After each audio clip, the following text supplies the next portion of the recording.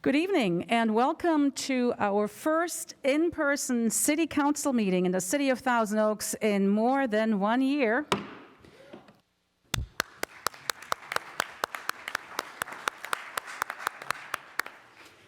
And because it is a special meeting, it is a special occasion, I invited one of our local residents. His name is Jim. He served in the Coast Guard as well as the Army, and he will lead us off in the Pledge of Allegiance. And you can use the microphone right there, Jim. Ready? Begin? Wait. Go ahead.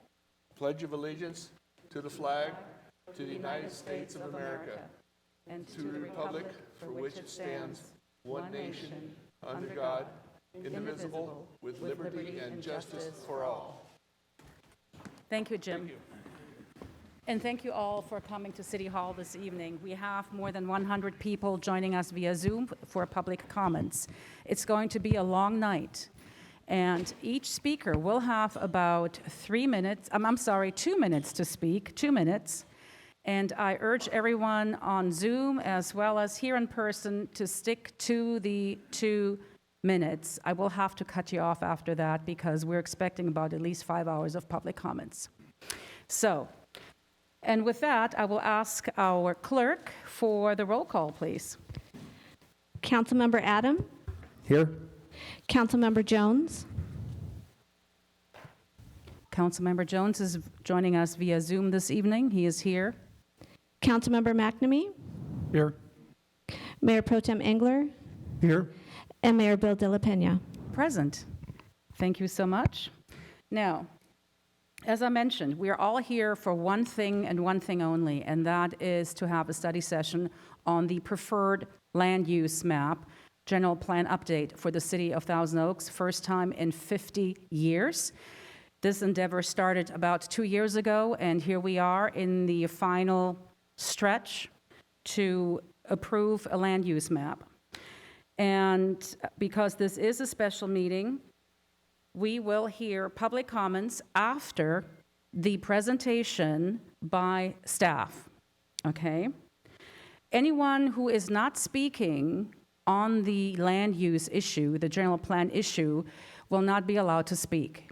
You can speak at a council meeting in the future. So here today is only for the general plan preferred land use map, all right?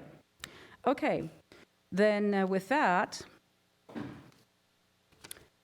I will hand it over to our community development advisor, Mark Town, and he will be joined by Matt Ramey, the principal of Ramey and Associates. So after the staff presentation and consultant presentation, I will give each council member no more than 3 minutes to give their input on the land use map that is before us this evening. So council members will be called in order of seniority by me, and you have 3 minutes to give input before we go to public comments, all right? And with that, Mr. Town.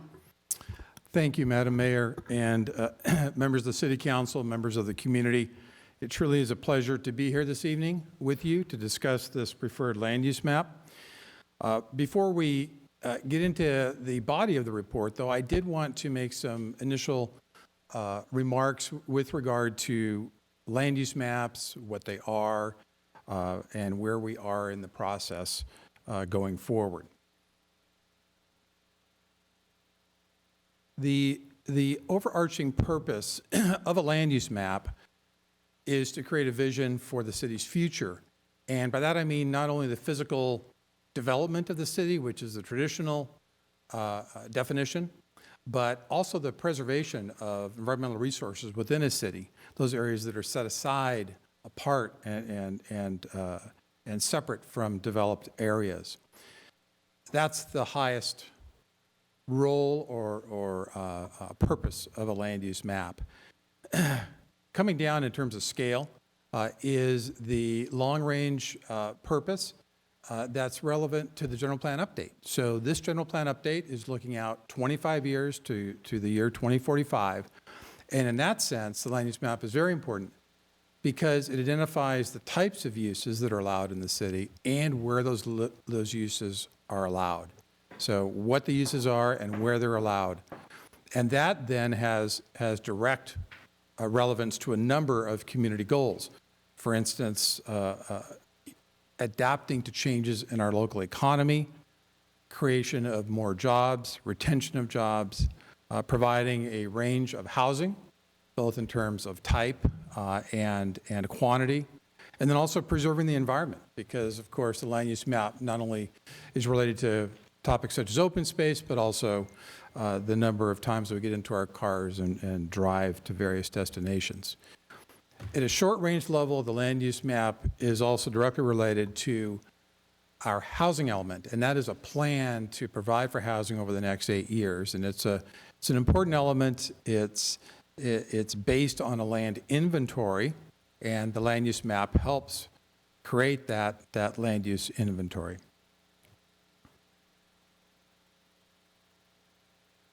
I should also note that land use maps are not static. They're very dynamic. They're constantly being refined to address the evolving needs of a community, whether it's incremental or, as in this case, as the mayor mentioned, we have not conducted a comprehensive update of our general plan in 50 years. So this is the first time that we've done it. It's exciting because of that very fact that we are looking comprehensively at the city and its land uses going forward. The land use types change over time. We have land use types today that we didn't have in 1970. We have commercial residential today. We had commercial industrial then. If you look at these two maps, the one on the upper right is the 1970 development plan. That was our general plan 50 years ago. And the one on the bottom is our general plan land use map today. And you can just tell by briefly comparing the two visually that many areas that were proposed for various uses, particularly housing, have been converted into open space. Areas that were planned for industrial have become residential. Areas proposed for residential have become commercial. So there's this constantly changing landscape with regard to land use maps and what they plan for the future. We're also going to be talking about certain areas this evening, but it's important to recognize that throughout the city, the changes that we're talking about are applicable to only about 3% of the city's land area. The vast majority of the city is not proposed to change. We're talking about a very limited area, which we will discuss in more detail in a few minutes, but wanted to be sure that point is included up front. This plan that we are talking about tonight is the result of a 1.5 years plus of public input through a wide variety of means, and that is because any general plan is based on public input. Again, we will talk about that in more detail in a few minutes, but this didn't come out of a staff member's office. It is not just a reflection of what we have today. It was a thoughtful review of our land use map based on a lot of public input. Part of that input were draft guiding principles that were adopted, or discussed, I should say, early on, and there's just a few of them listed here on the right side for your review. These guiding principles are still with us today. They're still helping to guide our land use map going forward. So where do we fit right now in the overall process? We're in sort of step 3 of a 5-step process. We have concluded our existing conditions analysis. We have finished the process of listening and visioning to come up with the map that you have tonight for further public comment and review. So we are now going into the 3rd step, which is policy development and plan alternatives. This will then generate the draft general plan in all of its facets, and then later for review and adoption next year. In that context, what are the next practical steps? As I mentioned, after the land use map is identified as the preferred map going forward, we will endeavor to evaluate a whole variety of topics, many of which are listed here. Things, not only housing, but safety, open space, noise, environmental justice, circulation, arts and culture, economic development. All of those are going to be evaluated. We will also start the preparation of an environmental impact report to look at the general plan, and that will thoroughly analyze topics such as traffic and infrastructure and city facilities.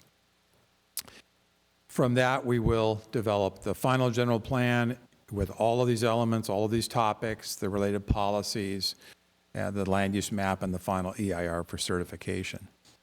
Once the general plan map and elements and plan are adopted next year, then the following step is the third circle in this diagram, and that is to amend our design policies. So then we will start a program of amending the city's zoning codes, specific plans, design resolutions to be consistent with the general plan. So tonight we're talking about a preferred land use map. It is not the final land use map. We've come a long way, but we have a long way to go still. And then finally, my concluding thought is that we live in a great city. I've been here several decades, and I feel so fortunate to be a part of this great community. But I do think that we still have challenges, as every community does. An evolving economy, we have high housing prices, whether it's for sale or rental prices, and we constantly have environmental sustainability challenges going forward. So ultimately, the purpose of this general plan update and this land use map is to preserve the quality of life that we enjoy today and to try to make it even better going forward. So with those initial comments, I'm now going to pass this on to Matt Ramey, who is our consultant on this project, and he is leading a whole team of experts. And so hopefully we can get Matt in on the conversation. Thank you, Mark. Good evening, Madam Mayor, members of the council. Can you all hear me at this point? Yes, we can. Okay, great. And Mark, am I going to use my screen or yours? Probably go ahead and use yours unless Okay. it's not as clear. Okay, this shift back to part in person is, causing some challenges here. Okay, can you all see my screen now? Yes. Great, thank you. Okay, good evening, everyone. It's really a pleasure to be here. As Mark mentioned, what we have here tonight is really the culmination of a year and a half of really hard work by staff and in particular the community to get us where we are today.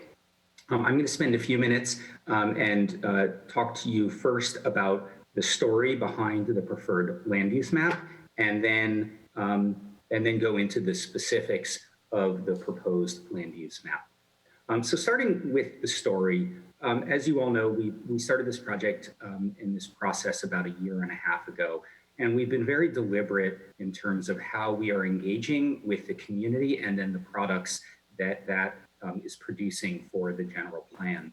And as you see here in this chart, we started by asking the community the question of what are the strengths, values, issues, and challenges in the community.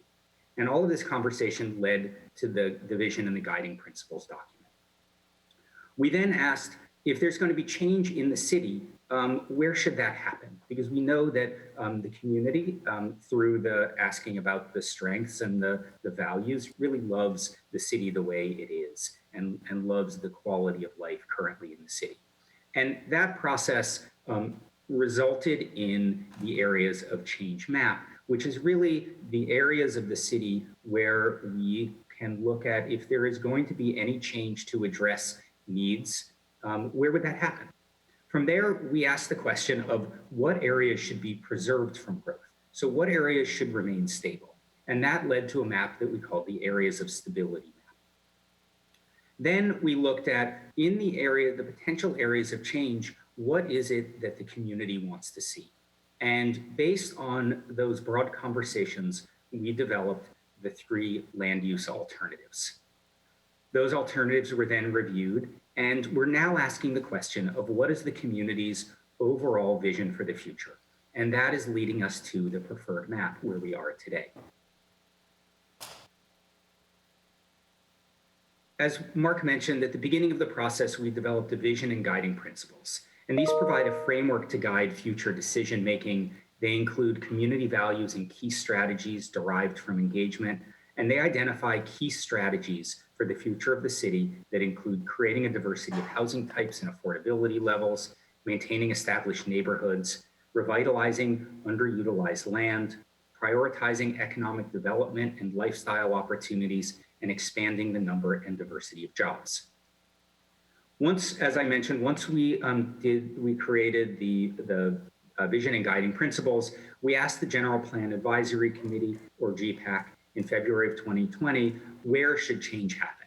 And we gave the GPAC and the members of the public who were in attendance a series of stickers to put on a map to ask where change should happen. And this is the composite map produced by the General Plan Advisory Committee. The yellow is really multifamily and mixed use, red is shopping, and green is the town square and the park.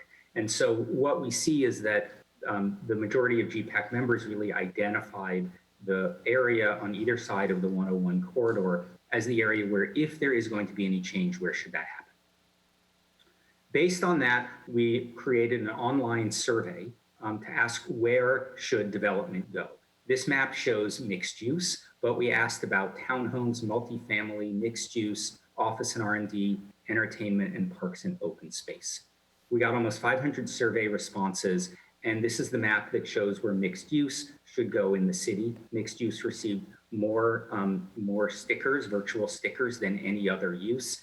And you can see here that it's identified in 2 places, in the downtown area and around the malls. And so we use this information to help guide what we were, where growth could potentially go and where change could happen. We then created a map that we called the Areas of Change map. And this is the map that we were then going to focus the conversation on where is there a potential for change. And what we see here is, even just as part of the conversation, the majority of the city, over 92%, is what was classified as the areas of stability. And the areas of potential change are identified here in the purple and the red. Using the information that we developed from the survey, conversations with the General Plan Advisory Committee, outcomes from the vision and guiding principles, we created 3 land use alternatives for the areas of change in order to test how different values and strategies that were identified in the process would look in the physical form on the map in the areas of change. Without going into detail, the alternatives tested different ideas. Alternative 1 was higher density mixed use in nodes. And so it concentrated the development in nodes. Alternative 2 was more even spread out of mixed use and residential uses. And alternative 3 had a very strong focus on jobs, but also in order to focus on those jobs, then concentrated mixed use in a few areas, in this case, along the MOORPARK corridor. We then spent 6 weeks going, and this was in between February and March of this year, going out to the community and asking their ideas, all of it culminating in a survey. And what we got was over 2,100 responses in the survey and a strong preference for alternative 1, which was mixed use with higher density nodes. We also got a lot of feedback on other topics related to potential development in the city. And there was support for transferring residential capacity from the residential neighborhoods to the areas of change so that we could stay within the Measure E limits. There was strong support for increased density in the same building form, so increasing the potential density to 45 units an acre from 30 units an acre, as long as the building form remained the same. There was support for increasing the amount of mixed-use development in the city and for allowing multifamily residential buildings, not just mixed-use buildings, on Thousand Oaks Boulevard. There was strong support for adding mixed use to the Rancho CONEJO area on both sides of 101, and for building 3 to 5 story mixed use and multifamily buildings at the older malls of Jan's and the Oaks Mall. Finally, there was strong support for expanding and intensifying employment uses. Based on the alternatives, the team created a preferred land use map that was then presented to the public, the General Plan Advisory Committee, and the Planning Commission. And the preferred land use map, version 1, we're seeing version 2 this evening, the preferred land use map does a number of things, including preserving parks and open spaces, maintaining residential neighborhoods, focusing infill development on a limited number of locations. It maintains a strong job focus and actually expands employment opportunities. It allows for mixed use in strategic locations, and it maintains the citywide residential capacity under Measure E, which was always our assumption from the very beginning of the project. We then took the preferred land use map to the General Plan Advisory Committee to seek their input.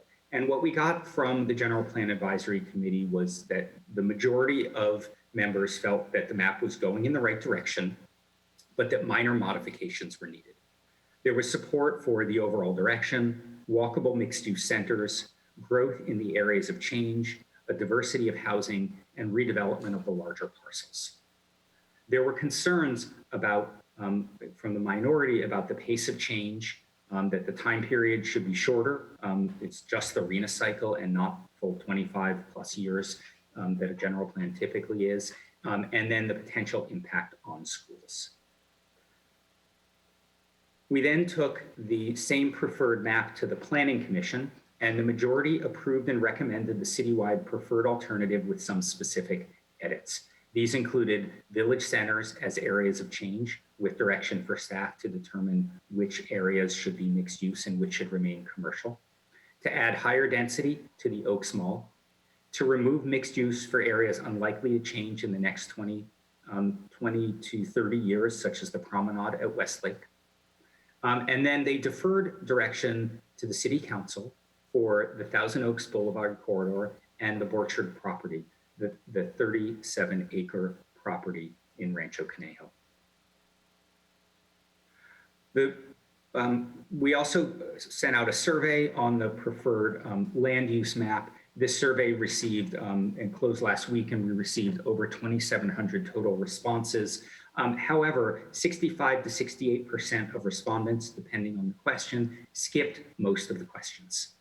The only question that received the majority of, that were most of the respondents answered, was question 2, which was about the Borchard property. 97% of people who took the survey answered this question, and 68% showed support for mixed use development across the entire parcel, with approximately 25% who preferred a single family residential designation across the entire property. So it was almost 3 to 1 for support for mixed use, 2.5 to 1 to support for mixed use development.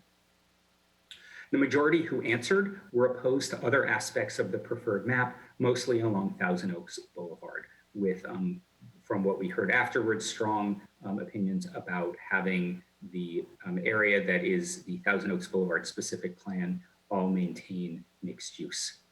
And overall, we felt like there was no clear direction from the results except for question 2, because of the large number of people who skipped most of the questions.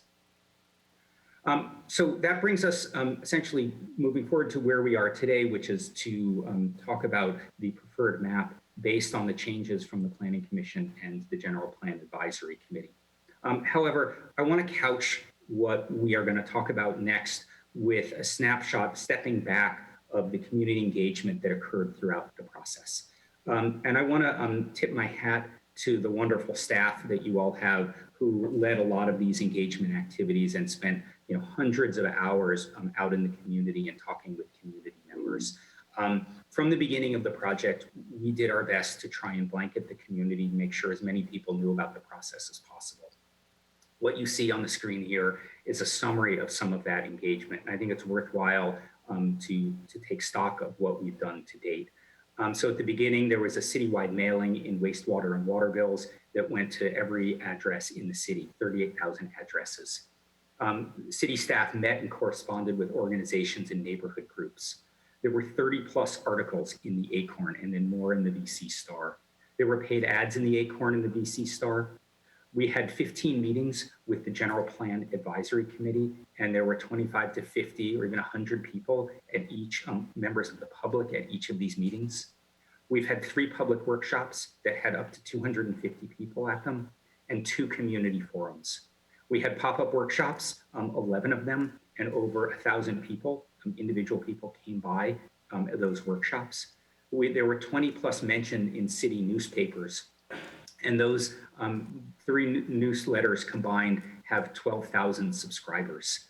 We had 6 plus office hours and focus groups. We created an email database for the project that we communicated with regularly that has 1,500 plus subscribers. There were 4 online surveys and 5,000 plus people responded. And for the alternative surveys with 2 separate forums, we actually received over 12,000 individual comments from residents. There was a citywide statistically valid survey that had questions about the general plan. And then there was a social media campaign with hundreds of posts. And finally, we used the website extensively to share information about the project. And this was quite successful, where there were 53,000 page views and over 17,000 unique viewers. So needless to say, a lot of engagement was done throughout the process. And one thing that we did hear throughout is that almost consistently people love Thousand Oaks, and they recognize that there are some challenges and issues that need to be addressed that can be addressed through land use decisions. Now I'm going to switch to talking about the recommended changes to the preferred land use map.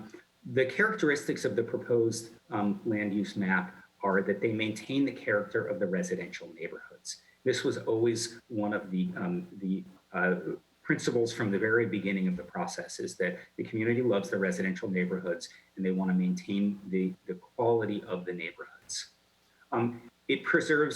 The proposed land use map preserves all of the open space, parks, and public spaces. And we anticipate that as new development occurs slowly over time, that there will actually be an increase in parks and public spaces. The proposed land use map focuses changes on a very limited area of the city that comprise less than 3% of the city's land area. So more than 97% of the city would see no change in land use designation over the horizon of the general plan. It incorporates mixed use development in very limited areas of the city. It provides a combination of mixed use low and mixed use medium designations along Thousand Oaks Boulevard. It maintains a very strong job focus in Rancho, Conejo, and the Westlake East End areas. And it maintains a variety of opportunities for commercial uses, including retail, office, and hotels. I'm going to walk through the different areas of the city and what, with the feedback that we received on each area, and then the proposed direction from staff. The first area to discuss is the village centers. The village centers came up as an idea very early on in the process, was with the question of how do we revitalize older shopping centers throughout the city so that they become village centers or centers of community for the residents in that area. So we initially came up with an idea of having mixed use, so adding some residential to those areas and or allowing for more walkable format. The public, when we asked the question of whether in the alternative survey about whether the village center should be all mixed use, all commercial, or some mixed use, what we heard was that 58% of respondents were in favor of keeping the potential village centers, which you see on the map here as 1 through 7, the red circles, as commercial, and 26% were in favor of adding mixed use to some of the areas. When we went to the GPAC was very supportive of adding mixed use to some of the areas, but also including policies in the general plan in order to retain retail, enhance walking and biking, and to create attractive meeting spaces. The Planning Commission had support for the village center concept, but left it to staff to determine where the mixed use should be located. The recommendation from staff and in the preferred alternative is to designate the 2 largest sites for mixed use low. Those are Arbalest and Herbs Road, which you see in number 6 here on the map, and then Jans Road and MOORPARK Road, which you see in number 4. The rest would remain as commercial. There would also be, the recommendation is also to include the long-term preservation of retail through additional policies. There was a strong feeling that, that retail is important to serve the surrounding neighborhoods and that we don't want to make any changes to the general plan that will impact the retail and the ability of neighborhoods serving retail and commercial uses. However, there's also a desire in those areas to allow for some residential development. There should be additional policies in the general plan, and these are recommendations from the GPAC to create an attractive environment for meeting and gathering, to enhance walking and biking from adjacent areas, and to connect via transit to other activity centers. In the Westlake and East End area, the feedback that we received from the public is that there should be some mixed use at the intersection of Thousand Oaks Boulevard and Westlake Boulevard. There should be an expansion of the East End employment with no mixed use, which is the area that you see here in gray, and then to keep south of 101 commercial, except really for the Kmart site. So the preferred land use map is what you see here in the image on the right. The Planning Commission and the GPAC had pretty similar thoughts on what to do, which was to change mixed use low, the mixed use low areas in purple marked with number 1 and number 2 to commercial town, and then to add mixed use low on the Baxter site.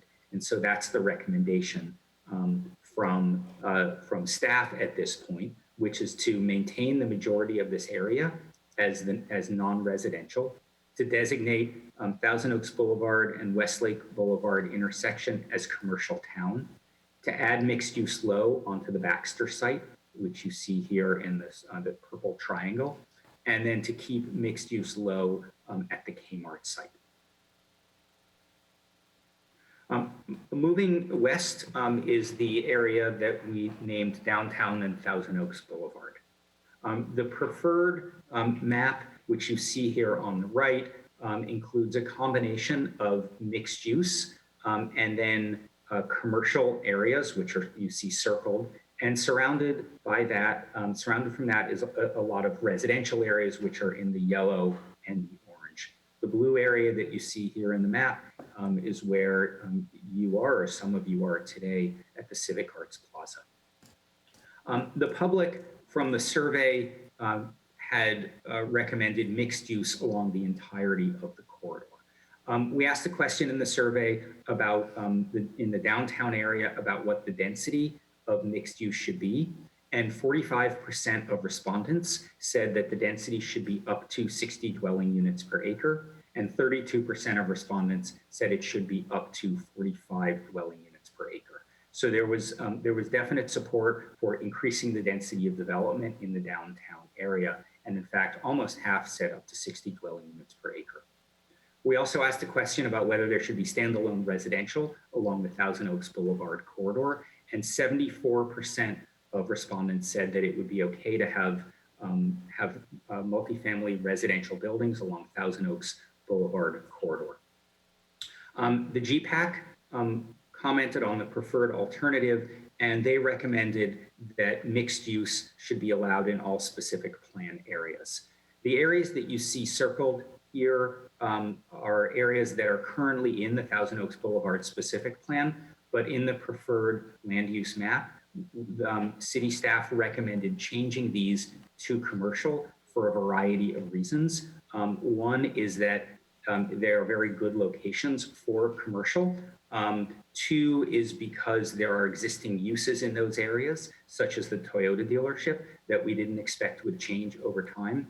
And then 3, there are some very small parcels that we don't expect that there would even be the potential for mixed use on in the future.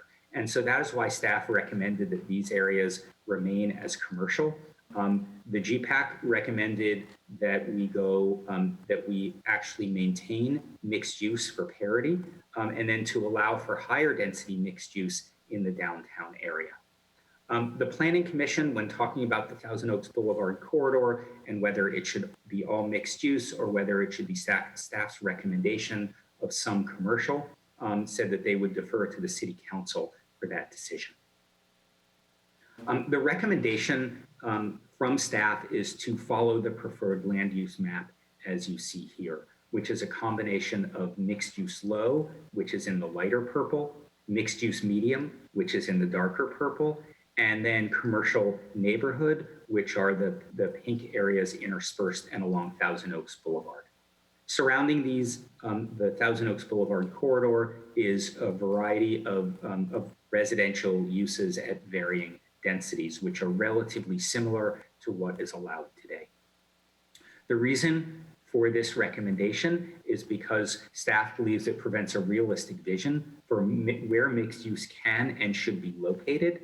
And because the Thousand Oaks Boulevard specific plan, while there was commercial residential, which was the designation in the general plan for the specific plan area, allowed for mixed use, it never envisioned that the entire corridor would be mixed use. And in fact, when the specific plan was first adopted, only 289 units were allocated to the entirety of the Thousand Oaks Boulevard specific plan area.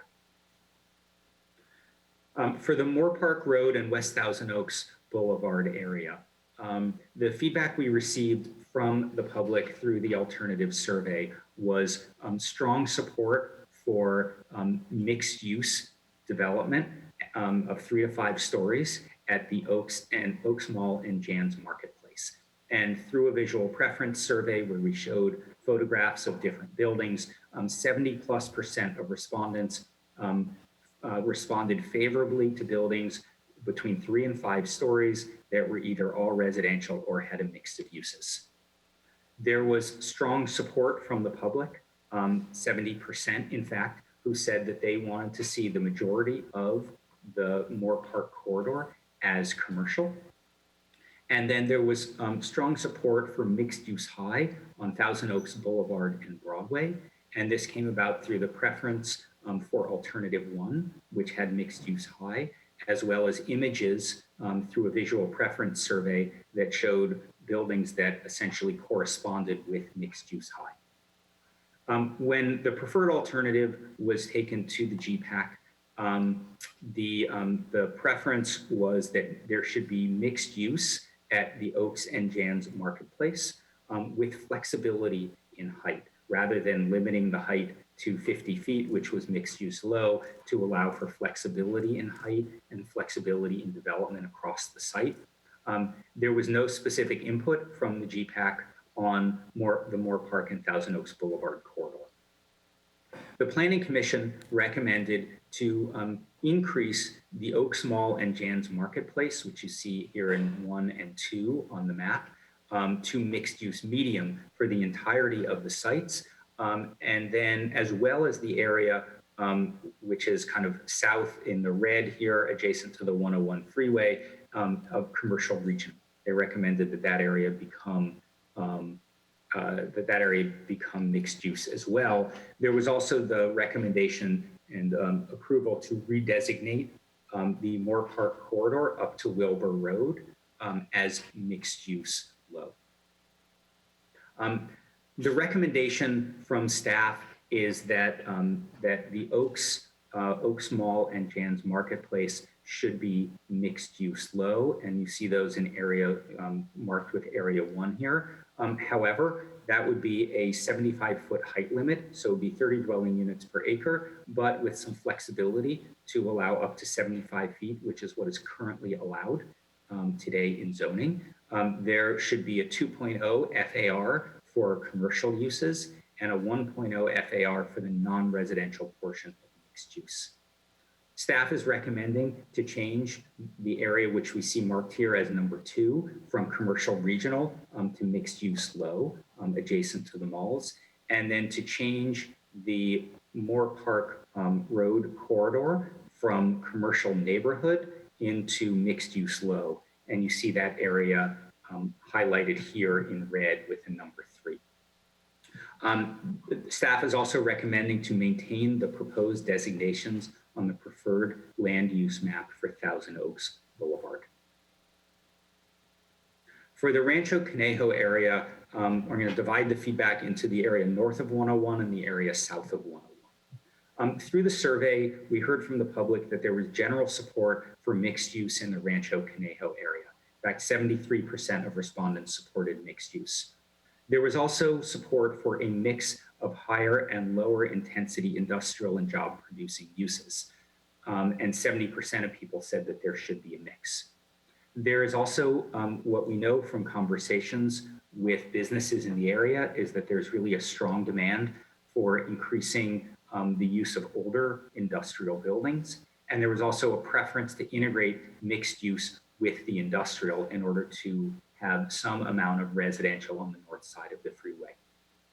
The General Plan Advisory Committee supported the approach to this area and supported having mixed use in this area. And the Planning Commission made one recommended change. They generally supported overall the direction that was proposed here, but made one recommendation to redesignate the property that you see here on in number 1 as industrial. Staff's recommendation for the Rancho Conejo area north of 101 is as recommended by the Planning Commission, which essentially maintains a very strong industrial and employment base. It introduces mixed use along the 101 freeway on the periphery of the employment centers so as not to impact, put residential directly in the employment centers, but to allow for residential and commercial and retail adjacent to that area. And then there's a strong maintenance of regional commercial uses, which you see here in the red. For the area south of 101, this area generated probably the most interest of any of the specific areas in the city. In particular, the area that you see highlighted in number 1 here, which is what is known as the Orchard property. The Planning Commission, actually I'm going to start with the General Plan Advisory Committee since that was first. The preferred alternative, preliminary preferred alternative from staff created a split designation for the Orchard property. That area you see here in the map, which is part mixed use and part residential. And then the General Plan Advisory Committee for the Orchard property had a majority of support for mixed use and flexibility on that parcel. There were some dissenting opinions, but really the majority were supportive of mixed use across the entirety of the parcel.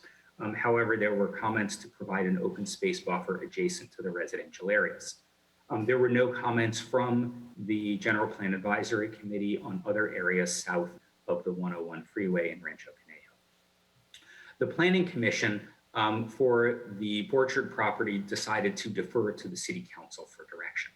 However, they did have comments on the other areas south of 101, including to change the land use designation in the area that you see marked number 2 on the map to neighborhood low medium, and to reduce the commercial regional areas south of the 101 freeway that you see highlighted in the red areas highlighted with the number 3 to commercial town from commercial regional. Staff's recommendation for this area, first for the Orchard property, is to implement a mixed-use low designation across the entire property. However, to include policies in the general plan that has a buffering with open space and a transition from the existing residential neighborhoods, and to require a significant amount of open space in the area. For the rest of the area south of the 101 freeway, it was to implement the Planning Commission's recommendation of the area, the parcel, the residential parcel to residential low medium, and then to change the commercial to commercial town on the area south of the 101 freeway here. For the remainder of the city, I've focused almost entirely on what was originally identified as 8% of the city. But for the remainder of the city, there was strong support from the community to allow for the transfer of excess residential capacity in areas that had already been built and have excess development capacity from the neighborhoods into the corridors.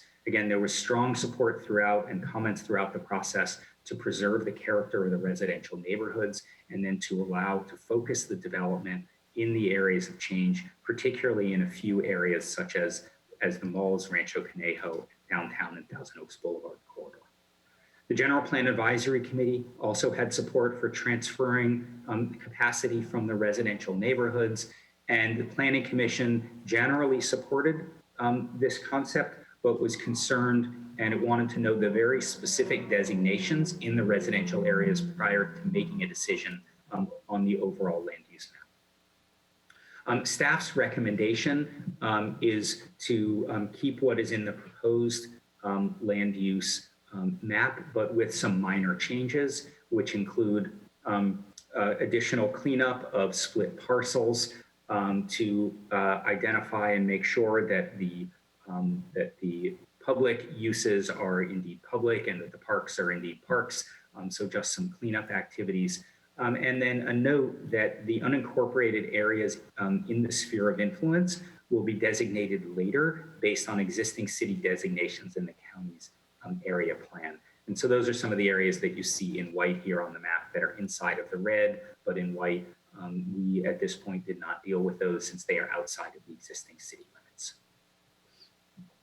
Overall, the preferred land use map that is presented to the City Council has the following land use mix. So 82% of the preferred land use map is made up of neighborhood rural, neighborhood very low, neighborhood low, open space, parks, natural areas, and golf courses. You can see that here on the pie chart. In fact, 48% of the city is parks, open spaces, and golf courses, and 34% is what we're classifying as single family residential, which is neighborhood rural, neighborhood very low, and neighborhood low. 5% of the city is neighborhood low, medium, or higher, which is a mix of single family and townhome and small apartment type buildings. 3% is institutional, 3% is industrial, 2% is other, which is including things like infrastructure, water facilities.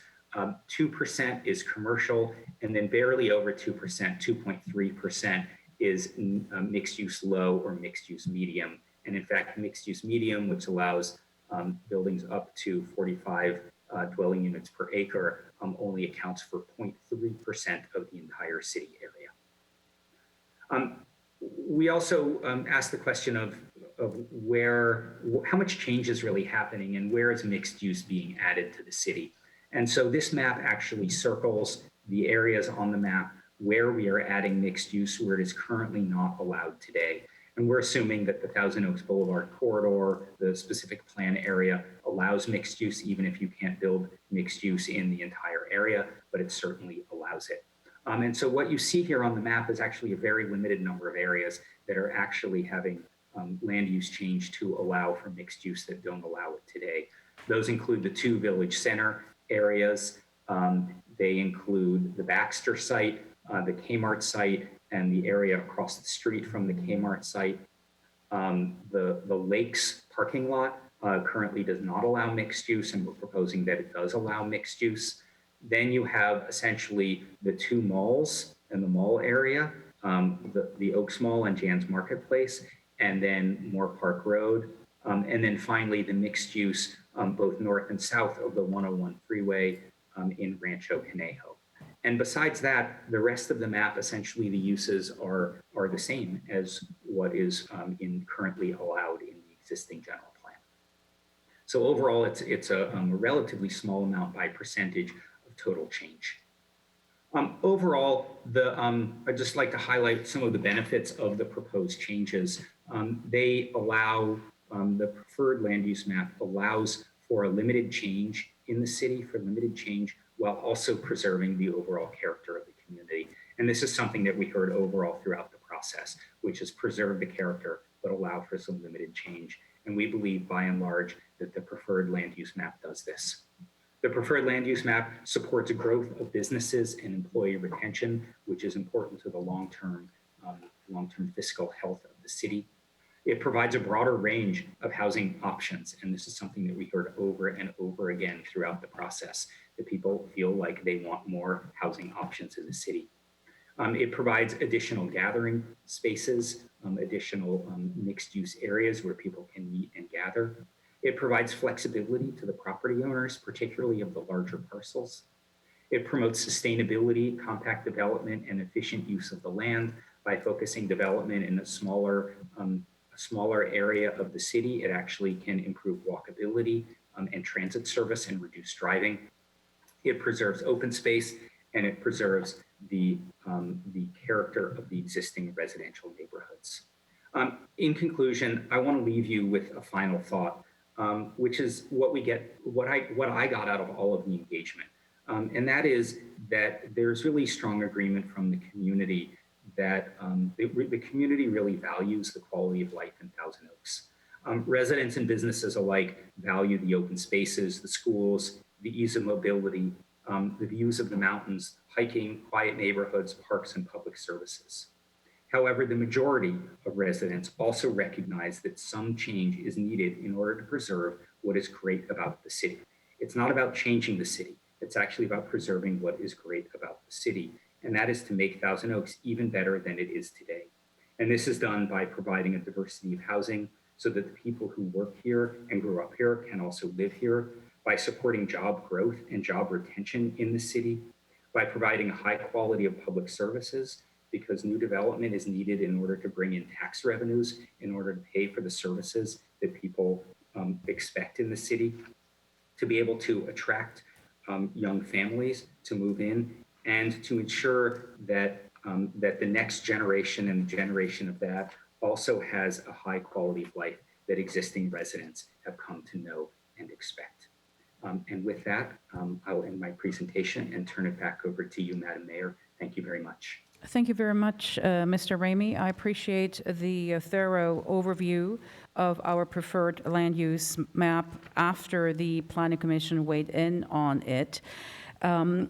This is an opportunity for my colleagues to weigh in, and while I give each 3 minutes, you can use that time to make a statement or perhaps ask a very quick question. I will begin with our Mayor Pro Tem, Bob Engler, followed by Councilmember Al Adam, then Ed Jones, and finally Councilmember McNamee. Madam Clerk, are you going to time them, or am I going to time?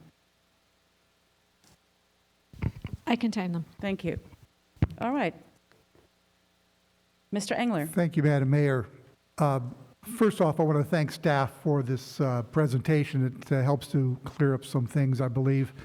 But most importantly, when we began this almost 2 years ago, I know several of us on the dais have said that we wanted robust citizen involvement in this plan. This is not our plan. This is the community's plan, and we wanted that engagement so that we can make good choices. Given that, it is a great opportunity, I think, for us to visit the general plan. It has not been done in over 50 years. We're lucky to have a couple of people in the audience and one on the dais, Chuck Cohen, Ed Jones. They were here when that first plan was developed, and we are the beneficiaries of their fine planning, and we've benefited from that plan over the years. This plan, I think, addresses some of the issues I had when I first started on this. One was I wanted to retain our open spaces. A few years ago, we were told by an assembly member that we could build as many houses as we wanted. We've got 15,000 acres. That's our open space. For us in Thousand Oaks, that is what makes us special, and I was determined to protect that open space at all costs. The second thing is our existing single-family residence neighborhoods. Those neighborhoods are what we all came here for. Many of you know that I did work for the city of Redondo Beach. Redondo Beach at one time had single-family residence neighborhoods. The city a few years ago, or about 25 years ago now, decided that they were going to split the single-family residence neighborhoods. What that did is concentrate the congestion and the density throughout the entire city. I think that's a bad idea for us, and I was insistent upon having our single-family residence neighborhoods that exist now part of protection. And then finally, I think the plan allows us to move into the future with some flexibility. I don't know what the future will bring, so we have to have a plan that allows us some flexibility. The plan has delivered that with several areas of mixed use, and mixed use simply means that we can put a residential with commercial in a residential and an industrial area. It gives us that flexibility to be able to look forward and be able to react to different changes throughout the future. So I think that's my first impression on the plan. I have a lot of questions, of course, and we'll be asking them later. Thank you so much, Mayor Pro Tem Engler. Next, Councilmember Adam. Yes, thank you, Mayor. It's good to be back here in City Council chambers, see some of my fellow citizens in front of me. Hello, everyone. Also, I will say that the fact that we have over 100 speakers tonight really speaks well for the outreach that we've done on this whole project over the last 18 months. That's the most speakers I've ever had in front of me, and it could be a record in the history of the city. Thousand Oaks is a big city, big in area. It's 56 square miles. We have about 128,000 people. We have the lowest population per square mile of any city in Ventura County. We have, as you saw from the graph, we're about 50% single-family homes, about 35% open space, and I know the citizens of Thousand Oaks, as well as myself, really value that balance in the city. And the beauty of this general plan update that we're looking at tonight, it definitely preserves that balance that we're also happy to be a part of. It strictly limits change to the 101 corridor, which is by survey exactly where our citizens said they wanted to see change. And to put things in further perspective, as it's been stated, we're 56 square miles. What we're talking about tonight is less than 2 square miles. 2 square miles that could possibly be changed, and we don't even know that. I mean, as we all know, we can't predict the future, but there could be a potential for change there. Less than 2 square miles. I think it's really important that we plan for the future. We're in a post-COVID economy. Things have changed here in Thousand Oaks radically since 1970. I got here in 1977, and the changes that I've seen have been pretty dramatic, and we've got to respond to that to be a successful, sustainable city. So we can introduce new housing variety. We can respond to the challenges that our commercial businesses face, whether it's the Oaks Mall or whether it's businesses on Thousand Oaks Boulevard.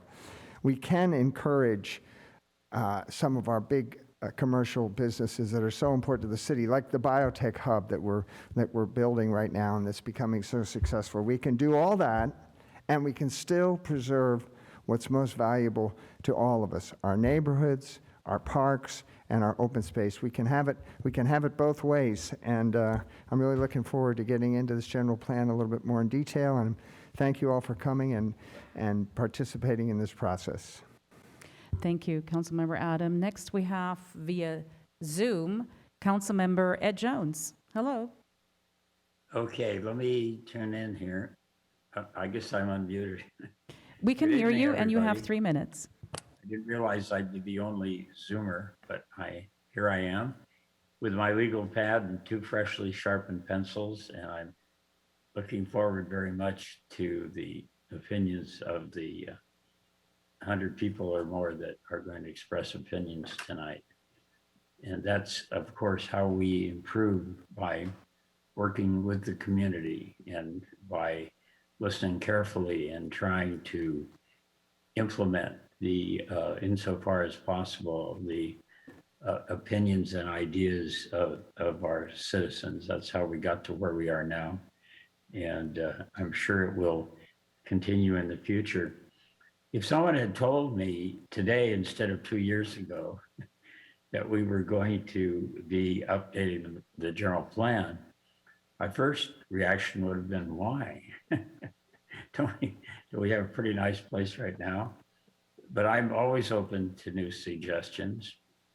And I know that cities change and grow and reflect the current inhabitants, because that should be what happens, that we should reflect our citizens, because that's what a democracy is, isn't it? So I'm open to suggestions about land use, housing, transportation, parks and programs, and the economic implications of whatever we do. I would just say that I would have one caution, and that is, let's do nothing that would impair the lovely community that we have now. When we did the general plan, as Bob Engler alluded to 50 years ago, our planning director, whom I'm sorry to say has recently passed, Bill Gatch, who was a wonderful man and very knowledgeable, he introduced the phrase I'd never heard before. The phrase was dominant vista. And coincidentally, my wife and I, for the first time since the COVID pandemic, ate out at a restaurant on Thousand Oaks Boulevard last night. We ate outside. And as we looked around, we saw the dominant vista. And it was lovely hills. It was still light, by the way. It was around 6 o'clock. We saw lovely hills. We saw like a forest of trees wherever we looked. And, you know, that's the type of thing that, if I could use that phrase dominant vista again, that I'd like to preserve as we go forward. And the beauty, the ambience, the character, the semi-rural tone that we all have come to love. Thank you, Mr. So Jones. I'm going to, just in conclusion, I'm going to listen to everything with an open mind. I have my legal pad, and I'm ready, willing, and able to hear, and looking forward to hear the community opinions. Thank you. Thank you very much. Next, we have Councilmember McNamee. Good evening. Good evening. Thank you, Madam Mayor. I appreciate the opportunity. If I understand the process, and I've again studied this quite heavily, is that the General Plan Advisory Committee, GPAC, was a group of anywhere between up to 50 people having 15 meetings. I'm not clear as to who those individuals were and if they were at duplicate meetings. But if you take 750 people, divide by, let's say, 130,000 people, and most of those are kids, so let's say by 65,000 people, that's representing less than 1% of the population here. That created the direction for the survey. Survey, again, I ask, what is the confidence level of the responses reflect those opinions of the people of Thousand Oaks? I've done sociological studies in my past, and one of the things you want to look for in a randomized study is that confidence level reflects what the people actually think. Second, is that, was this randomized? The answer is no. It wasn't randomized. There is no confidence level here that it's representing the opinions of the people. Did you randomize it and check for bias? That wasn't done either in the survey. Did you get greater than 50% response rate? The answer is no. In fact, if you look at the response rate of 2,700 people, that's divided by 65,000 possible respondents, we're only getting 41%. Did you control for duplicate answers or duplicate people responding more than once? The answer is no. Did you send out a control number to randomly selected people who have not been biased to find out their response to make certain they only have one opportunity to answer based on that control number? The answer is no, that wasn't done. Do we have any other out-of-city residents responding to this? And the answer is no, we have no control over that. The survey was difficult for a lot of people I spoke to, and they gave up going through that survey. They did not want to go through two and a half hours worth of responding. And then we go to the focus groups. I personally do not want a 10-year-old identifying where we're going to do any building here in the near future. Plus, the people coming by putting Post-its on the board, were they randomized? Do they truly respect the people, or are they the only ones that were out and about and just happenstance walked by and actually put something up there and gave their input? So again, you question the validity of those results. Does not necessarily reflect the community views. So the survey, to me, is bogus. The GPAC is bogus. The focus groups are bogus because of those statistical data collection here to drive in sweeping statements such as strong support for, strong agreement, the majority said, 73% of the population feels this. The answer is no, it does not represent the community input, because this was not done statistically accurate way of doing methodology for sociological studies. I've done them. I've got them published in peer-reviewed journals. And if this was submitted for peer review to be submitted to the journals in the field of city planning, it would be kicked out on the first brush. So I'm questioning those conclusions that have been put forth, like wanting limited change, support for growth, broader range of housing options, additional gathering places, flexibility of owners, sustainable compact development, preserve open spaces, preserve the character of our residents. You can't make conclusions on less than 50% of non-randomized people that only are 1% of the population. It does not work. Dr. McNamee, thank you very much. I'll conclude right here. Is that in computer science, there's a term referred as you put garbage in, you get garbage out. We as a council are put in a bad place now because Sacramento is requiring us to make these choices. The survey and all the conclusions that have been done don't matter because it's not valid. And I yield back to the city mayor. Thank you. I just want to remind everybody that we need to maintain decorum in this forum. I urge everyone to be quiet, respectful, as we need to move on through this very full night. Everybody's passionate about this subject, including me, and certainly it is long overdue that we take another very good look at our general plan. We do need to make room for additional housing. It is a mandate by the state of California, by Sacramento, and therefore there will be change in the city of Thousand Oaks. What, however, needs to be discussed in more detail and will be discussed in more detail, and Madam Clerk, you can actually start the clock since I started talking with my 3 minutes, that we need to see how this change will occur and where it will occur. I certainly see this general plan that has been so effective for 50 years to remain as is. What we need to do is find room for these additional housing units which we're required to provide, and that can be done through the village centers, through repurposing office buildings, vacant commercial, all of that. But we don't need to change the land use designations to high density, 45 to 60 units per acre, 75-foot tall buildings. I don't think that is really necessary, although I will say that we do have 75-foot buildings in the city of Thousand Oaks already. And it all depends on how they're built and how they're placed. So I urge everybody to please keep an open mind and to be respectful of other people's opinions. And this is the only way that we will get through this. We will not make everybody happy with our decision next week. That I can assure you. But there is certainly room for improvement in this preferred land use map that we are discussing tonight. I have many questions and concerns and comments, but in the interest of time, I will now go to public speakers. Madam Clerk, do you need to announce anything, or can I just go to the public speakers directly? Madam Mayor, you can move directly to the speakers. Wonderful, thank you. So what we will do is for the first few minutes or so, we will go to Zoom speakers first due to technical constraints. We need to go to Zoom speakers first, and then we will go to you here in the audience. Our first speaker here on the list, and I believe I have 136 speakers today, is Michelle Ketke, followed by Brett Boynton and Karen Wilburn. Hello. Hello, I'm Michelle Ketke, Newbury Park. I would like to address the most far-reaching and least known element before us.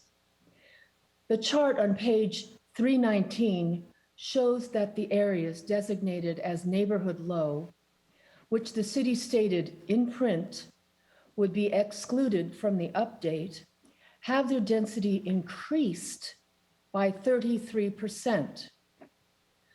We were misdirected to look at the corridor near the 101 and away from neighborhood low areas, where the density will be increased from 2 to 4 units per acre to 2 to 6 units per acre. And heights are increased from 25 feet to 35 feet. These are single-family neighborhoods. Simply put, you could soon see 3-story houses, or more likely, apartment buildings on your street. And at 35 feet, we are not talking guest houses or ADUs. Discovering these details raises the following questions. Why was this critical change not included in the survey questions? Where is it explained on the city's website? Why weren't current heights and densities listed for comparison? Why did the city promise that only 3% of the city would be affected when, with this change in density and heights, the stage is set for infill apartments and single-family neighborhoods throughout the valley? Thank you, Ms. Ketke. Your time is up. Every speaker has 2 minutes, by the way, just as a reminder. We do need to go to our next speaker, Brett Boynton, followed by Karen Wilburn. Again, 2 minutes each.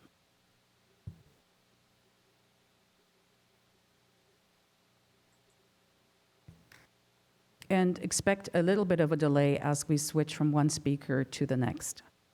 Do we have Brett with us via video? Council members, building height and density upzoning changes to the general plan began in the San Fernando Valley in the late 70s.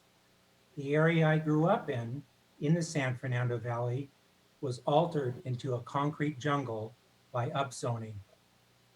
Senate Bill 330 is being twisted as camouflage for developers to rush us into upzoning. The proposals to overbuild the Borchard, Maurice and Reno Newberry Park lots and other remaining parcels of open space with medium to high density houses shoehorned in for maximum builder profit are not what SB 330 orders. The state has only required Thousand Oaks to plan for 2,621 units in the next 8 years. The 333 residential apartments Amgen proposal would deliver true workforce housing. That should be the City of Thousand Oaks model. To satisfy the state's mandate, repurpose our existing commercial properties that already have a footprint with viable ingress in place. This is how we meet the state's requirement without radically altering the zoning of our open space parcels of land that are adjacent to established residential neighborhoods. The questionable urban design consultant crafted survey only sampled a little over 1% of our population. A non-inclusive survey that disenfranchises 126,000 of our residents cannot be your justification for approval. A major upzoning and general plan change affecting 2,000 parcels of land in our community should be put to the legal vote of all residents. Thank you. Next speaker is Karen Wilburn, joining us via video as well. Hi, my name is, can you hear me? Yes. Okay, thank you. My name is Karen Wilburn. I live in Newberry Park.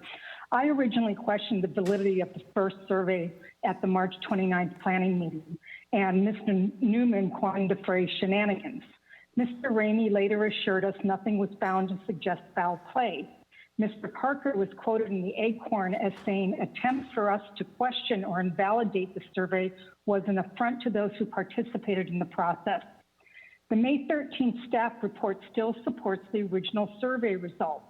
The team is aware of 3 organizations encouraging their members to respond in a particular way, and I don't disagree with that.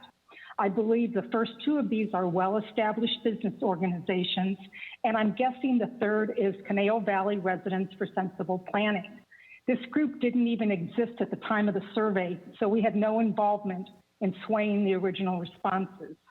Now the latest survey comes out, and surprise, out of 2,700 total responses, over 1,800 people voted for mixed use for the Borchard parcel. 646 said no. At the same time, every other question on the survey was not answered by about 1,800 people, the same number who said they supported mixed use on the lot. Is this a coincidence? The letters in the supplemental packets were 20-1 against development of this lot, with the exception of a petition from Mr. Maradian with 54 signatures, many of whom were T.O. Boulevard business owners, as well as a few chamber members. Why is this so different from the survey results? How can Mr. Ramey or Mr. Parker still stand behind the survey? It only raises questions about the Borchard lot, but with 68% not answering the other questions, confuses the issue in the other areas of the city. It's clear these cities do not represent the voice of the people. Anyone can see that. Take this parcel off the map or put it to a valid vote of the people. Thank you. Next speaker is Alan Lewis, followed by Laura Lewis, and then Rob McCoy. Alan Lewis. Council members. Oh, can you hear me? Yes. Thank you, honorable council members.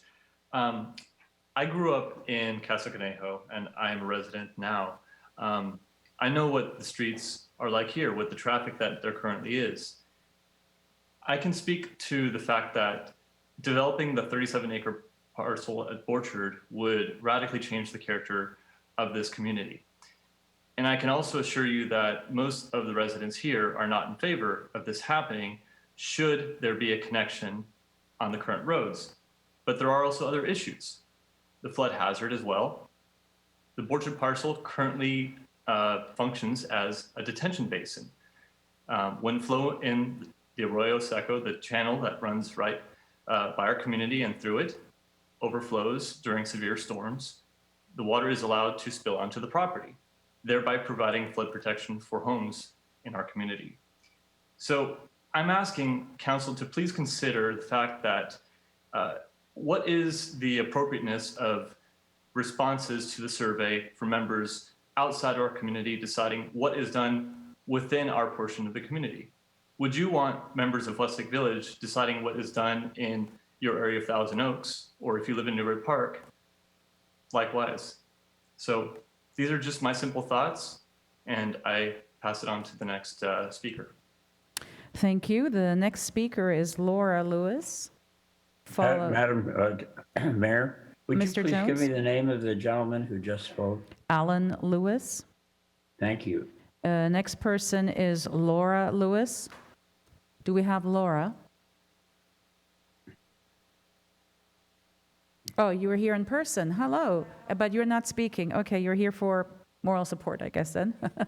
All right. Then our next speaker is Rob McCoy via video. Former council member Rob McCoy. Are you with us? Yes. Hello. Hello. Good to see you, Madam Mayor. Good to see you. And council members. I know you guys are up against a difficult situation, and I just wanted to share that the general plan is necessary. You're all doing great work. In regards to the parcel on Borchard, with an easement that the county has possessed to hold this landowner hostage for all these years, I would just ask that we not weaponize government to take away someone's private property so that can become part of the Santa Monica Mountain Conservancy. The same abuse by government has happened to us and all of our congregants at our church. And this is just unacceptable. This is not why folks have been elected. Whatever's to be built there is up to you guys in that capacity, but to use government to take away someone's private property is unacceptable. I've been to Washington, D.C. as a council member. on a lobbyist trip and spoke with the Army Corps of Engineers. It's not wetlands. All the things that have been put forward, that's just not the case. This is private property, and if they want to have it for the Santa Monica Mountain Conservancy, that they're not allowed to use government to steal someone's property. It's unacceptable. Thank you for all you do. God bless you guys, and coming to you live from Florida. So it's late over here. Thank you. Oh, excellent. Well, thank you. Say hi to Michelle. All right. Next speaker, we have Anaí Quiroz Romero via audio or telephone. Hello. Hello. Good afternoon, members of the City Council and neighbors. I am very grateful to have lived in the beautiful city of Thousand Oaks for the last 17 years. Today, I want to talk to you about from my 9-year-old self. The earliest memory that I have of this beautiful city is me living here for 3 years, going to the Conejo School District, and then going back to Mexico. And for a month, I cried because I wasn't shocked. I was coming from Thousand Oaks, and I cried every single day. It's so ugly, it's so ugly, it's so ugly. Now that I'm older and I've gone to other places like Spokane, Austin, or Denver, I know that a place like Thousand Oaks did not happen overnight. And maybe the founding fathers of the city got it right. And right now I'm very concerned about all these discussions about having 6 to 7-story buildings. And how I feel about that is over my dead body. And I feel very strongly about this, and I mean it. Because I know that when I see the open space and I feel awe and reverence to the land, there are other people that don't see the land like that.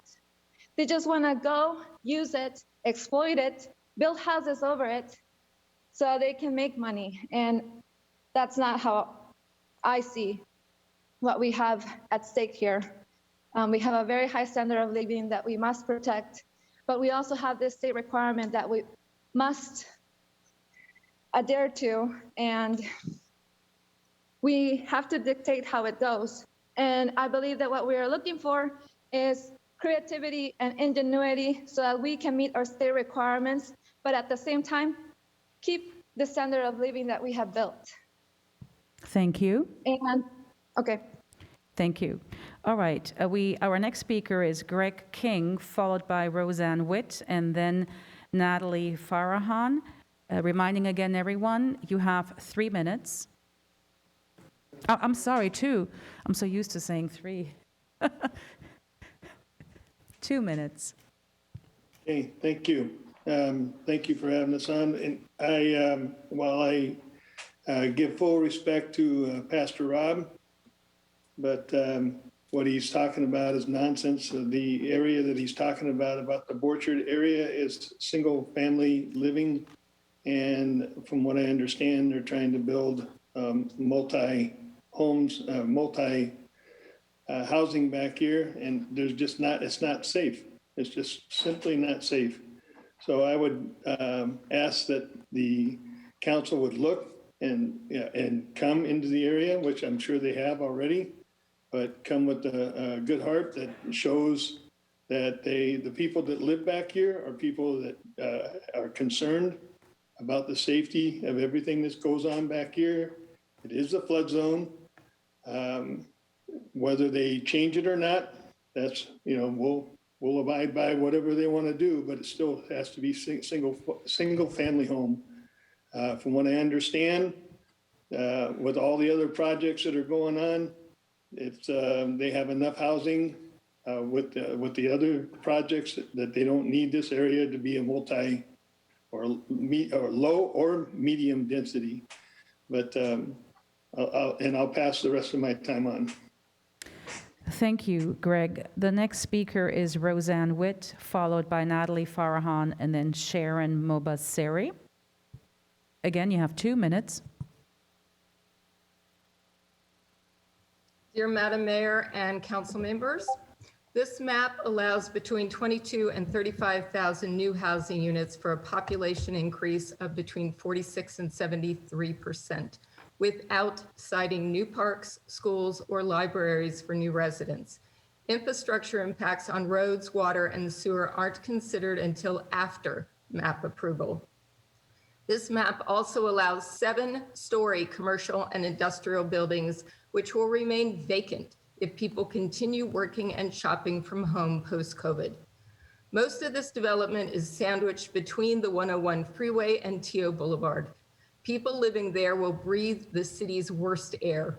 Concentrating development there will increase pollution, traffic, and parking congestion in nearby neighborhoods, especially if, quote, everyone in town is driving there to gather, end quote, as one council member hoped for at the April 27th council meeting. Gridlock on escape routes during evacuations could prove deadly, increasing the potential for catastrophe as climate change makes simultaneous emergencies more frequent, as happened when the Borderline shooting, Santa Ana winds, Hill and Woolsey fires converged, bringing roadways to a standstill as residents tried to flee. If improving affordable housing choices for younger generations and seniors, reinvigorating aging underperforming retail, providing neighborhood gathering centers, creating anchor points for walking, cycling, and public transit near where most residents already live, so much of us can do daily errands without driving, reducing traffic and miles traveled, lessening climate impacts, and improving quality of life are to become more than just rhetorical benefits of our general plan update. Pilot projects in just the Oaks and Jan's malls, Amgen Employment Hub, and all existing neighborhood commercial centers known as village centers are a healthier, safer, smarter, more viable path than an artificial build out of Thousand Oaks Boulevard. Thank you. Again, 2 do not minutes, allow everyone. mixed-use Everyone medium. has 2 minutes. I'm sorry, I have to cut you off. Everybody has 2 minutes. Next speaker will be Natalie Farahan, followed by Sharon Mobasseri and Benjamin Foritan.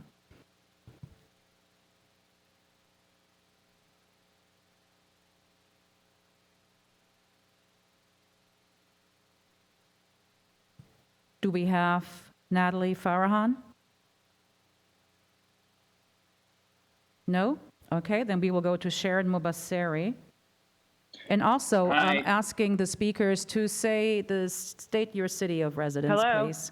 Hi, All right, good do we evening. have Natalie Farahan? We'll go with Natalie first. Yeah, this is Natalie. Can you guys hear me? Yes, go ahead. 2 minutes, please. Great. Hi, my name is Natalie, and I'm a resident of Thousand Oaks. I am in strong support of the development of the Borchard site. As a millennial, speaking on behalf of other residents my age, we are in desperate need of a community gathering place in our neighborhood. Currently, we have to drive out of the city for recreation and meetups. I want this city to be a place where my friends and I are proud to live and work, and it would be a shame if we had to move away. Many young people are leaving our city due to lack of things just mentioned. We need a change that only the Borchard site can bring. I say this because of its size, proximity to all of our major employers, inclusion of public transportation, and the options it will offer for people of all ages. There is nowhere else in our city that fulfills these needs. The site will create jobs, it will increase revenue for the city, help solve our housing crisis, and most importantly, serve as a place where our very own community and residents can gather and enjoy. Please rezone the site for mixed use, as staff is also recommending. Thank you. Thank you. Next, we have PJ Mobasseri. PJ Mobasseri, followed by Benjamin Foritan. Good evening. 2 minutes. Hi, good evening. My name is Dr. Mobasseri. I live in Thousand Oaks. I'm a hospice and geriatric physician. I do several house calls, mainly in the Thousand Oaks and Newbury Park area. The constant complaints I hear from most of my patients are they're stuck in their homes. They need to downsize. They want to stay in the community. However, they have no place to go. These folks want options, which are not being provided for them. It's come to my attention that there are 37 acres available that can be turned into a beautiful pedestrian-friendly environment where seniors can go, move out of their expensive homes, and letting new families move in while still remaining in the community. I think you guys should strongly consider and support creating a mixed-use environment and a town square village out of Newbury Park off of Orchard. Thank you very much. Next, we have Benjamin Foritan, followed by Panthea Pedoim. Good evening, council members. My name is Benjamin. I live in Los Angeles County, and I strongly support the recommendation for the Borchard Opportunity Site for mixed-use zoning. I am a student at MOORPARK Community College and am unable to find local housing. This rezoning would help me and my peers have a place to live and enjoy locally. Activation of the Borchard property would create jobs, housing, parks, revenue for the community, and keep the youth local. Thank you. Thank you. Next, we have Panthea Pedoim, followed by Amit Kohan. Hi, my name is Panthea Pedoim. I am a resident of Thousand Oaks. I'm a nurse practitioner specializing in pediatrics. And, oh, you guys can see me now. And I am in full support of the staff recommendation for the mixed-use zoning.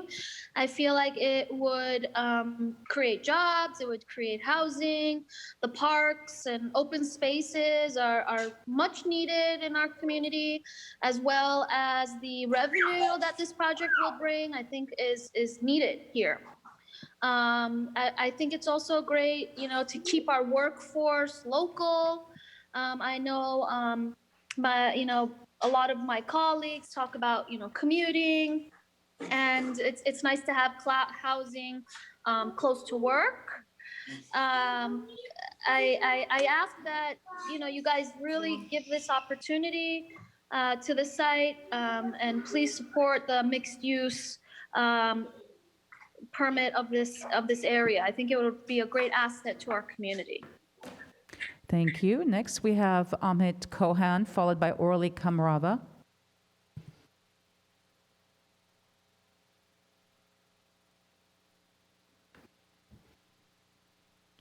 Do we have Amit Kohan? If not, we go to Orly Kamrava.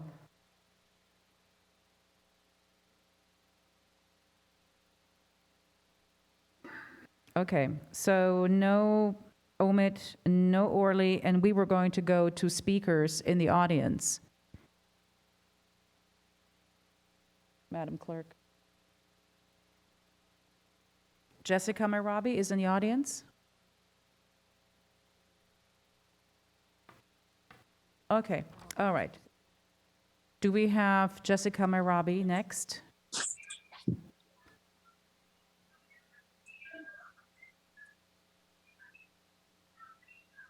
Do we have Jasmine Yamini?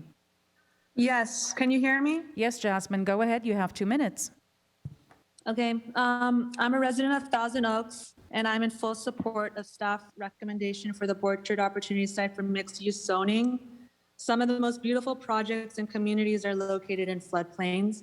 From New Orleans to Playa Vista to Oxnard and even Newbury Park, they all have one thing in common. They're all built in floodplains.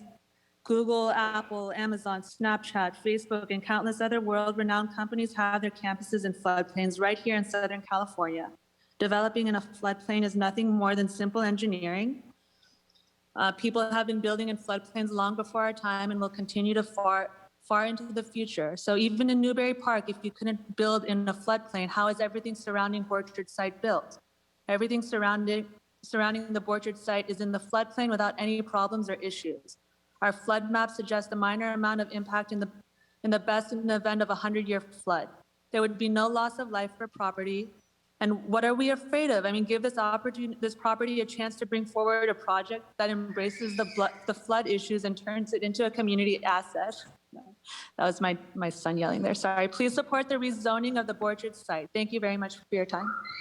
Thank you. And do we have Jessica Marabi with us on Zoom?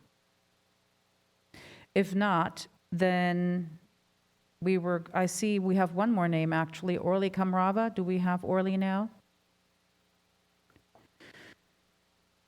what we will do, because of technical constraints, we will take a 5-minute break and then go with you in the audience, okay? Just 5 minutes. 5-minute recess. Thank you.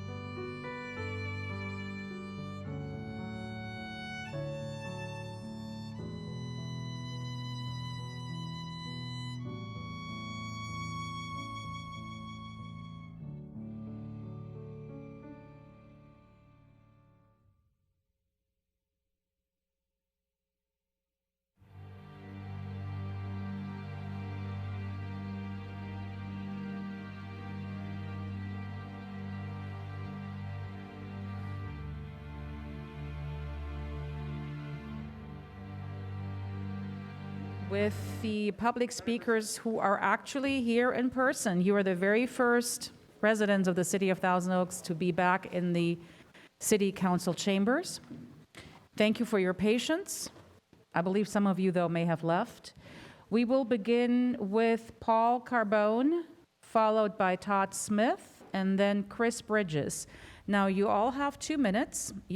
Paul, you can come on down.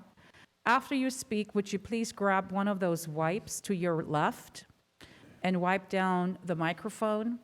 And then you can also use the hand sanitizer, if you wish. Yes, that smaller microphone, yes, that's the one. We can hear you. Mm-hmm. Okay. Good evening. My name is Paul Carbone. My wife's sons and myself are 21-year residents of Newbury Park. I'm here to address one and the same 37-acre land parcel currently under consideration for land use redesignation. My specific concern, future vehicle traffic egress. To summarize, there are only 3 total points of possible egress. 2 of the 3 are at Denise Street and Ellis Drive, both single lane, both of them long-established residential areas, a majority being Ventura County owned. Both terminate into Wendy Drive, another single-lane road already overtaxed with traffic from Dos Vientos, all leading to single-lane entrances to the 101 freeway, not designed for much more than there. Third point of egress, a vacant lot near Borchard Road, adjacent to a long-established retail center that most could support single-lane traffic. The 8,000 square foot per lot R1 zoning currently in place does not have to be modified to mixed use at this time. Instead, defer to future change based upon case-by-case submissions that actually make sense. Once land use designation is changed, it is my understanding that there is no rollback option pursuant to California state law.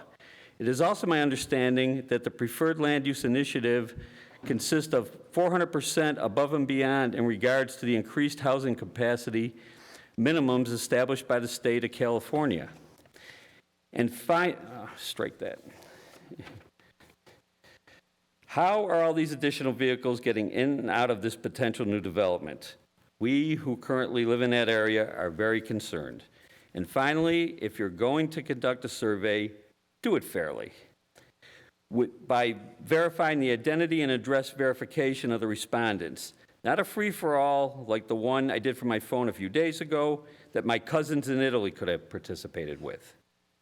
Thank you. Thank you.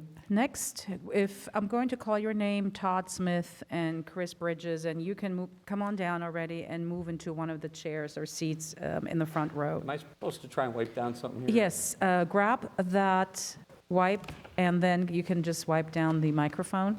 And please keep, Todd, if you could keep your distance, that would be great. It's foam. Okay, that's fine. Well, we're trying it for the first time.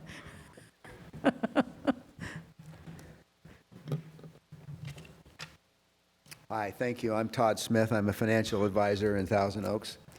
I live on Alice Drive, the corner of Kitty and Alice. And according to a reputable source available on Request, I didn't bring it tonight, sorry to say, but it's very simple. The addition of 700 on the low side, 720 living units, up to a maximum of 1,600 new housing units on the property will create an average of 8 trips per day per home minimum. With 2 cars, that's a very conservative number. That would result in, on the low side, 5,760 added vehicle trips onto the surrounding streets on the low side, and 12,800 extra car trips per day on the high side, all going down Alice Drive and Denise, jamming Michael. Let that sink in, please. That's a boondoggle. The ugly math, the houses that sell on Wendy Drive because of traffic concerns sell for an average of $50,000 less. I got that today from a realtor that you would know and that you all know and see all the time. He's sold 4 houses on Wendy in the last couple of years. There are 75 houses that are adjacent to Alice and Denise, not even counting any of the other areas or Michael. Those 75 homes would be at $50,000 each. That totals to $33,750,000 that we will be subsidizing this landowner as he laughs all the way to the bank and sticks his finger in the eye of the landowners who have been vexing him for so many years. That isn't an investment that any of us has available to us in the real world. Just before we go here, let's not forget the great idea. Let's bring in the bar scene on the property. Thank you. Let's have some alcohol introduced to the streets on Thursday, Friday, Saturday, Sunday nights. Thank you, Todd. Maybe. It's not the legacy that I know each of you guys wants to leave for this community in the 2045 program. I appreciate your time. Thank you. We have next Chris Bridges, followed by Steve Callan. And I'm wondering whether we will be able to have everybody wipe down the microphone. That would be great. It's okay. Chris is doing it for you. It's a little weird. Let me turn off the mic. Here we go.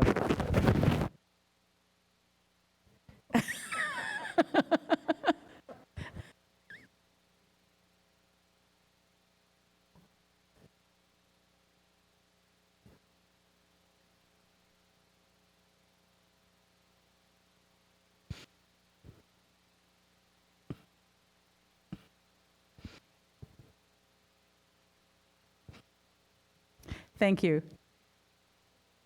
Go ahead. I don't think it's on. Oh, Chris, there we it's go. on, yes. The only thing Go I ahead. ever learned to wipe was kids' diaper area. Anyway, been in the Conejo Valley for 35 years, love it here.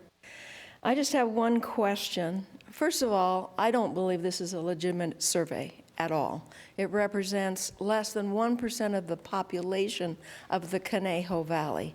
I do not think that that is fair to the constituents of this community that you represent. And I ask you to look at that survey and perhaps issue one by mail to everybody's address, not just in their water bill, not just comments in a newspaper that most people drive over 20 times the sprinkler's water and they put in their trash can. That's in my regards to the current survey. The original state requirement was 2,612 units. Why, at this time, do we have to change our precious general plan that has kept this community the awe of California? Why? I can say that I believe it must be greed from developers.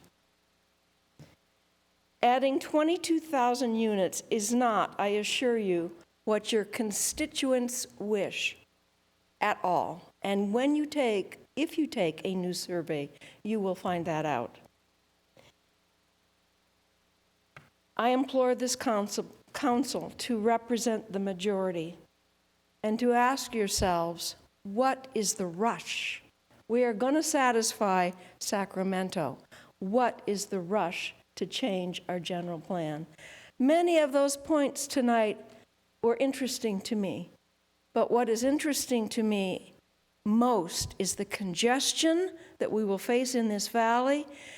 What will happen if there's a fire? What will happen if there's an earthquake? We won't be able to move. This land only supports so many people. Thank you.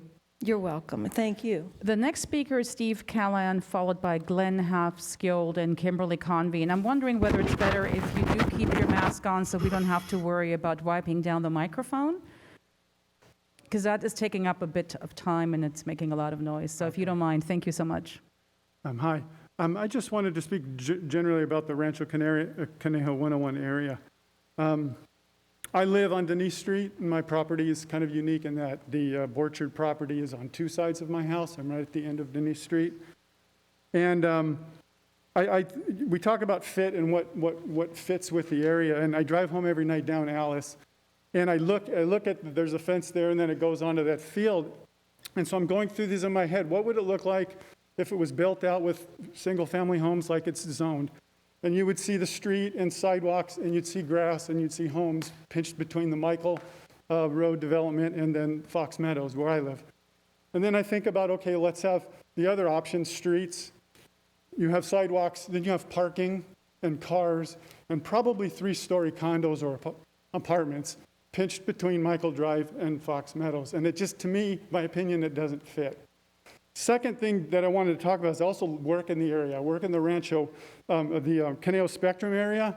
And in end of 2018, I was there when the Hill Fire started, and I watched from my office as it burned through. And I sat in the traffic for 2.5 hours to try to get across the 101 to where I live. And it was a nightmare, guys. I would caution you about adding density to that area. That's not the solution for that safety issue. And I sat there myself and experienced it. So I just want to caution you on increasing density in that area in particular. Thank you. Thank you. Next person, Glenn Hafskjold, followed by Kimberly Convey, and then the Executive Director of the Chamber, Danielle Borgia. Hi, my name is Glenn Hafskjold. Glenn, would you mind keeping your mask on so we don't have to constantly wipe down the microphone? Leave it on? That would be wonderful. Thank you. Okay. Hope it doesn't come out sounding like a mumble.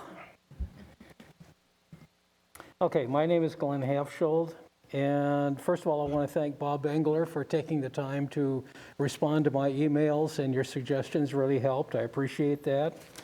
I've had to throw away a carefully prepared presentation because of some of the things I saw. The first one being that the meeting that I attended did not show support for village centers. There was only 11% support, and yet somehow that resulted in it still being recommended, for instance, at Los Arboles and Herbs. The second item I wanted to cover is that it said that the jobs were a key focus. But if you're going to focus on jobs in this community, why don't you just start with a simple survey of businesses? Send it to them open-ended. What are the things that Thousand Oaks could do to make a better business environment for your business, and see what you get? Instead, what we get are summaries of conversations, which allows people to insert their own interpretations. And last, I want to finish with a question.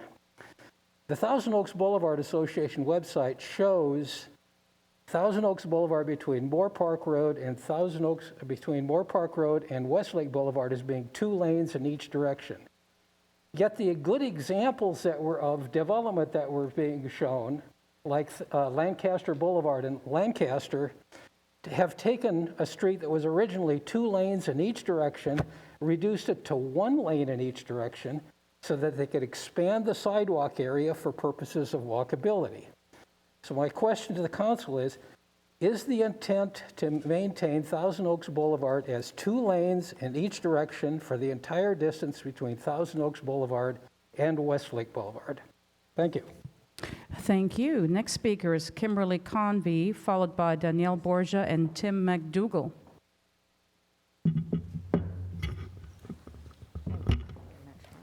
Thank you, Jonathan. That was our theaters director, Jonathan Surratt. Thank you. Hi, I'm Kimberly. I live in Newbury Park, across on the foothills of Stagecoach Inn. We came here 15 years ago when my daughter was 1 year old from Sherman Oaks. I work in the film industry, and there's about 3,000 of us out here in Thousand Oaks. I commute every day from Studio City to Newbury Park. And what drew us here when our child was 1 was the open spaces, the amount of trees, the neighborhoods where she could just play in, the single-family homes. And even now, well, I was just driving down Ventura, and the Walgreens area with the Hamptons Inn, the trees are now matured and starting to cover that. I like the fact that every time you drive around the city, you don't see buildings. It's covered with trees. It looks beautiful. I'm grateful every day that I drive around, I can see the hills and the rolling hills, Tarantula Hill, all of those. I don't want to see, the reason I'm here is because the survey didn't allow me to strongly agree with mixed use because of the height. I don't want to see a 7-story building. I don't want it to look like Encino. I don't want it to look like Sherman Oaks. I was drawn here because it doesn't do that. Teal is one of the greenest cities in the nation. I think we need to keep it that way and lower the heights. The mixed use is good. I agree with building on a floodplain. That didn't work out so well for New Orleans or Texas or anywhere else you build along a floodplain. So the thing is, the mixed use, all that stuff is fine as long as we keep the buildings low and don't build on environmental ecosystems. Thank you so much. Next up, we have Danielle Borgia, followed by Tim McDougall, and then former Mayor Chuck Cohen. Good evening, Mayor and members of City Council. My name is Danielle Borgia. I am a Thousand Oaks resident, raising my 3 young daughters in this community. I am also the president and CEO of the Greater Conejo Valley Chamber of Commerce. We represent over 800 businesses in the Conejo Valley, and they employ tens of thousands of our local residents. I'm here tonight on behalf of our executive committee, and we would like to express our support for the preferred land use map that's before you this evening. During our recent economic forecast, which many of you attended, Dr. Feenup from CLU pinpointed the lack of new homes being permitted as the cause of our county's pre-pandemic weakness. He also highlighted that based on the revised data released just this year, between 2007 and 2018, Ventura County's economy shrank by $8.6 billion. This land use map, combined with our biotech sector, is the opportunity to change our post-pandemic story for Thousand Oaks, positioning our city for economic resilience and growth. Tonight, you will hear from some of the city's largest employers that will share how important the issue of housing is to their businesses, retaining employees and attracting new employees.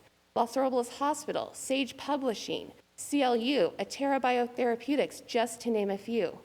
And our largest employer, Amgen, continues to voice their support for mixed-use housing and notes it as a vital factor in deciding where to locate offices is the availability of a wide variety of housing options for their employees. On behalf of our board of directors and 800 members, I urge you to support the recommended map in front of you, which will allow for strategic growth while preserving our single-family neighborhoods, our open space, and our parks that we all love. Thank you. Thank you. Next, we have Tim McDougall, and then followed by former Mayor Chuck Cohen, now a land use attorney. I need to remind our Zoom participants and attendees that we have not forgotten about you. We are just now switching formats to our in-chamber audience, and then as soon as we are done here inside the chambers, we will go back to Zoom. All right, so Tim McDougall and then Chuck Cohen. Good evening, Madam Mayor, council members, members in the audience who've thought enough to come out here and voice your opinion, whether you agree with me or not. It's important for us to have these discussions. I think one thing that we all need to consider is these are long-term plans. It's not something that we're doing without a lot of effort on the city to gather relevant information. And it's unfortunate when people don't want to take the survey. And I think you would find over history, a lot of people just choose not to participate because they expect our elected officials to make decisions on their behalf. And I appreciate you taking the time to listen to us. I am a 21-year resident of Newbury Park. I got here as fast as I could from Atlanta. And I'm in favor of the general plan that you have in front of you because we definitely need new housing, availability for our young people, including my own children. And we also need to be able to have places for people to enjoy our community. And I feel very strongly about the Borchard Road development because I live very close to it.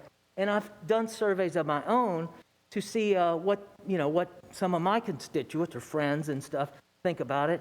And usually it would be like, say, 12 people would be in favor and 4 people would be against it. And I find that most of the people that are adamantly against it are affected because they live right on that area. And I understand and empathize with that. But we have to think of the whole picture and our whole community and the whole area and what that might bring as far as an attractive place, something that we could be very proud of and share with future generations. Thank you for your time, commitment. Thank you, everyone. Thank you. Chuck Cohen, followed by Sean Moradian, and then Lori Dingman. It's exciting to be here tonight, Mayor. Thank you.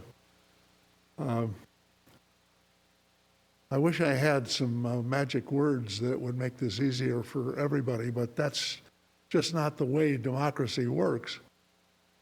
And I think what has to be done here is for you to distinguish between a recognition that a stagnant community is not one that can succeed, and a recognition that most people, just as a natural course, would prefer to see less or no change.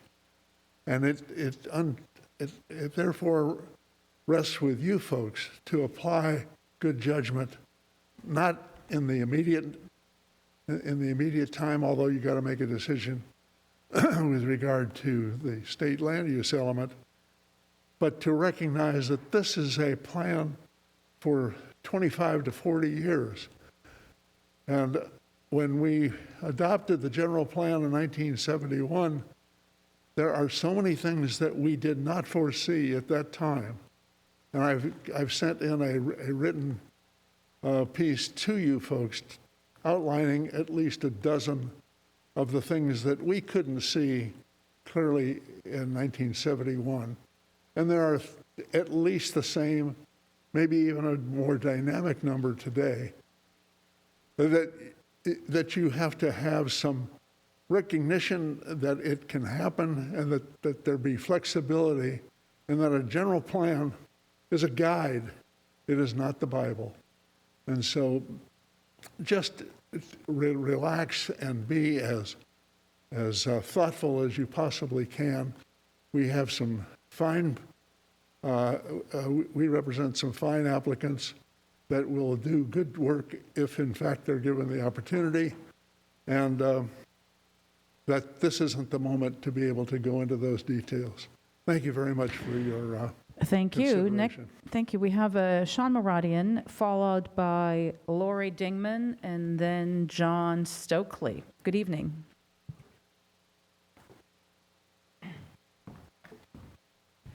Good evening, Madam Mayor, honorable council members. My name is Sean Moradian, Thousand Oaks native and lifelong resident. My family planted its roots in Thousand Oaks in the 1960s, way before the city was even incorporated. This is the only home we know, care for, and love. We've been part of so much of the history and progress of Thousand Oaks over the last 50 years. My entire adult life has been committed to enhancing and beautifying our city to keep it desirable for families and young residents like myself and the generations to come to enjoy. We owe it to ourselves and the next generation of residents to provide them a city that is better than the one we are inheriting. Thousand Oaks is nearly built out. We have over 100 acres of land left in the entire city. 2017, the city identified those parcels known as the opportunity sites. Staff recommendation is to rezone those sites for mixed use, especially the Borchard site, which my family purchased in 1978. There are endless community benefits to this property. My letter and thousands of supporters speaks volumes of the shared belief that Borchard site must be activated to meet a wide range of city council goals and priorities. A mixed-use designation does not allow a by-right development, but mere flexibility that will enhance the entire Rancho Conejo area while planning to protect sensitive uses nearby. We understand the neighbors' concerns of potential flooding should we develop. Flood mitigation is something we take seriously, and we will ensure any project we bring forward will not only maintain the existing flood storage volume, but rather improve it.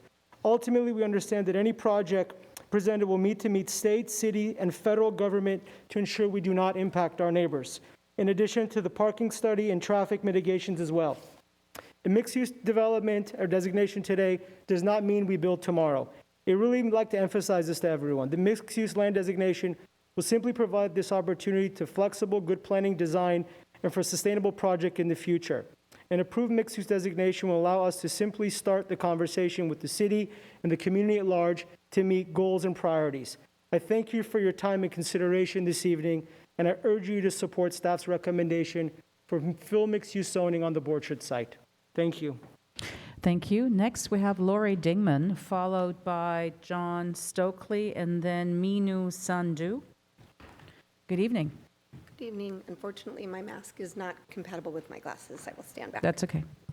Thank you, Mayor and council members, for considering the most serious matter before you.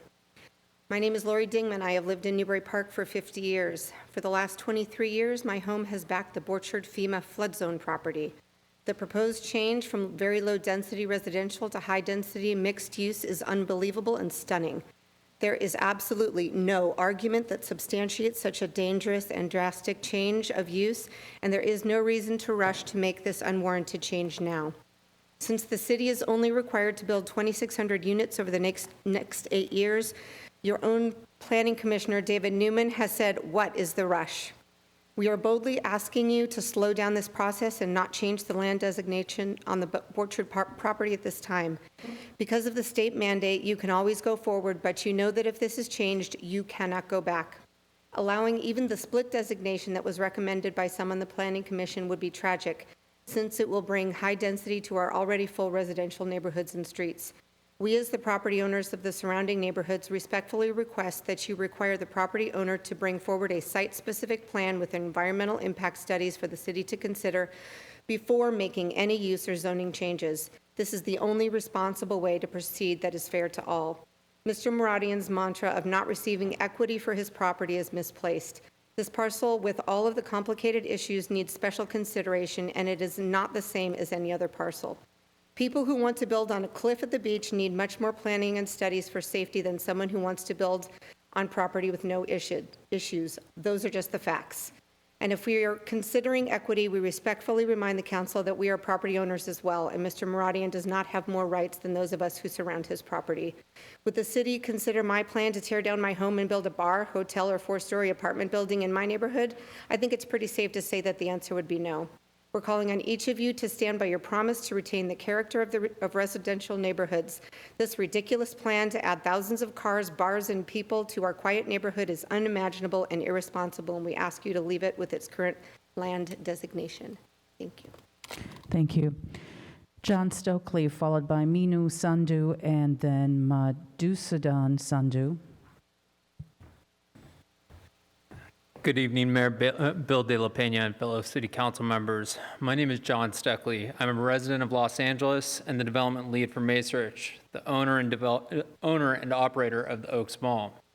I want to thank the City Council, Planning Commission, city staff, the GPAC, the consultants, and all those in the community for their thoughtfulness and engagement throughout this entire general plan process. We appreciate your inclusiveness in this process, and we're excited to work with the city and community as this moves into the housing element update. I also want to thank the community for their feedback and survey comments specific to the Oaks. Each member of this community is our customer. I want to underline that fact. Everyone in this room has been to the Oaks, knows the Oaks. You are all our customers, and our business is to listen to our customers. And we have intently listened to your wishes as we are looking to transform the Oaks into a more vibrant and exciting mixed-use destination. We believe a mixed-use designation for the Oaks is critical to guaranteeing the Oaks' long-term viability while adding new uses that all members of the community can enjoy. Consequently, we fully support the staff's recommendation to designate the Oaks as mixed-use low while allowing us to keep our existing height limit. We believe this designation gives us flexibility to accommodate a wider variety of uses, including residential, hotel, and office, and fairly recognizes the height limit existing at the mall today.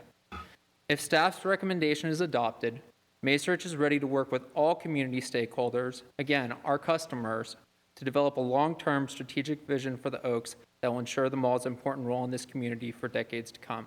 Thank you. Thank you. Next, we have Minu Sandhu, followed by Madhusudan Sandhu. Hi, good evening, members of the City Council and neighbors.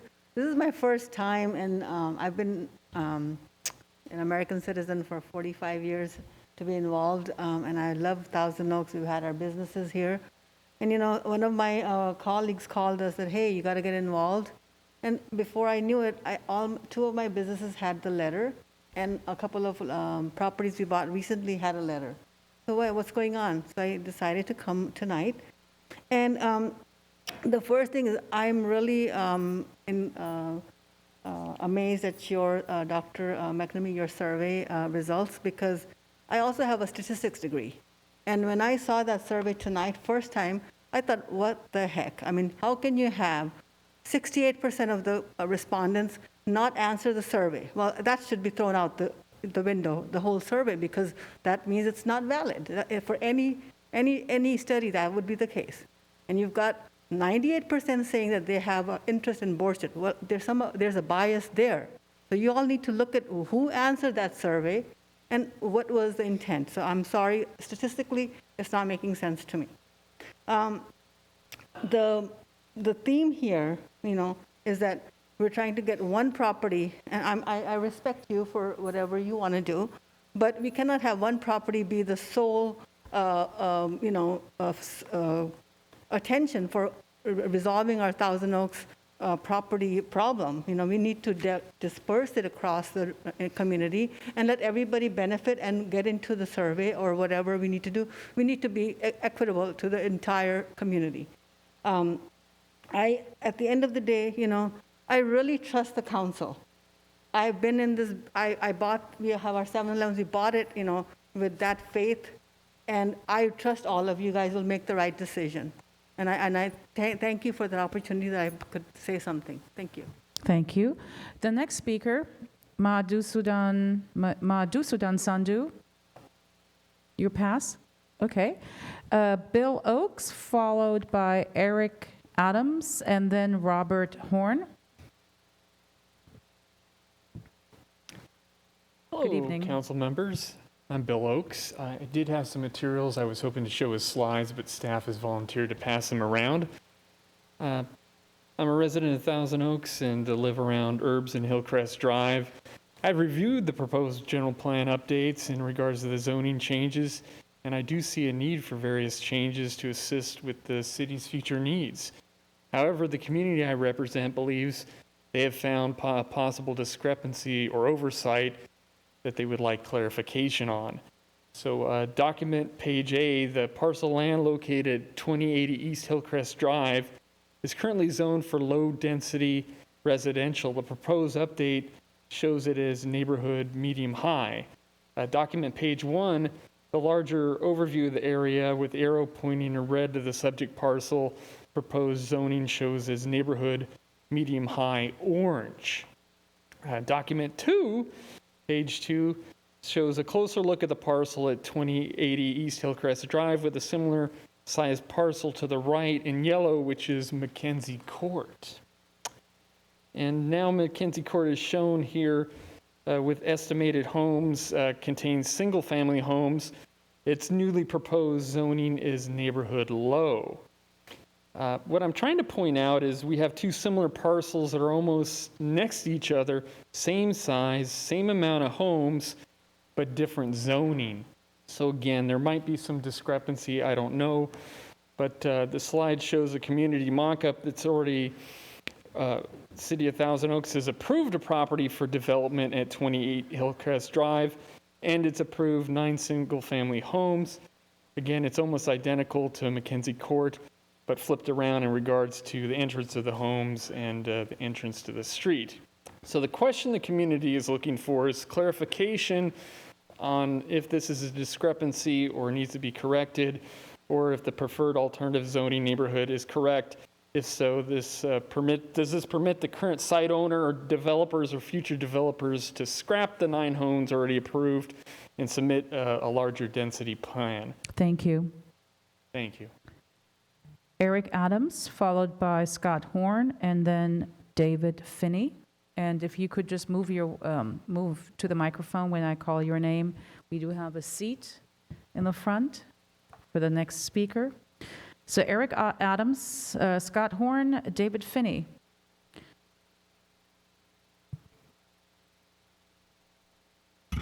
Is Eric Adams here? No? Okay, so you're Scott Horn? Yes. Okay. Hello, neighbors. My name is Robert Scott Horn. I have lived in the Conejo Valley since 1971, and I am a Newbury Park High School graduate, class of 1979. I own a home in Newbury Park. and operate a small business in Thousand Oaks. I am here to remind you all, in Thousand Oaks, slow growth is in our DNA. This rush to massively overdevelop all of our city by rezoning is not who we are. We, the people of Thousand Oaks, have for decades carefully guarded our growth. We fought the land wars in the 90s. We expressed our affinity for open spaces with the SOARS initiative, and Measure E confirmed the slow growth mandate for Thousand Oaks. So now, how the freak did we get here tonight? We are considering adding almost 30,000 dwellings. That's not us. I want to point out the most egregious overdevelopment madness in the general plan update. I want to remind you why the Borchard Wetlands property has sat vacant for all these decades, because it is a floodplain. I list the following proof that the floodplain parcel, the Borchard Wetlands, should not be rezoned and is undevelopable. In your own existing City of Thousand Oaks general plan update from 2014 to 2021, you were the mayor then too, the PDF has the Borchard parcel listed as Site 57 on the housing elements list. Page 113, Mr. Towns, of the appendices. On page 45 of the general plan PDF, it describes the Borchard site as follows. Site 57 is 36 acres plus an area and is zoned R1-8, which allows for single-family lots with a minimum lot size of 8,000 square feet. However, the housing capacity was reduced from a theoretical capacity of more than 150 dwellings to 20 dwellings because most of the site is constrained by existing wetlands and future flood control improvements. The city general plan says it right there on page 45. Horn? City Council, I urge you all, be the heroes tonight. Do not rezone the Borchard wetlands. Leave it as is. Then we can move forward to abandon development and save it as open space. Mr. Horn, would you mind picking up a wipe and wipe down the wipe down, microphone? you got it. Thank you. I believe David Finney is next, followed by Bram Estes. Thank you.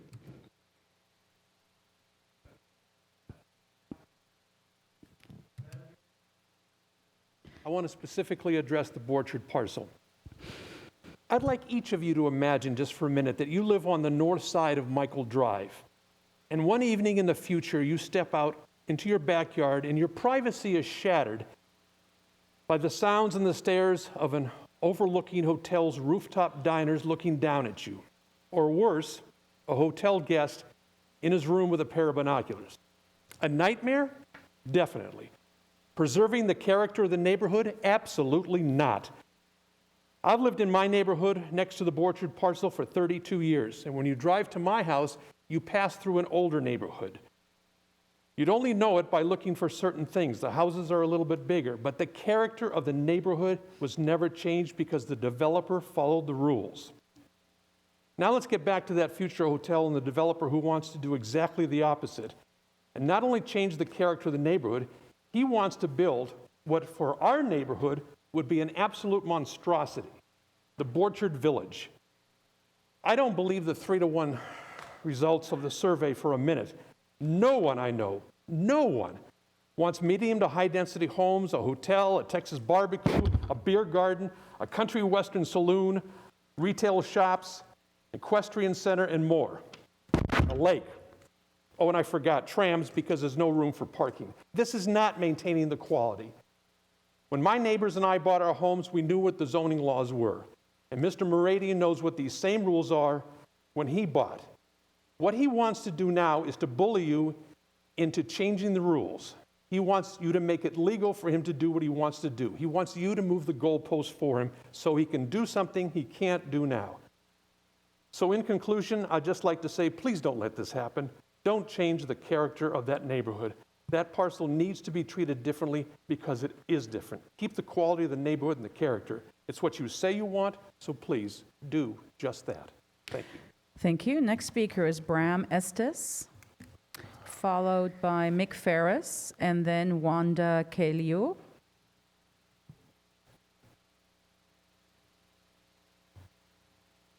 Hello, I'm Bram Estes. I live on Alice Drive. I think it's worth pointing out that I was not aware of these surveys until the last week and didn't know the details of this until today.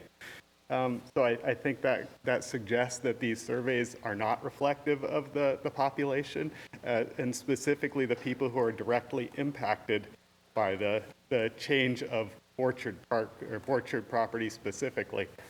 And I also think that the notion that people who live close to it have a bad opinion and the people that don't have a good opinion is kind of dismissive of the people who are directly impacted by the Orchard development. A couple concerns I have for this are that, there's debate over whether this is a floodplain, and I have witnessed it flooding off of Alice Drive. I've witnessed it overflowing from the canal behind Alice Drive. And I've also witnessed it looking down off the mountain being completely covered in water. So I don't think there's any debate there about this being a floodplain based on observations.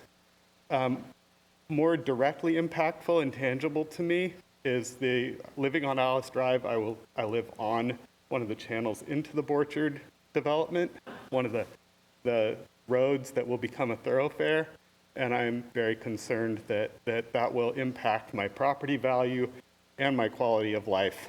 So I think it's worth taking that into consideration and either picking a different course and a different use for the land, or designing things very specifically to respect the integrity of what's there already and the equity of the people who have invested in the community. That's all I got to say. Thank you very much. We now go to one of the GPAC members, Mick Ferris, former planning commissioner, then Wanda Kelio and Chris Hogstad. Hello. Thank you, Mick Ferris, Newbury Park area, Thousand Oaks. And as Mayor Bill De La Pena and members of the council, as you mentioned, I'm a member of the GPAC, proud member of there. You have heard the consensus or majority opinion from the GPAC as part of the recommendation. I do serve a little bit as the minority view on that. And I want to provide that information to you today in providing your recommendation to staff. So in doing this, one of the things I do think is important for the GPAC is that we held a comprehensive review of the general plan to understand where we want to go in the future, but that does not mean necessarily a comprehensive change in the general plan. One of the things that we got asked about, or a number of things about where change should happen, what we did not get asked about is the size of the change that we were asked to do. And this is one of the things that I want to provide to you. I and 5 other former planning commissioners who have been part of that decision-making process as well as you have about upholding our general plan and approving developments of the city, ask that you provide direction to staff in a more limited number of the transfer of units to about a 5,400 unit capacity, primarily directed at change in the Oaks Mall and Jan's Marketplace to help provide for the change needed in the changing economics of large retail establishments and in movie theaters as streaming services have changed, as well as in the Rancho Conejo area north of the 101 to help support the biotech sector, providing high-income jobs and being a bolster for the economy.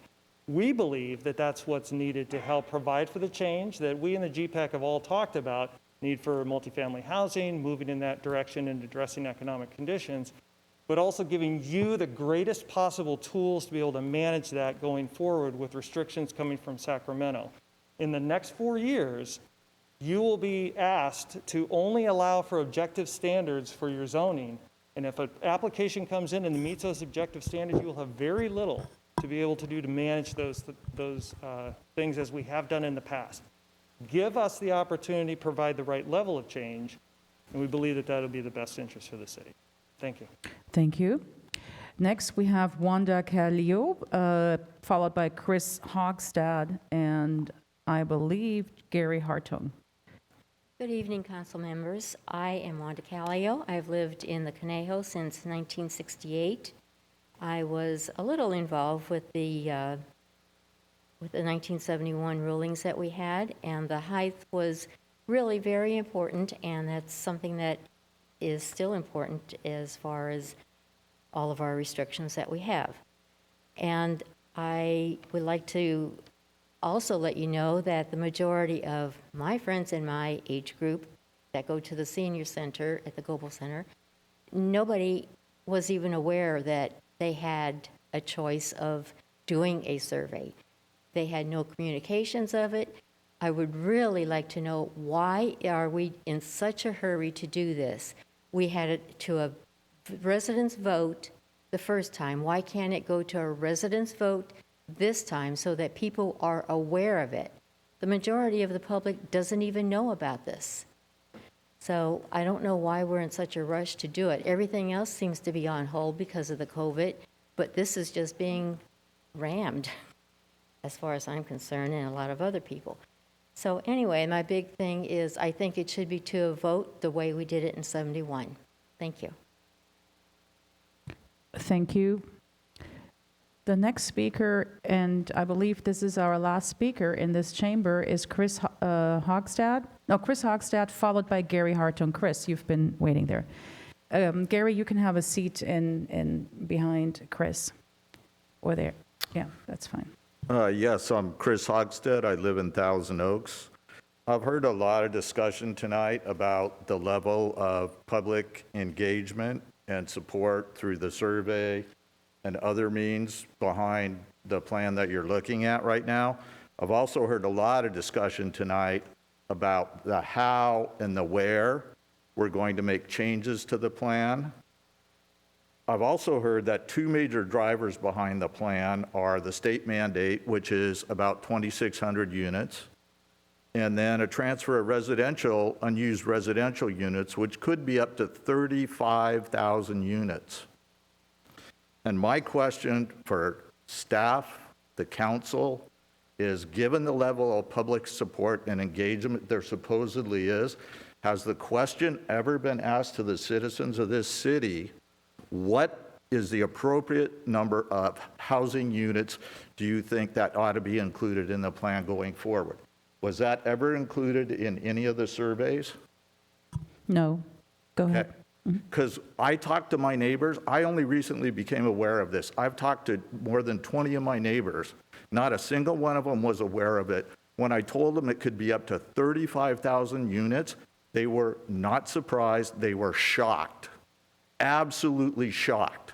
And I'm talking people from 35 years old to 80 years old, longtime residents of this town. So I would just say, if you're going to make a fundamental and major change to the master plan that has guided this community so well this many years, and you guys are missing that major piece of information, I don't think your process is ready to go forward. And I would seriously encourage you to take the time to do this right and get the public support behind it. Thank you. Thank you. And the last speaker in our chambers is Gary Hartung, before we go back to the Zoom speakers. But in between, we will take another 5-minute break due to technical constraints. Okay, I'm Gary Hartung. I'm a resident of Thousand Oaks. I moved here about 16 months ago. And one of the facilities that I would frequently use is the community pool managed by the fascist Conejo Rec and Park District Director, Jim Friedel. Mr. Hartung, are you speaking about the general plan update or your issue with Well, I'm getting to it. Please Okay. bear with me. This city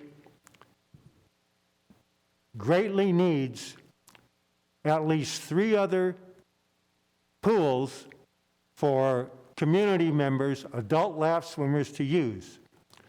You have to call at least 2 weeks in advance to get time to swim in a lane as an adult lap swimmer over at the pool here. You have 1 minute left to talk about the general plan update. Okay, the general plan needs to allocate land somewhere in Newbury Park, in the central Thousand Oaks area, and over in the Westlake Village for a large pool, probably that would have 12 lanes for adult lap swimming. There is a tremendous need for it. There are over 100 people that swim every week over at that tiny pool over there, and a lot of us are very irritated at having to call 2 weeks in advance, and sometime even then being told that there are no times for us to swim. Thank you.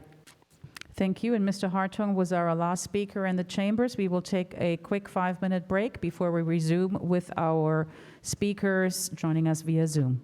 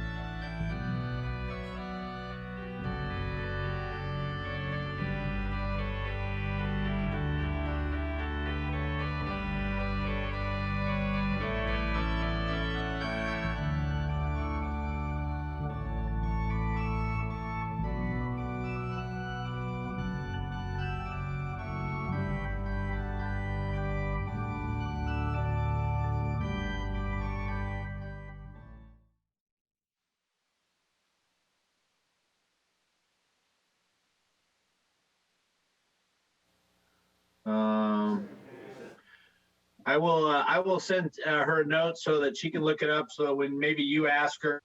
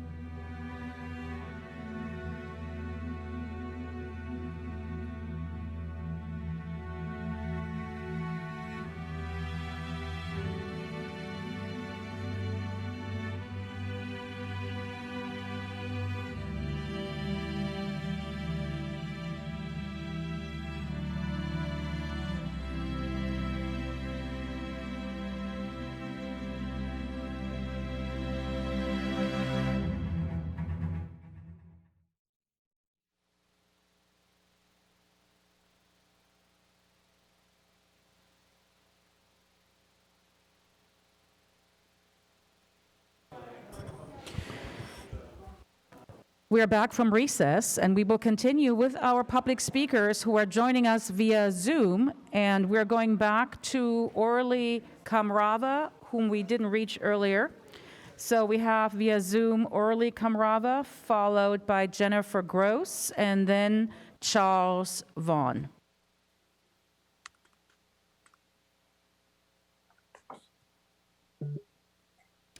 Orly Kamrava.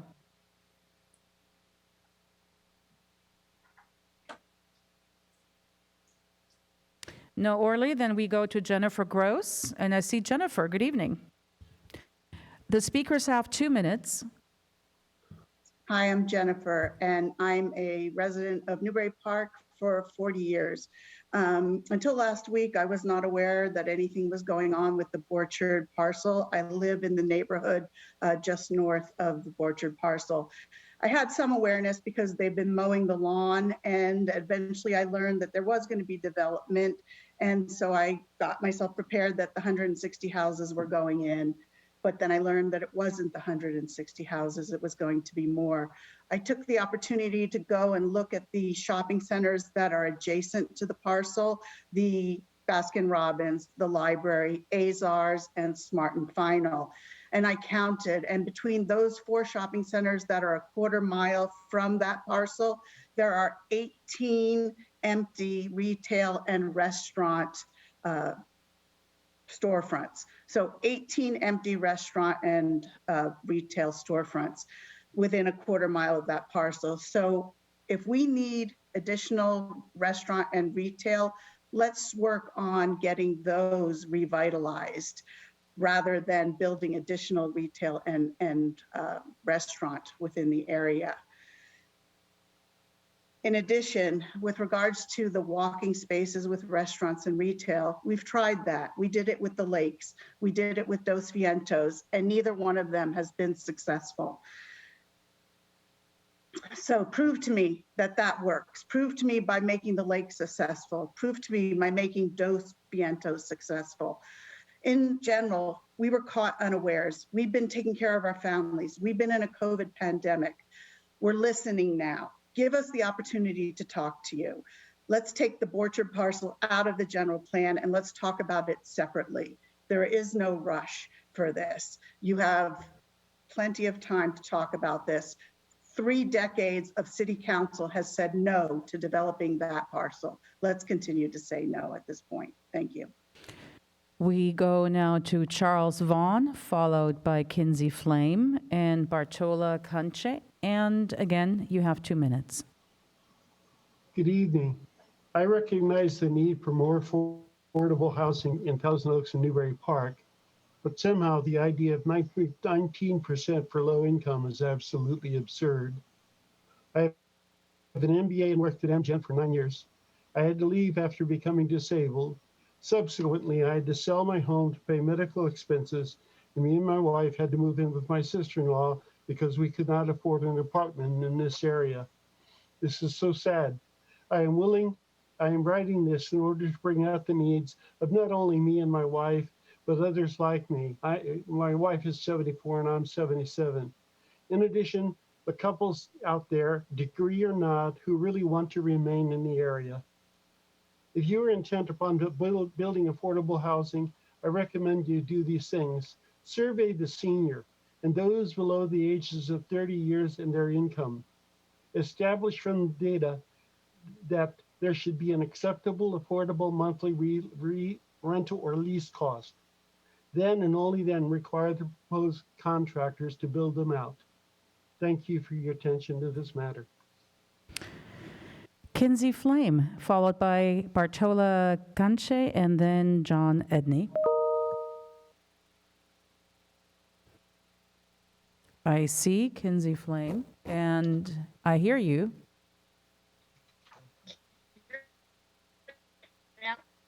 Go ahead. Well, I guess the picture froze. Yeah, we don't have a good connection. Good evening, Ms. Kinsey Flame. My family. Can you hear me now? Yes. Good evening, Mayor De La Pena, council members, city staff.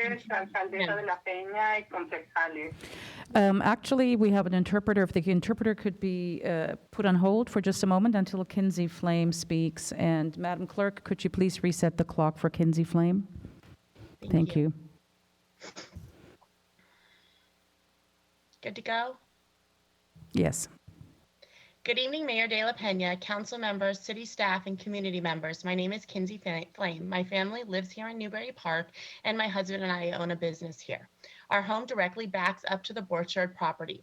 We are the only one of 3 homes in our neighborhood. The property line goes all the way back to the site the fence is. I'm here tonight to encourage council members to change this project of land to mixed use. I do not feel changing this mixed use will affect our open space at all. This piece of property is not like Wildwood or Mount Boney. When I look over my fence, I do not see a beautiful mountain or flowers or even animals. I see a dirty lot with rats, lots of rats. I don't have a beautiful view of Mount Boney. I have a view of the 101 freeway. I and many others have seen the developer's plans. We understand that he has plans to mitigate flooding as well as appropriately disperse traffic so that neighborhoods are not heavily affected. There's no talk of a 7-story building as the rumor mill has been spreading. I encourage my community members and council members to do your homework. This property is not a wetlands and has been privately owned for 20 years, over 20 years. I ask my community members and neighbors to think about where you'll be in 10 years. Would you like to have a walkable downtown area in Newbury Park? I sure would. Wouldn't it be nice to not have to get in your car and travel outside of our area to spend your money? Don't we all talk about shop local? Changing this property to mixed use would give our community the diverse housing it so desperately needs. It would increase revenue into our community as well as give us in Newbury Park a place for a downtown to come together as a community. I ask council members to be aware of Supervisor Park's actions. Please do not allow her to use her political influence as supervisor to impede our community from growing, generating revenue, and taking steps to solve our housing crisis. Thank you for listening. I also have one more mention to my community members. Please remember that it is not the city's job to hold your hand to be an informed community member. It is your job to stay informed, your job to be at city council meetings, to read the information that is presented to you. The city gave us all surveys. I saw you all on Nextdoor, Ms. on Flame, Facebook, on Twitter commenting. So please be aware and be informed and get involved. Thank you. Bartola Canche, followed by John Edney and Monique Leone.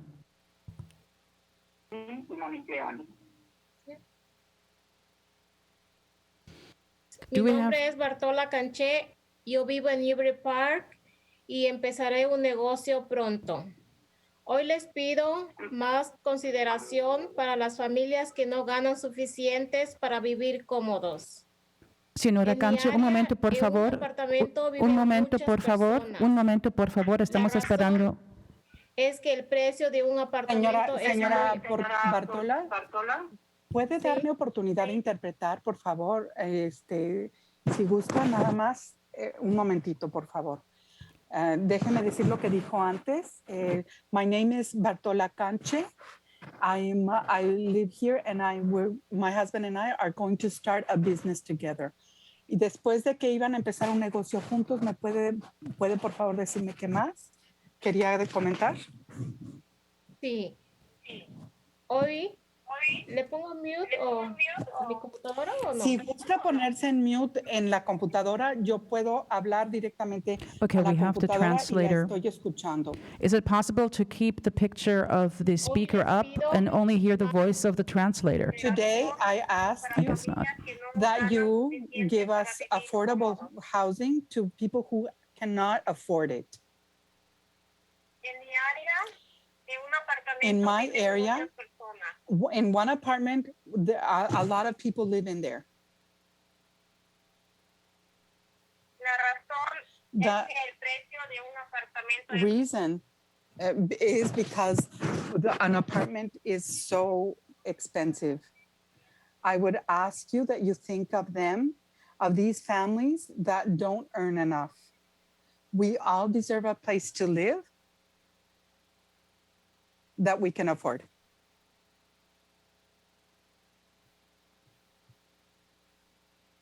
And this would be a benefit financially for our city.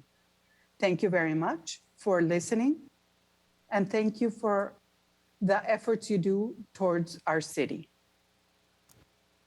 Thank you. Next, we have John Edney, followed by Monique Leone, and then Marianne Van Zyl. Speakers have 2 minutes. Thank you, Madam Mayor and City Council. I really appreciate the task in front of you to put together this plan, this plan that's been neglected for decades. So thank you for tackling this now so that we can all thrive in this beautiful city. I feel you, Madam Mayor, when you said earlier that no matter what you all do, not everyone is going to be happy. My parents moved here in 1973, and my mom still lives in the house I grew up in. I moved away 20 years ago to Los Angeles, and I've now moved back mostly because I have a 7 and a 2-year-old. I know this is a great place to raise kids. And the second reason I came back is that I'm one of over 20 locals who invested in the building of Rancho Hill Brewing Company. I'm the COO. I run the operations for the business. We employ 85 local residents. And this is all thank you to you all for starting this plan and allowing us to get into this business here. Most of our employees are millennials, and we'd love to see a plan put in place so that these folks can buy houses here and raise their kids. I hear what everyone's saying tonight. We have these conversations often in the brewery. I think it's possible that we can achieve both, keeping our city beautiful and be able to create opportunity for the next generation so that they might be able to afford to live here. Thank you. Thank you. Next up, we have Monique Leone, followed by Marianne Van Zyl, and then Liam Roberts. Do we have Monique? Hi, yes. There you are. Good evening. Hi. Hi, how are you? Hi, my name is Monique Leone, and I live in Thousand Oaks. My husband and I moved here about 5 years ago. And since then, We've been able to start a business in the new downtown development area. And we love this community and it's wonderful. And we're for the Borchardt, excuse me, new development. We think that it could create many opportunities for other businesses and jobs for the community. And we hope it moves forward and it'll be a positive thing for the community and surrounding areas. Thank you. Thank you. Next, Barry Ann Van Zyl, followed by Liam Roberts and then Peggy Rosenberg. Thank you, Mayor Bill de la Pena, and thank you for running a well-run meeting. Lots of public speakers and not an easy task. I will be brief. The first thing I'd like to say is that village centers are successful in my neighborhood. I take a look at the revitalized shopping center at the corner of Westlake and Magura and the new sidewalk on Westlake Boulevard, and it has really changed the dynamics of our neighborhood. I see people walking back and forth from my street with the Starbucks that they bought that's a quarter mile or a half mile away. I think the real benefit of the village center idea is if they're scattered throughout the city, and I am disappointed that the recommendation came forward to build only 2 of these. And I understand that the reason for this is because they worry about losing commercial centers in neighborhoods. However, you all are making the rules. You should make a different land use plan that is perhaps mixed use neighborhood that requires a certain percentage or footprint of commercial, if that is the concern with building neighborhood village centers throughout the city. That is my request to City Council. Thank you very much. Thank you. Liam Roberts, followed by Peggy Rosenberg, and then Paul Tenon. Good evening, council members. My name is Liam. I'm a resident of Newbury Park. I'm in full support of staff recommendation for the Bulkhead opportunity site for mixed-use learning. I'm a soccer coach in the Conejo Valley, and the biggest concern I hear from young families is the lack of housing and things to do in our city. I too have had difficulty finding a place to live when moving here myself. Several of my clients are moving out of the area because of these reasons, and I'm afraid if it continues, Thousand Oaks will lose a significant amount of younger population. The Borchardt property is a perfect place to build the housing activities young families are looking for. I would like the city to work in partnership with the property owner to make this happen. Thank you. Thank you. Peggy Rosenberg, followed by Susan The and Wendy Zimmerman.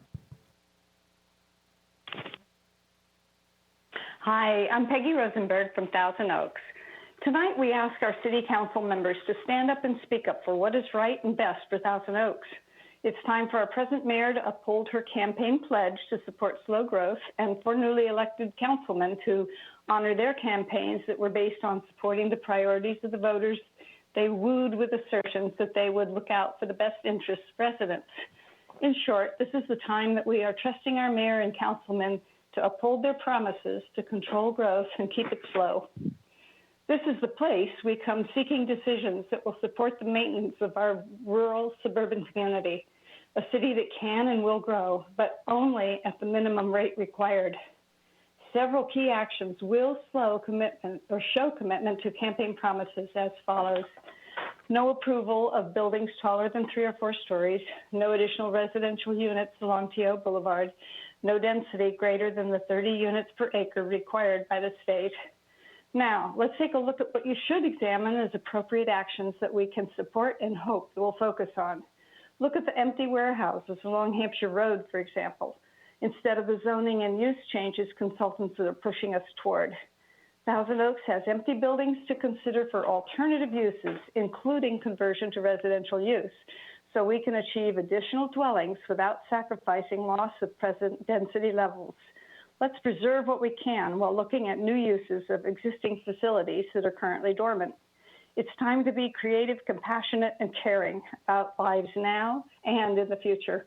We must do so in a manner that will preserve all that is good and valuable about Thousand Oaks. If we don't do so now, we won't be able to do so in the future, and we'll have only ourselves to blame. Thank you. Thank you. We have Susan The, followed by Wendy Zimmerman, and then Megan Jalil. Hello, Madam Mayor and council members. My name is Susan The, and I came to Conejo Valley 32 years ago when I was hired by Thousand Oaks High School as a biology teacher. First, I'd like to thank the City Council in advance for addressing changes to the general and redevelopment plan and changes in the preferred land use map by adhering to the City Code Section 92203, which allows for a vote of the electorate. And that indeed would be a robust involvement of the public regarding these changes, and that is much needed. My concern is that Thousand Oaks, designed as a small open space suburban village design community, was voted 11th in the most safe city in the US in 2021. It was based on crime, medium income and poverty data, high school graduation rates, redlining practices, access to high-speed internet, city budget allocations, and unemployment rates. These criteria need to be addressed specifically when changing the general plan to a core high-density development plan, which was not meant for Thousand Oaks. Because if these issues are not addressed, we irrevocably are changing the city. Further, I'm concerned that the preferred land use map proposed changes are based on a survey in which questions were largely left unanswered. What is 70% of the public in number when the survey questions were largely left unanswered? Are these 3 people that are of this opinion? 4 people? More? It doesn't say. TO has 127,000 population. 5% were surveyed. That's only 3% of the people. And of those 3%, what number of the people were these opinions for change based on? I'm concerned that these changes are based on public opinion and city staff opinions versus scientific environmental impact statements and economic impact of the city. Thank you. Thank you. Your time is up. Next, we have Wendy Zimmerman, followed by Megan Jalil, and then Cameron Mamarzia.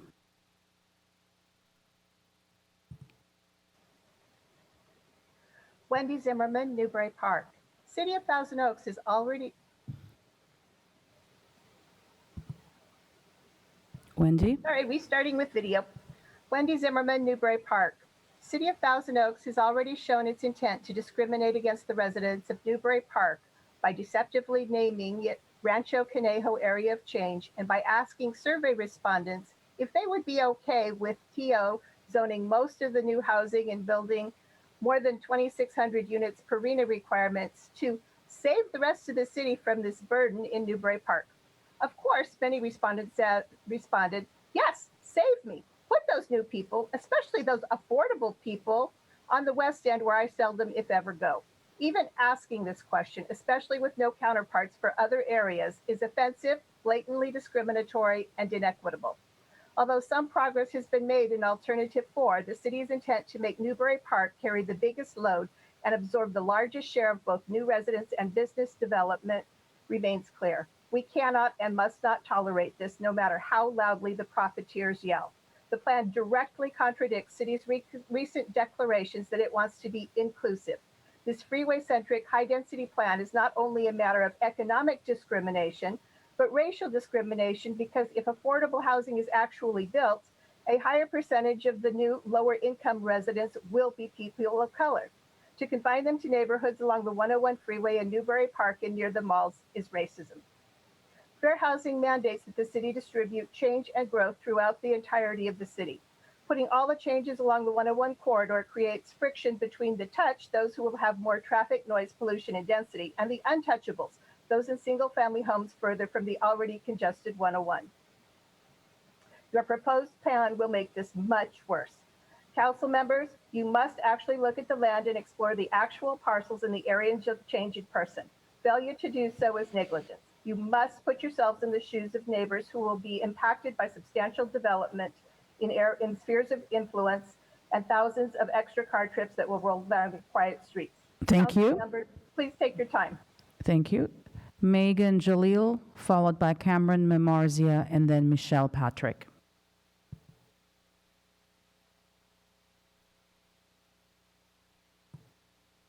Megan Jalil. Then we will go to Cameron Mamarzia. Do we have Cameron?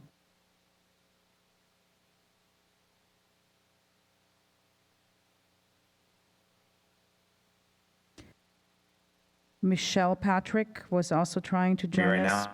Is this Cameron? Are you able to hear me? Are you Cameron? Yes, you are. Okay. Go ahead. Hi, my name is Cameron Marzia, and I'm a senior at Newbury Park High School, voicing my opinion on why the presented plan should not go through. I live in the Thousand Oaks area my whole life, and I attended Conejo Elementary School, one of the oldest schools in the district. And part of that school, you learn a lot about the city. But what especially stood out to me was the school faculty who worked there said to me, their stories of growing up and attending the same schools their kids go to and eating the same restaurants they used to and still continue to do so is what made them and me fall in love with a somewhat small town shadowed by the bustling San Fernando Valley.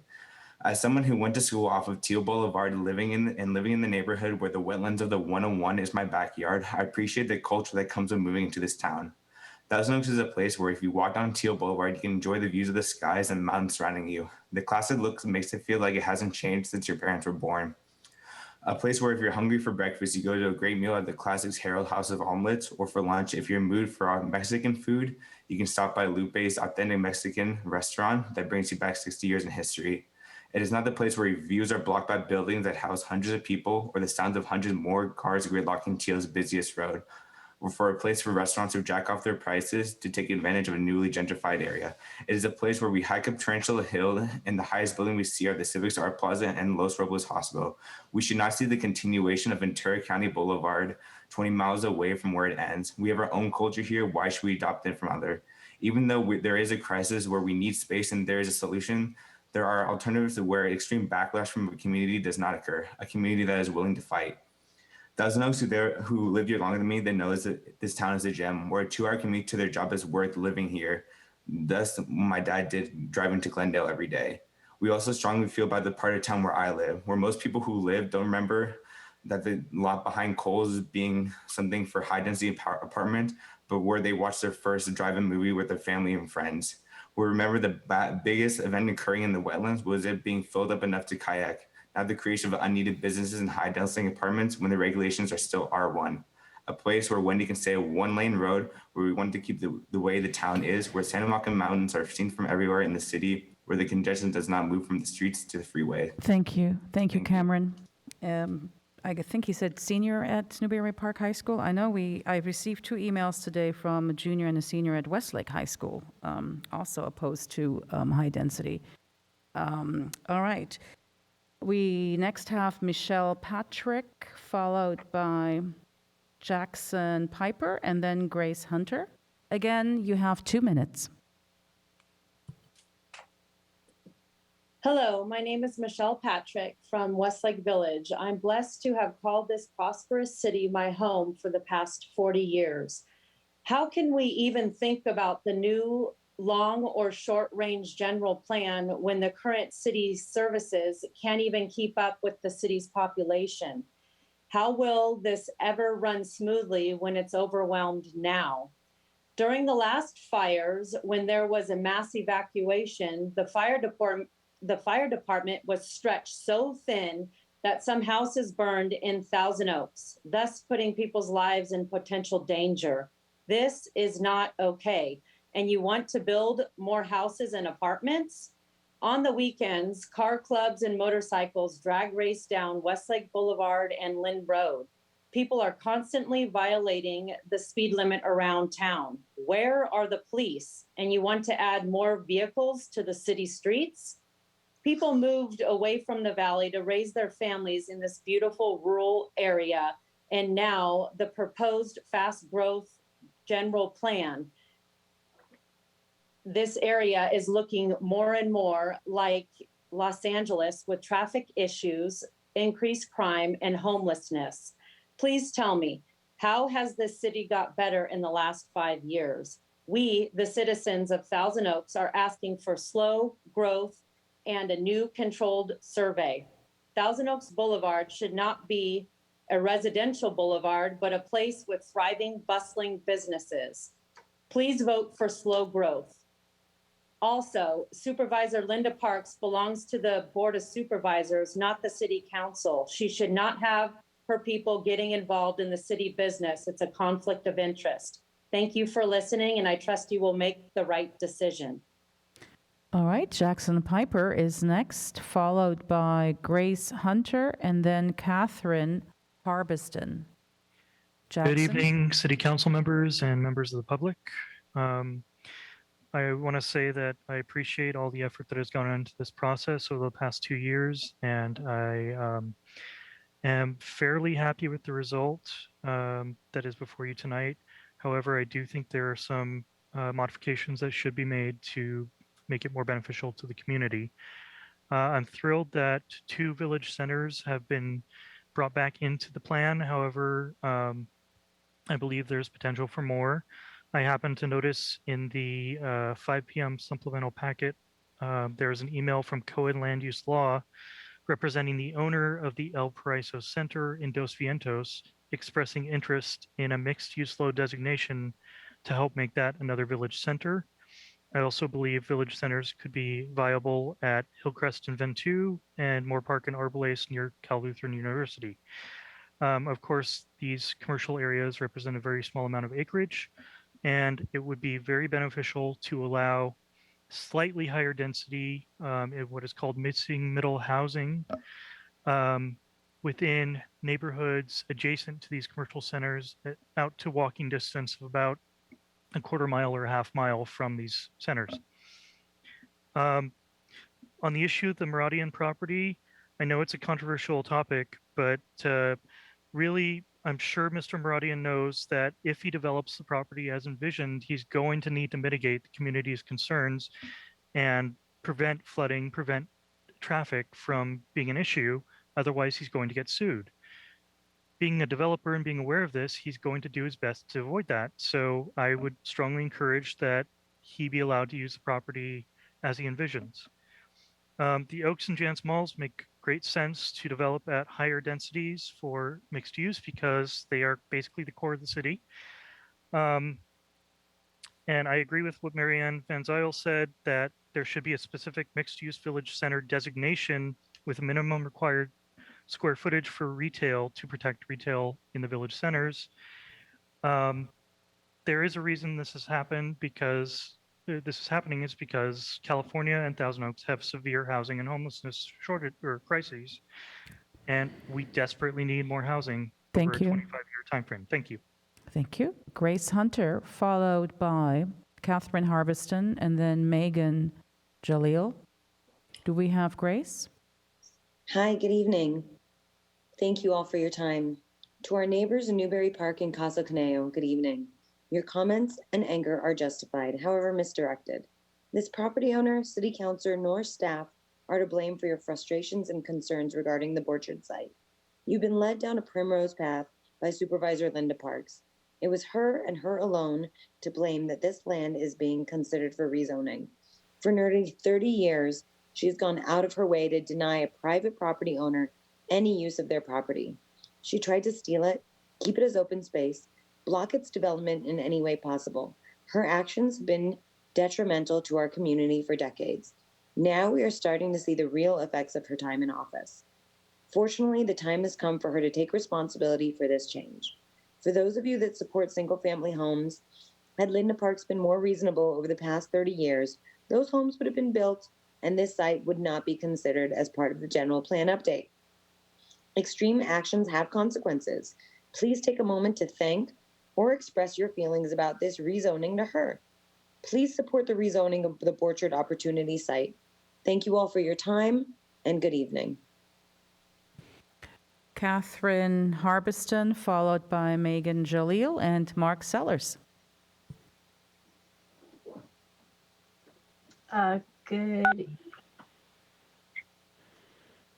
Good evening, Mayor and members of the City Council. My name is Catherine Harbiston. I'm a resident of Simi Valley, but I'm here to represent Takeda, a company located in Thousand Oaks.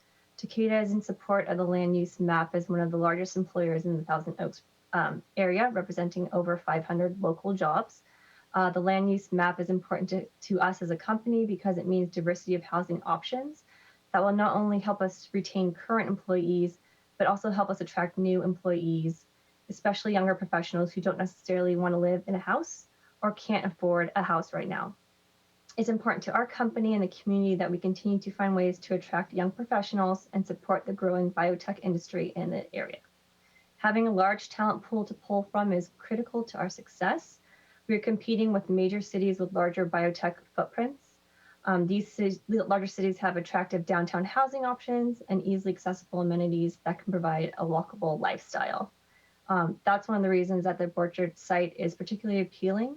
It provides the types of amenities our employees are looking for and would be something that we would highlight when we're talking with talent who aren't from the area and we're trying to attract them and interest them in relocating to Thousand Oaks.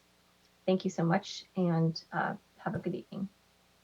Megan Jalil, followed by Mark Sellers, and then Karen Gorbach.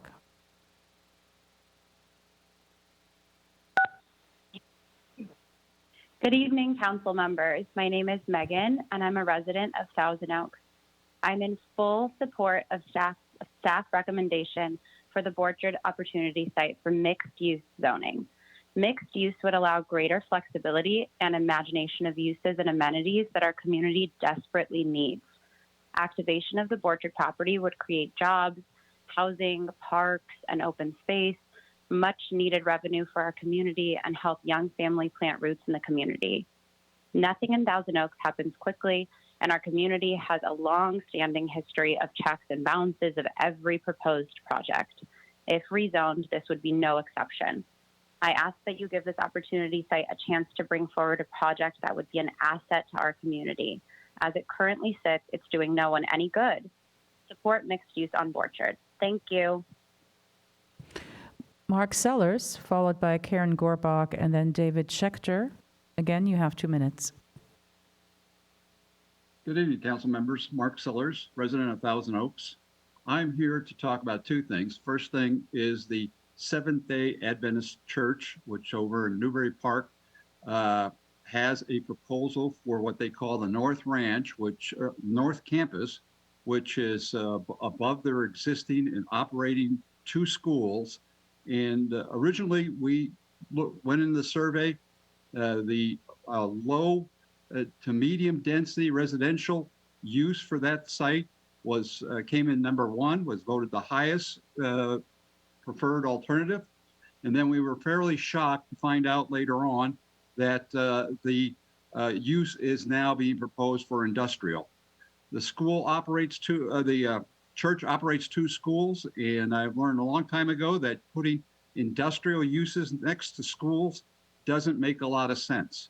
Not only were the industrial use for the residential site, but 2 established restaurant sites right next to the school were changed to industrial uses. And we feel that they ought to go back to the original commercial uses for the restaurants and also go back to the low density to medium density residential for their North Campus.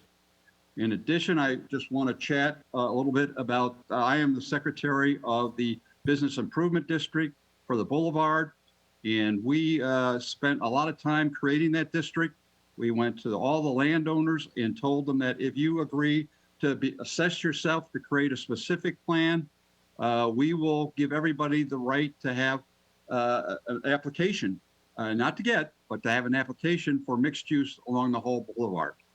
That was a fair approach, an even approach, and it wasn't discriminating between one parcel and the next, which creates a lot of untrust in the property owners on the boulevard. And that's what we feel should be applied to all properties in the bid.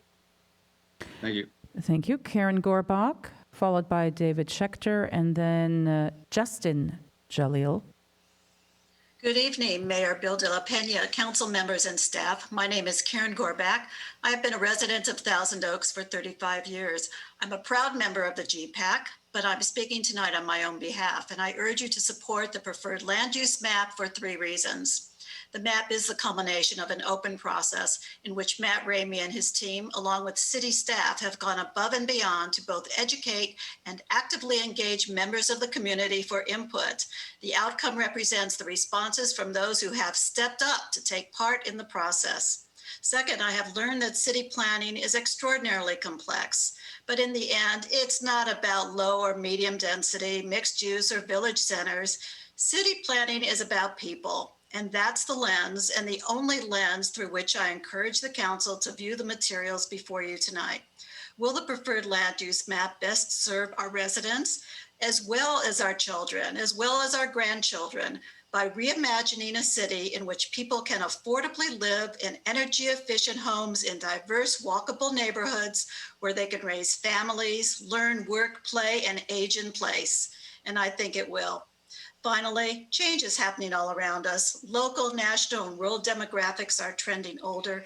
Energy is becoming more precious every day. We're making new choices about where we live and how we work and learn and engage in commerce. The housing element of the general plan update is but one factor, putting Thousand Oaks on a path toward a more livable community for generations to come, and deserves your support. Thank you.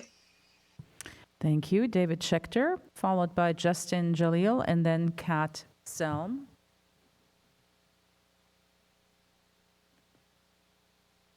Hello. Madam Mayor, it's my understanding that you ran on a slow growth platform, and it seems to me that a vote for a proposal that includes 35,000 units of housing, potentially 70,000 people, a vote for that would be a betrayal of your promises. So that's my first point. My second point, with respect to Karen Gorbach, city planning has everything to do with density. Dense developments will destroy our quality of life. And it is not clear to me where any of this is coming from. For example, the notion that people have some God-given right to live in Thousand Oaks, that confuses me. I would encourage the council to study the effects of low-income housing elsewhere in the country. Don't take my word for it. We have experience with low-income housing and what it does to communities. My third and final point, it would behoove the proponents of this proposal to articulate exactly how it is that our quality of life is going to improve with increased density and with 35,000 units. Mr. Ramey, what you said set off alarms in my mind when you said it would only impact 3% of total land in Thousand Oaks. I feel that statement was disingenuous and underhanded. Newsflash. People do not stay in that 3% of the area. People will go to work and church and school and shopping and all kinds of activities. They will spill out all over into our community and destroy our quality of life as we know it. With respect to the council, I ask that you honor your campaign promises and do what needs to be done to protect the quality of life for the citizens of Thousand Oaks. Thank you. Justin Jalil, followed by Kat Selm and Jess Wahi. Do we have Justin Jalil? Good evening, council members. Can you hear me? Yes. Good evening. My name is Justin. I'm a student and I strongly support the recommendation for the Borchard Opportunity Site for mixed-use zoning. The youth of this community needs housing as well as entertainment, places to gather and enjoy locally. Mixed use would allow greater flexibility that our community desperately needs. Activation of the Borchard property would create jobs, housing, parks, and open spaces, much needed revenue for our community, and help young families stay local. Thank you for your time. Kat Selm, followed by Jess Wahi, and then Andrea Yusim. Hello, good evening, Madam Mayor and City Council. My name is Kat Selm, and I'm a renter here in Thousand Oaks. The CONEJO Climate Coalition recommends adding mixed-use options in the village centers and keeping this designation in the Jan's Marketplace in the Oaks Mall. Distributing a diversity of housing types throughout the city can help contribute to a more affordable housing stock, create anchor points for walking, cycling, and public transit in areas near where the majority of people already live, so more residents can accomplish daily errands without driving. It can reduce the concentration of development along the main artery of Thousand Oaks Boulevard, resulting in less traffic congestion, less potential spillover into adjacent neighborhoods, and faster, safer evac during disaster situations, and revitalize existing, aging, and vacant commercial retail space to its best advantage. Please consider mixed use in all the village centers. Thank you for your time. Thank you. Jess Wahi, followed by Andrea Yusim, and then Amy Cummins. Hi, I am Jess Wyhe. Thank you, council members, for your time tonight. I am a Newbury Park resident, born and raised in Newbury Park, and now raising my own family here. You have probably received my novel of an email by now, so I'm not going to restate that for this comment. But I do just want to quickly touch on 3 points that I hope that the council will consider. As a Newbury Park resident, I am in support of the mixed use zoning at the Borchard site. I am very concerned by the comments tonight suggesting that high density is the plan of the city throughout the city. That's not the case with this plan. So I hope that they are still listening and understand that there is not high density being recommended, and we are not looking at skyscrapers currently as part of this plan. Secondly, I would like to voice my support for the council in acknowledging the Boulevard specific plan for the Boulevard businesses. And I do believe that there is a responsibility to recognize that that plan has been in place since 2011 and work with those businesses who have been adhering to that plan for the duration of this time in good faith. And last, I do hope that the city does consider its current stance on the development of village centers throughout the city, similar to the Borchard site, and what it can do for our city in terms of generating tax revenue and bringing vitality to our community is really important. And that's where I'm going to end it tonight. Thank you so much for your time tonight. Thank you. Andrea Usim, followed by Amy Cummins, and then James Christie. Again, the speakers have 2 minutes.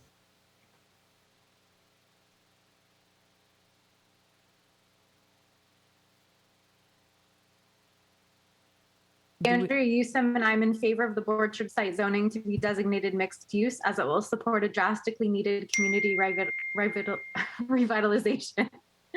When my husband and I first bought our house in Newbury Park in 2008 as a then childless couple, we knew we could stay put for a long time because of the top tier school district. However, we are a dying district because younger families cannot afford to secure new housing in our expensive community with zero affordable housing and nearly no starter homes.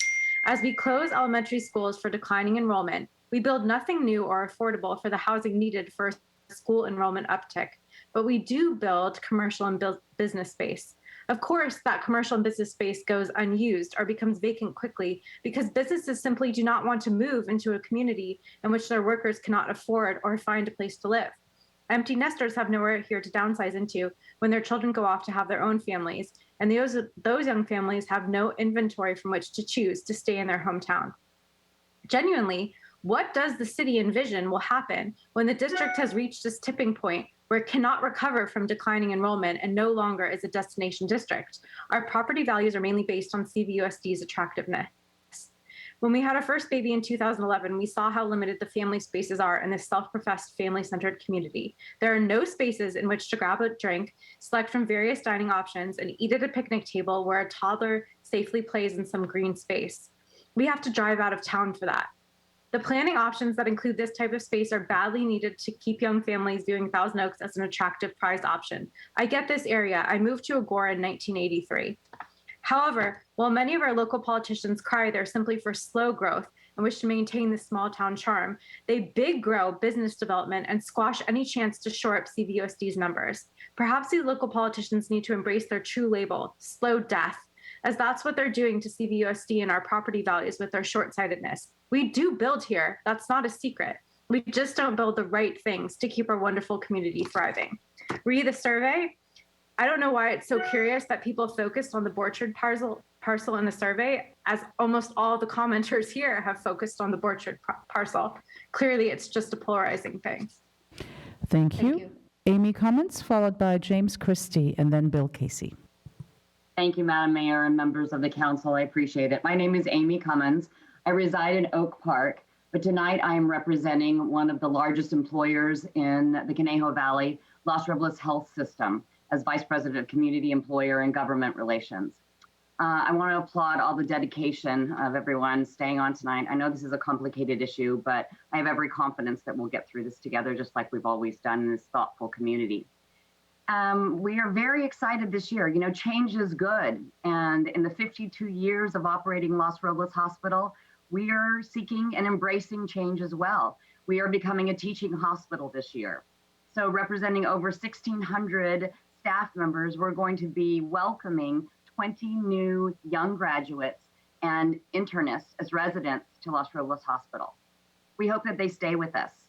Studies have shown that residents in their communities stay and want to build and grow their families, but they have to be able to afford to live here. And that's what I think that they're struggling with, even having to move here into their communities. 5 of them are local.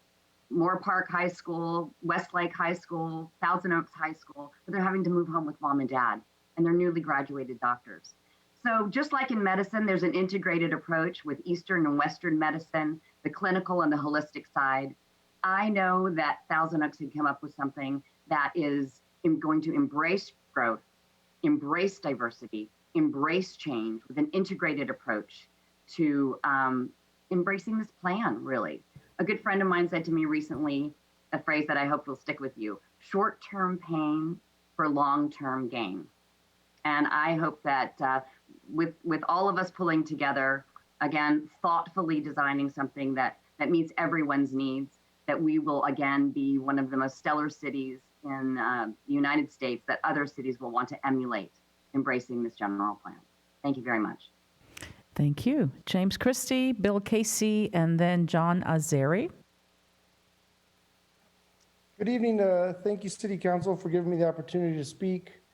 I am a resident of Thousand Oaks for the last 10 years, and I also ran a business in Newbury Park for the last 10 years. And I want to take the opportunity tonight to show my support in keeping the Borchard Opportunity Site off Rancho a one-zone mixed use. I believe that the Muradian family will provide a vibrant plan for the 37 acres off Rancho that will enhance the surrounding community by making it a single mixed-use zone. Thousand Oaks, in my opinion, needs to provide affordable housing for young families, singles, and our next generation. If we do not rethink housing in our community, we will lose many talented individuals to overpriced single-family homes.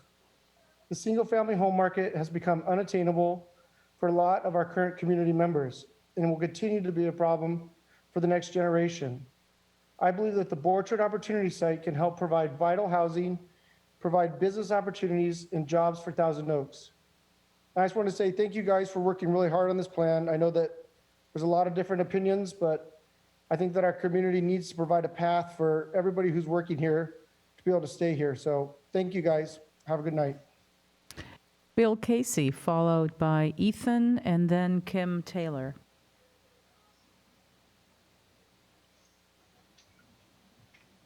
Good evening. My wife Jackie and I moved to Newbury Park 3.5 years ago and love our new home located in the area west of the Borchard 37 acreage. We are not new to the Conejo Valley. My family has lived in the Conejo Valley for many years and witnessed the growth and are very much interested in its future growth, and specifically our area, the Borchard property.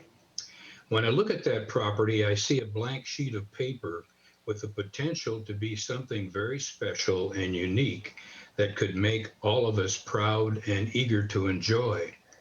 My perspective comes from a 30-year career working for Walt Disney Imagineering as a principal industrial designer. Now retired.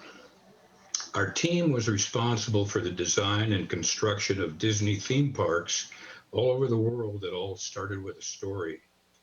I visualize a village on that property with walking and bike paths and planted buffer zones from existing properties.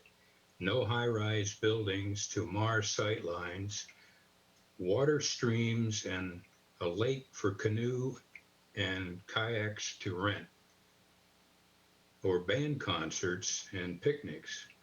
Homes could be architecturally themed in individual blocks meandering along tree-lined streets and small parks. Electronically and hydrogen-powered non-polluting trams that take passengers around the perimeter to restaurants and shops running on schedule to limit traffic and parking congestion. I've seen Sean's proposed land use concept map with all of its potential for that vision and support the rezoning of the entire property to mixed use and not split zoning. Folks, this is an unusually excellent opportunity to create an exciting mixed use concept.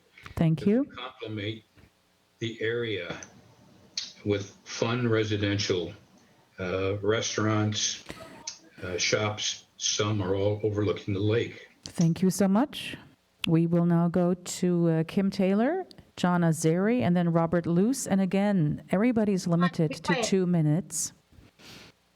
Hi, good evening. My name's Kim Taylor, and I'm a resident of Newbury Park. In fact, I was born and raised and continue to live on Michael Drive with my family today. I just want to recognize the difficulty before the City Council, and I want to honor your work as well as honor the work of the consultants.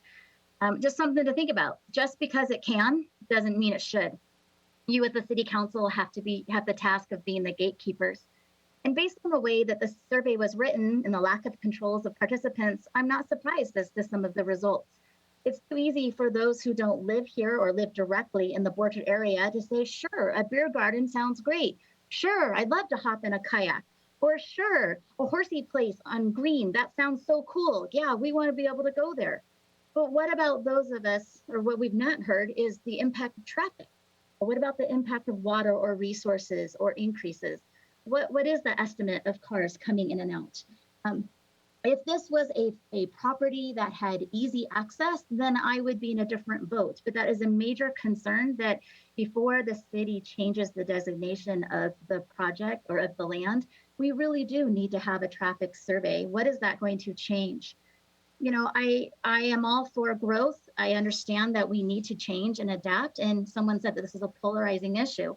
Again, it's really easy when you don't live here to say, yeah, sure, go ahead and make that change. But for those of us who do, you're going to destroy a community. Earlier tonight, I heard that the overarching goals of this committee was to maintaining or establish your neighbors, maintain the character of the neighborhood, and Mark even said to preserve the quality of life.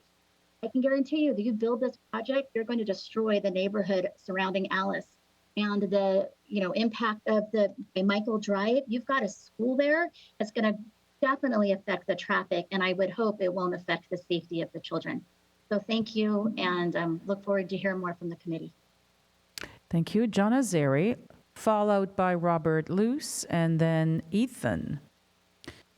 Do we have John? Good evening, council members. My name is John Azari. I'm a resident of Thousand Oaks, and I'm in full support of staff recommendation for the board, for the Borchard of Opportunity Site for mixed use zoning. Mixed use would allow greater flexibility and imagination of uses and amenities that our community desperately needs. Activation of the Borchard property would create jobs, housing, parks, and open space, much needed revenue for our community, and help young family plant roots in the community. Nothing in Thousand Oaks happens quickly. Our community has a long-standing history of checks and balance of every proposed project. If rezoned, this would be no exception. I ask that you give this opportunity site a chance to bring forward a project that would be an asset to our community. As it currently sits, it's doing no one any good. Thank you. Robert Luce, followed by Ethan, and then Adam Haverstock.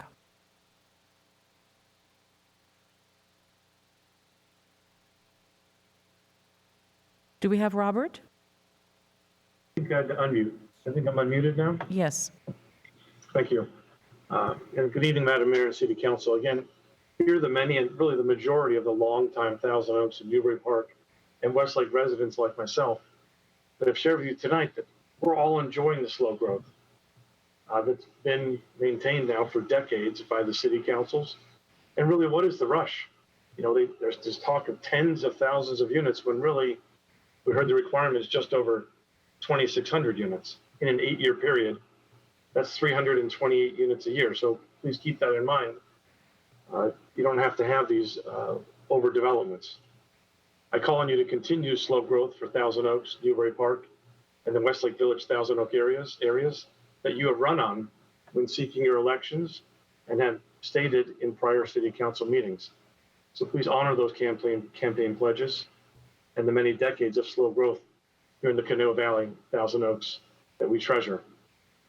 That'd be to adhere to the 35-foot maximum height limit along Thousand Oaks Boulevard and other parts of Thousand Oaks. Especially when there's been approved zoning changes that cannot be changed, like was done earlier this last year for the old Kmart site. Those traffic problems don't happen by accident. You do not have to create them. You do not have to improve developments that will obviously not pass the traffic studies. And so I ask you to continue to embrace Thousand Oaks with its slow growth, and not some survey that I haven't even heard of 5 people tonight that had heard of it. I'm sorry that I haven't, and I look forward to a survey that did stand up to the rigors of an objective survey. Again, thank you for your time, and we've been residents for over 22 years, and we do appreciate your work and what we have here in Thousand Oaks. I look forward to maintaining that. Thank you. Thank you. Now, Ethan is next, followed by Adam Haverstock and Madison Long.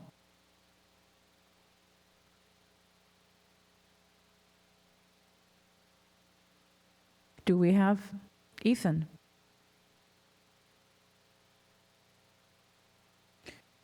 Then we will go to Adam Haverstock. Thank you, Mayor Bill De La Pena and members of the City Council. My name is Adam Haverstock, and I'm the Director of Government Affairs and Tourism for the Greater Conejo Valley Chamber of Commerce. As we wrote in our letter to the Council last week, the Chamber is very excited to support the staff recommendation map before you this evening. I wanted to thank all of the city staff and the consultants who have spent almost 2 years working on this project.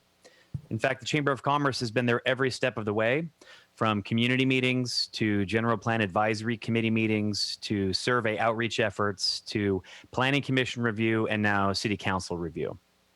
We have been here to represent the voice of employers in our community. This map is an excellent compromise, and we believe it deserves your support.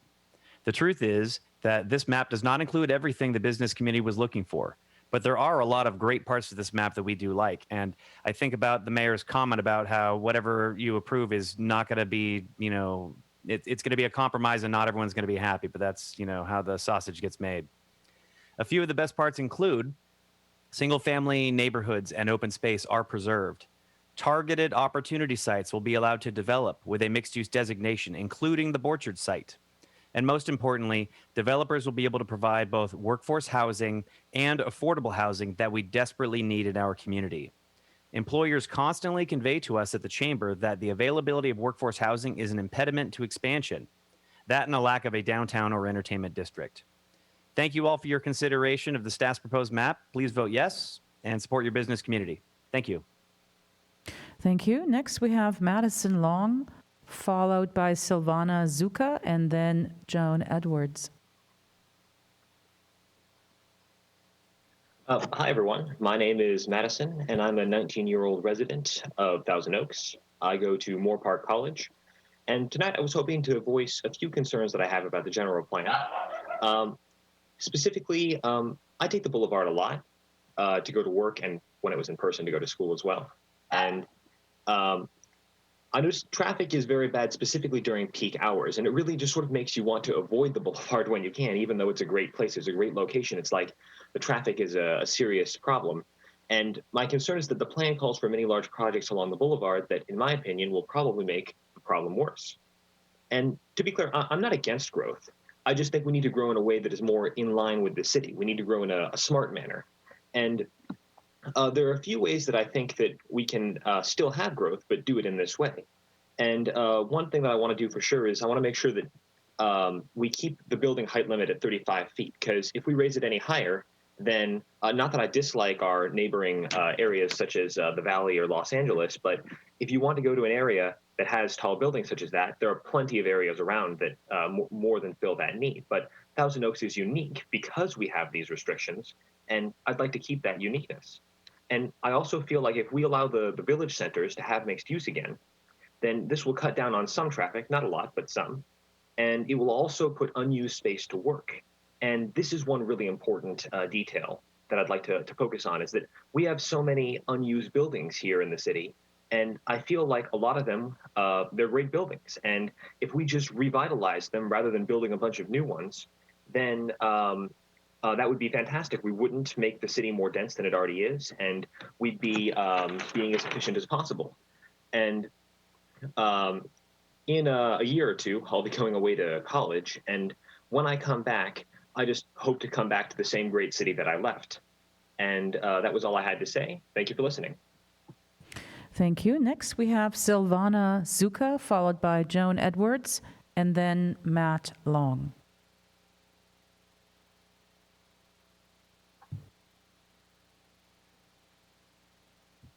Do we have Silvana? Yeah, my video isn't working. Well, we could hear you. Okay, sorry. Hi, my name is Silvana, and I have lived in Thousand Oaks since 1972. In regards to the preferred land use map, I would like to see no mixed use or residential buildings over 35 feet. If a special project would like to go above this, they should come before the City Council and allow the constituents to weigh in on the project. There are a few places the building heights should be exceeded, mainly at the Oaks Mall, the Jans Mall, and the Amgen campus. I ask that you add a new land use designation for mixed use very low that allows for 35-foot heights. Then all the mixed use low and mixed use medium on the map should be changed to the mixed use very low designation. And again, the owners can come before the council to request a higher height limits. Also, commercial regional should be removed from the map. This allows for 75 feet. These areas should be changed to commercial neighborhood, and again, come before the council and the constituents to change the height limit. Since the future of commercial is uncertain, why make such large-scale changes when we don't know what the future holds? There's time to change the map later if it is deemed necessary. Also, please reinstate the village centers as the Planning Commission and GPAC have advised for all the reasons we've heard tonight. This will disperse the density throughout TO rather than concentrating it all on TO Boulevard. The original general plan had it right. From that document, we have a beautiful city. Let's keep it that way and minimize the changes in the land use map. And also, I just would like to say, please take into account all the emails you've received, not just the speakers you're hearing tonight. Most people don't have the time to speak at these meetings. Thank you. Thank you. Next, we have Joan Edwards, followed by Matt Long, and then Sue Andaloro.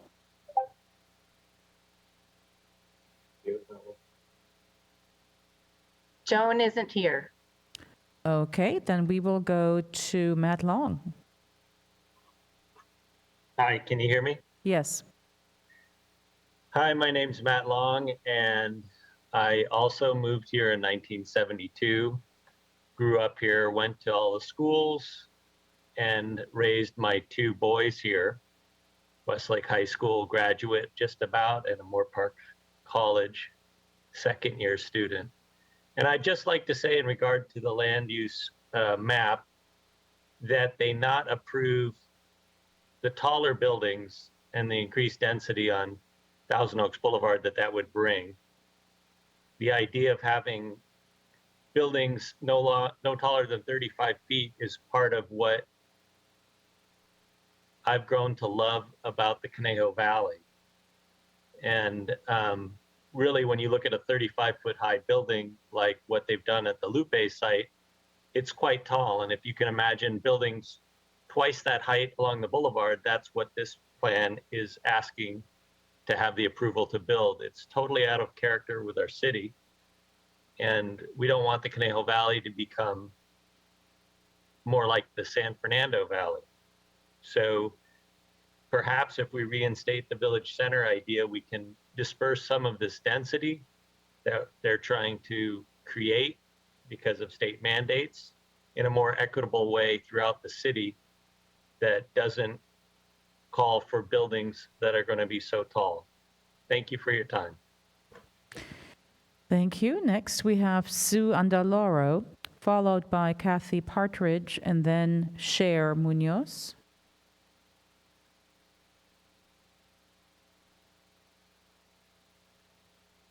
Do we have Sue? She was going to join by phone. Then we will go to Kathy Partridge by video. Hi, this is Sue Angeloro. We do I've been have a part her. of the Okay. Thousand Oaks. Can you hear me? Yes. I've been a part of the Thousand Oaks community for over a decade. Like many, I don't believe that this many people want this development. And my main concern is safety. I'm very concerned over increased traffic in already congested areas, especially high-risk fire areas. Kids playing in those areas, breathing in all the exhausts if there are going to be residential places there, and more accidents. I can't even imagine committing more space to commercial space to the area around Jan's Mall. It's like wall to wall and oversaturated already. And it's been a rough year. Let's support the businesses already here, the ones that are left. And to the people that don't like the way Thousand Oaks is now, why are you here? People always try to bring the ugly big city stuff to beautiful little towns that we moved here because we don't want to live in Los Angeles. We don't want to live in Portland. We like it here. That's all I have to say. Thank you. Kathy Partridge, and then Cher Munoz. Kathy Partridge joining via video, and Cher Munoz as well. And after Cher, we have Jim Anderson. Anyone? Kathy, Cher, Jim?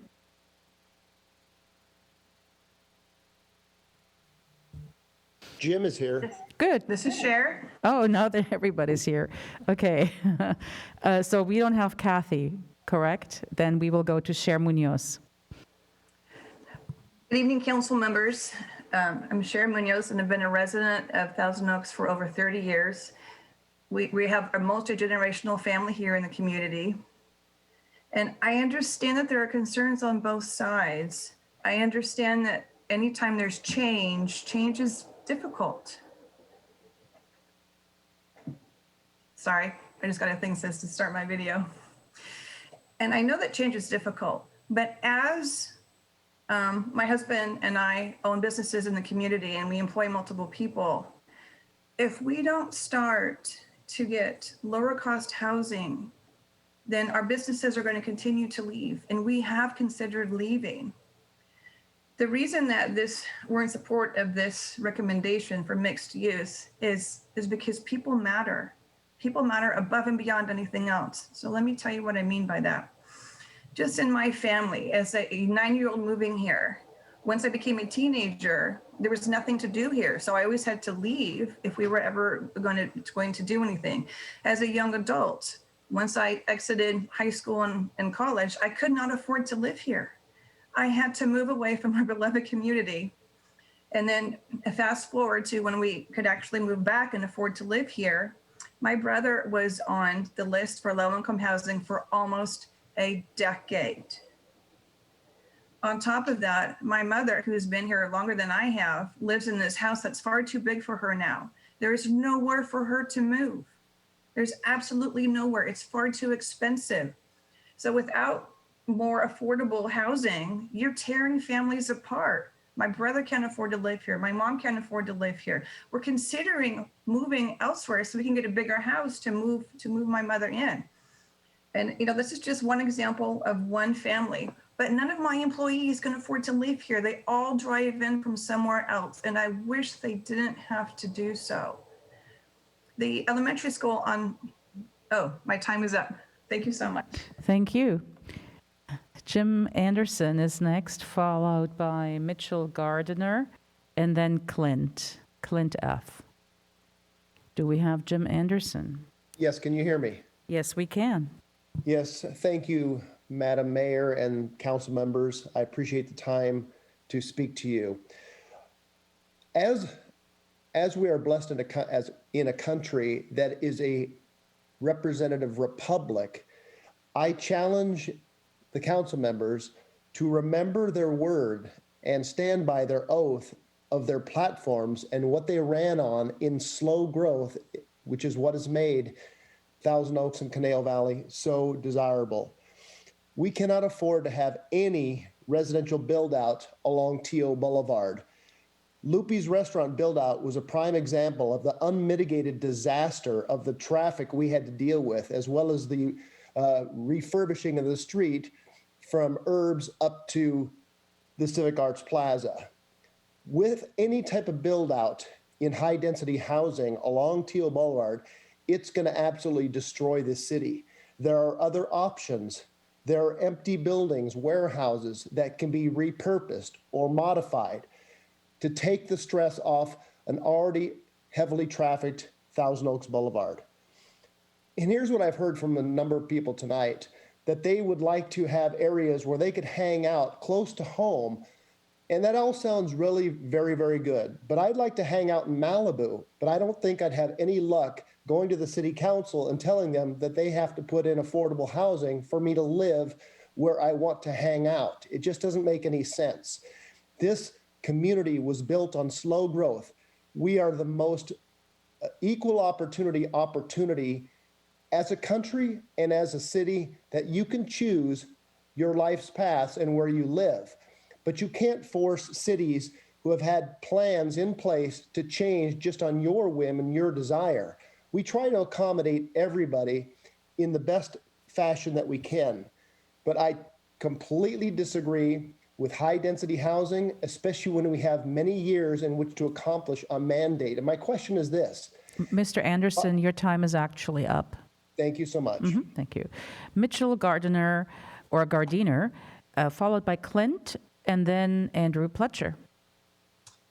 Hi, thanks for the opportunity to speak. I put myself in front of this 7-story building just to illustrate the scale of what we're talking about changing our community into. I don't think I know a single resident who would be okay with something like this flanking the boulevard or frankly, anywhere else in our community.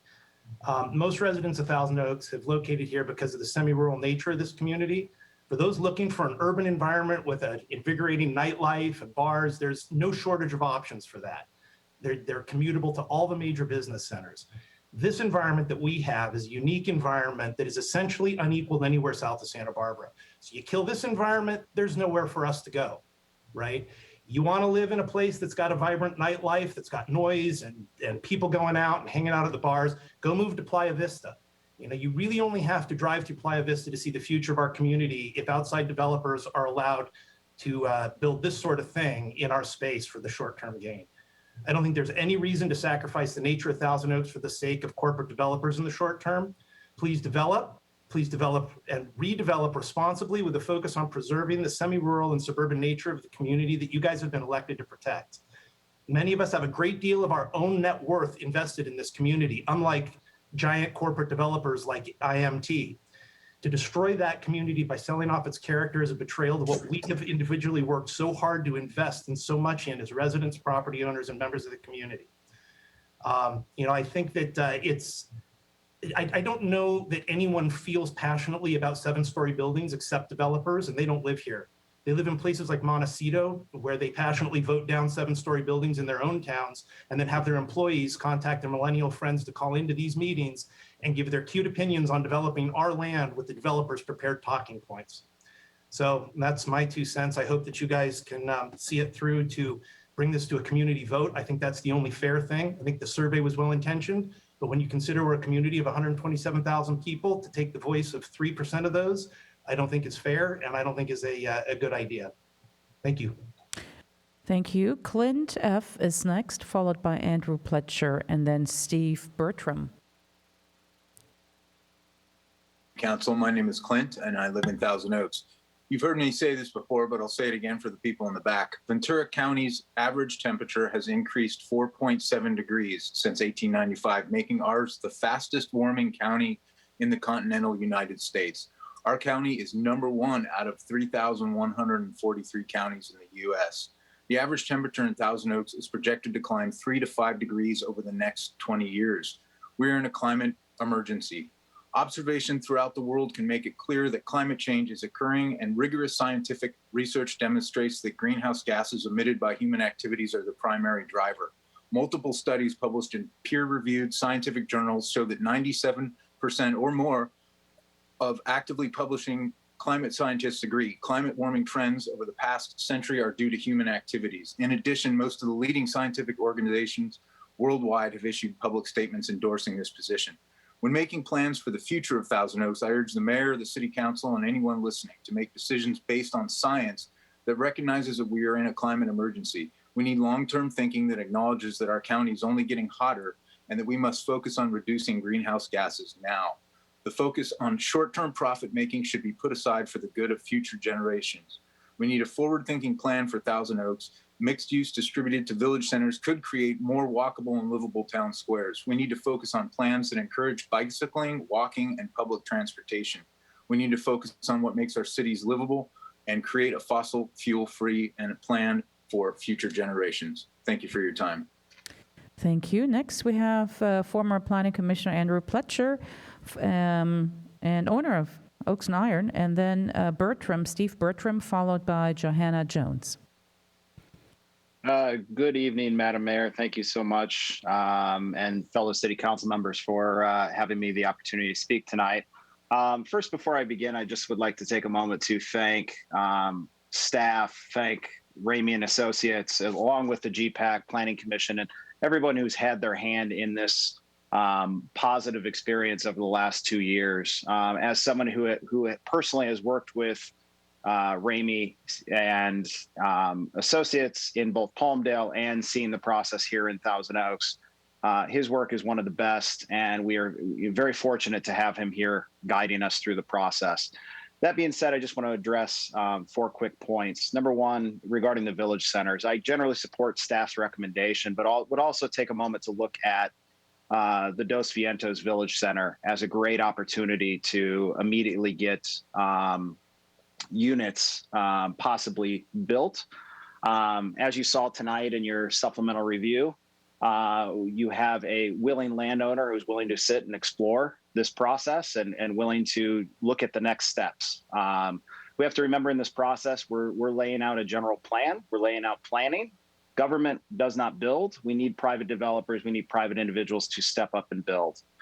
I generally agree with staff on the recommendation of the Rancho Conejo Opportunity Site. I think working with the applicant and their open space buffer and the willingness of him to work with both the neighbors and the city, should take it to the next level and allow his concept to be heard. We have to remember that this concept will still go through the environmental review and environmental process. Number 3, completely supportive of the Thousand Oaks Mall and Jan's for low density mixed use. I've advocated for this position for a number of years because of setback, street coverage, and traffic. And finally, number 4 is, I believe, the SB 20, or the Boulevard Specific Plan. A lot of work has gone into it over the years from staff, from the bid, and city council members, and that should be recognized and carried over. Thank you so much, Madam Mayor. Thank you. Next up, we have Steve Bertram, followed by Johanna Jones and Cheryl Hall. Hi there. Hi, good evening. My name is Steve Bertram. For the past 4.5 years, I've been the Chief People Officer of Atara Biotherapeutics, leading a 10-fold increase in employees for the company in Thousand Oaks. Last month, I launched a human capital advisory practice supporting the life sciences sector in the greater LA area generally, and specifically in the Conejo Valley. Prior to Atara, I spent 18 years in leadership positions at Amgen. A challenge that all life sciences companies face is attracting and retaining often earlier in career talent. The labor market is extremely competitive for these highly sought after and highly educated scientists and associated experts. Attracting and retaining talent is arguably the #1 challenge that these companies face daily. The greater Thousand Oaks area has tremendous lifestyle and quality of life advantages that cannot and should not be compromised for the sake of growth. Having said that, the area is at a pivot point in the establishment of a marquee industry in the region focused on life sciences in the golden age of biotechnology. Companies in the area include, of course, Amgen and Takeda, but also companies like Atara, Capsida, Dantari, Oncovalent, Arcutis, A2, Accelerin, Mankind, Wildwood, and Latiga, many of which were incubated by Westlake BioVentures. I am understand better, probably better than most, the delicate balance between adding housing units while maintaining our outstanding natural beauty and avoiding rampant growth. However, I would argue that if we do not refresh the people coming into the community on a continuous and sustained basis, we risk diminishing the overall quality of life in the long term. All of this is a long way of stating that I think the plan as presented this evening strikes the correct balance that will support this community for years to come. Is it everything that I would like? No. Does it reflect reasonable compromise and incorporate the feedback from various constituencies? I think yes. As my time expires, let me leave you with 4 thoughts. 1, the plan as presented represents a reasonable set of compromises that ensures our quality of life is maintained. 2, the plan provides the opportunity for development along certain classifications. It does not approve any specific development. 3, as our community demographics evolve, so does the opportunity to enhance the community going forward. And finally, thank you to the city staff, leaders, and elected officials for bringing this plan forward this evening. Thank you. Thank you. Next, we have Johanna Jones, followed by Cheryl Hall, and then Kathy Partridge. Hi, thank you so much for your comments earlier, and thank you to the RAMI group for updating the general plan to reflect the voices of the people. I moved here as a child when I was 2 years old, which was just over 40 years ago. I bought a house, actually the one I grew up in from my mother, raised children, and I built a business here. I'm also the co-founder of 805 Resistance, where we have pledged to push for equity and inclusivity in Thousand Oaks. I'm not the same person I was 40 years ago, and I don't want the city to be the same either. I want to evolve away from the original white flight, elitist, anti-busing city that we were founded as to values that include equity, inclusivity, flexibility, climate, and the forward thinking to include different levels of housing for all populations and our millennial tech and biotech population who want community things to do and flexible living. They don't want to buy suburban houses. The way of the future is not the way of the past. The development of the Rancho property hits so many of these opportunities in one build, and Thousand Oaks does not have enough open land to develop on. And this is one of the rare opportunities that we do have to meet all of these needs, to support all of the hub of tech and biotech, and to bring in a diverse population. I ask that the City Council support the general plan recommendation by staff and really focus on developing the areas that we can help all people with. Thank you.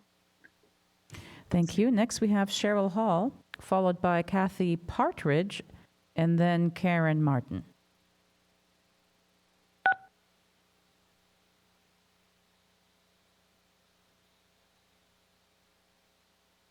Cheryl Hall was going to join via phone. Hello? Yes, go ahead.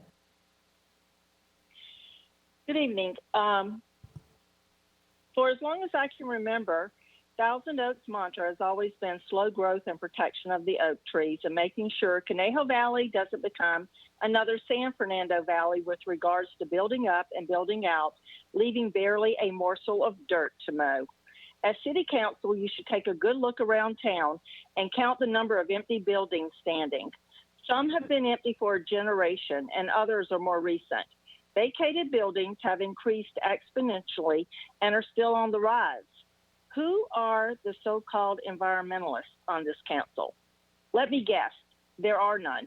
Being an environmentalist was just a disguise to get elected. We've seen this before with Linda Parks, claiming to be one, yet she's responsible for spilling 85 million gallons of raw sewage that cost taxpayers over $2 million. And again, taxpayers had to foot the bill for the atrocity of Oak View homes becoming unlivable because she decided to divert the Ventura River.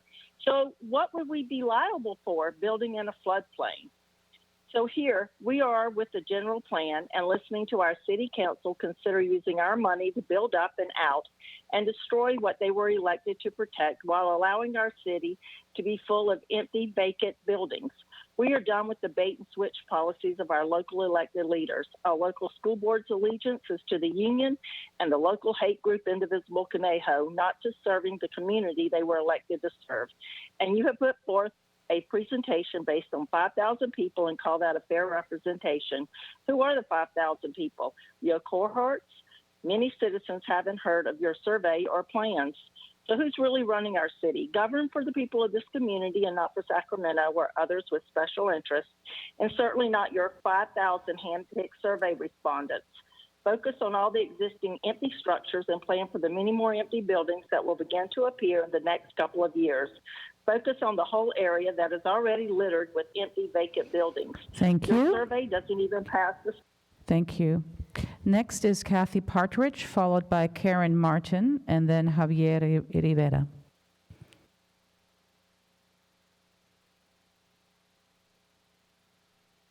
We tried Kathy earlier. Do we have her now?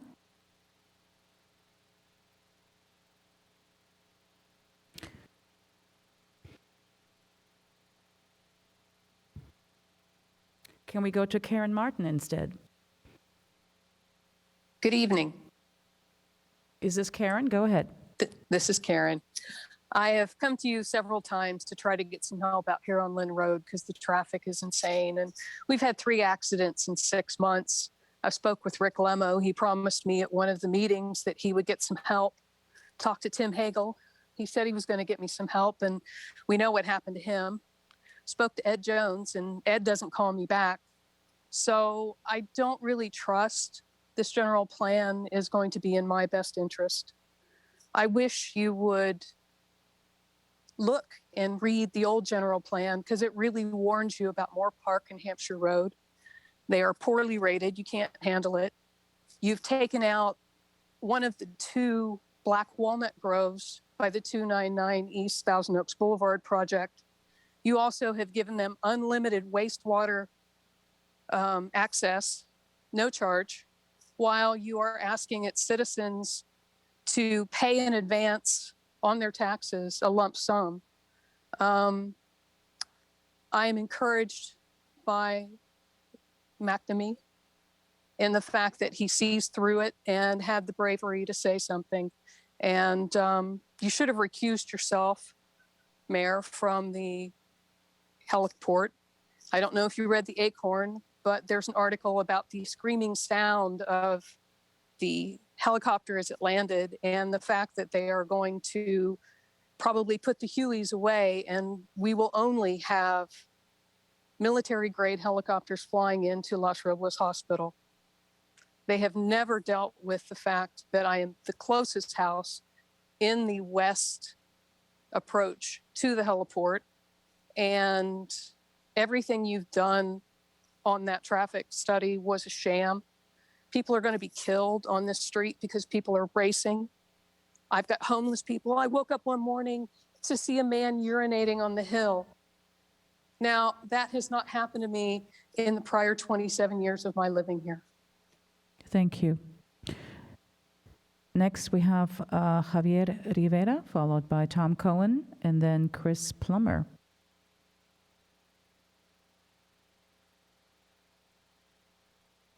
Do we have Javier Rivera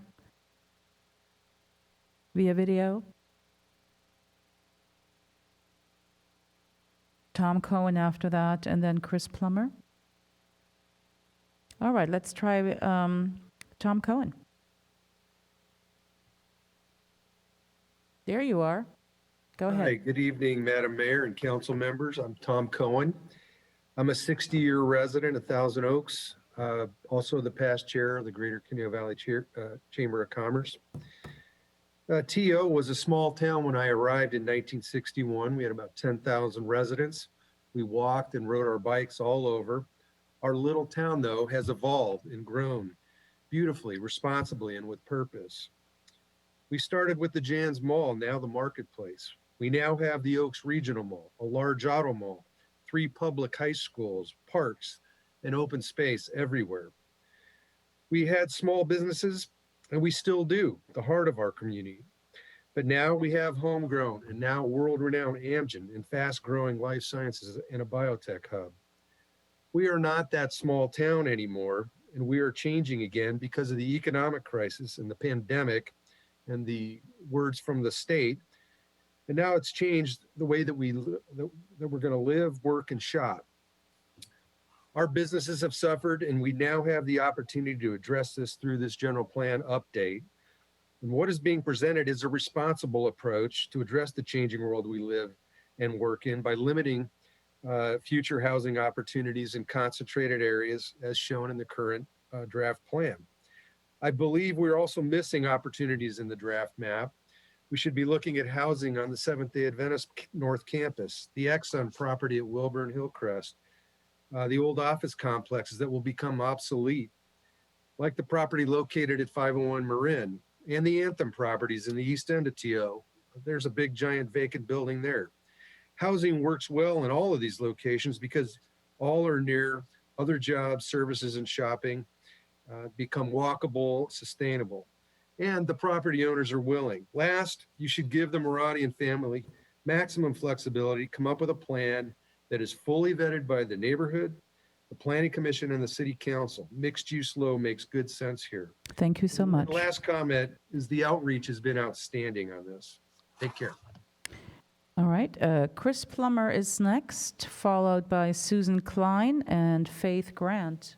And then we will take a little break again. Hi there, thank you. My name's Chris, and I live in the neighborhood adjacent to the open land between Borchard and Wendy. I'm probably one of the more newer residents to Newbury Park. We moved here 4.5 years ago from the big city life of Studio City in LA to get away from, kind of all of that. We love it out here. We love the quiet, slow growth, small town feel that Newbury Park has always offered. And we're very concerned with this plot of land and it being overdeveloped. It was one of the reasons we bought the house here, was that we understood nothing could be developed on it, or if anything, single family homes. I was riding around the neighborhood on my bike today, and I'm trying to picture thousands of people coming into this area, up and down Alice, up and down Denise Street, and it's just going to cause a nightmare. I mean, there's just nowhere for these cars to go. A gentleman earlier alluded to how many trips would be going up and down these streets, trying to make turns out of Alice on the Wendy, and the single lane on ramps. It's just, I don't think we can handle this sort of amount of people to come into this area. But I would like to support the landowner and have him, offer him the ability to build on that land. I just would like to request it stay as R1 zoning. So thank you very much. And thank you for everyone participation on both sides. I appreciate that. Thank you. Next, we have Susan Klein, and then followed by Faith Grant. Do we have Susan? I am. Yes, I'm here. Go ahead. Thank you for giving us the opportunity to contribute to this critical task of determining the future of our hometown. I understand the responsibility on you and want you to know we're with you. Many of you campaigned on slow growth. We trusted and elected you to represent us. In the late 60s, early 70s, when building of most housing tracts took place, we learned from other cities what would be avoided so we could provide beautiful living environments for everyone. Most of the streets in the tracts have cul-de-sacs to keep traffic controlled. Our homes are separate from our business districts. Our cities need modern updates, which will be presented to the voters at a special or general election as mandated in our codes for development. A survey with less than 2,000 responses is interesting, but not acceptable. I've had the privilege of helping people move into our community for 30 years.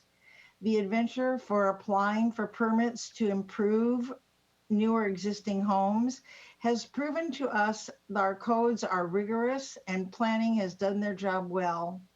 We are in the top 10 cities in the nation for most strict codes that have been successful improving in preserving the needs for growth and goals for serving an ever-changing diversity as young families and people from all over the world move here.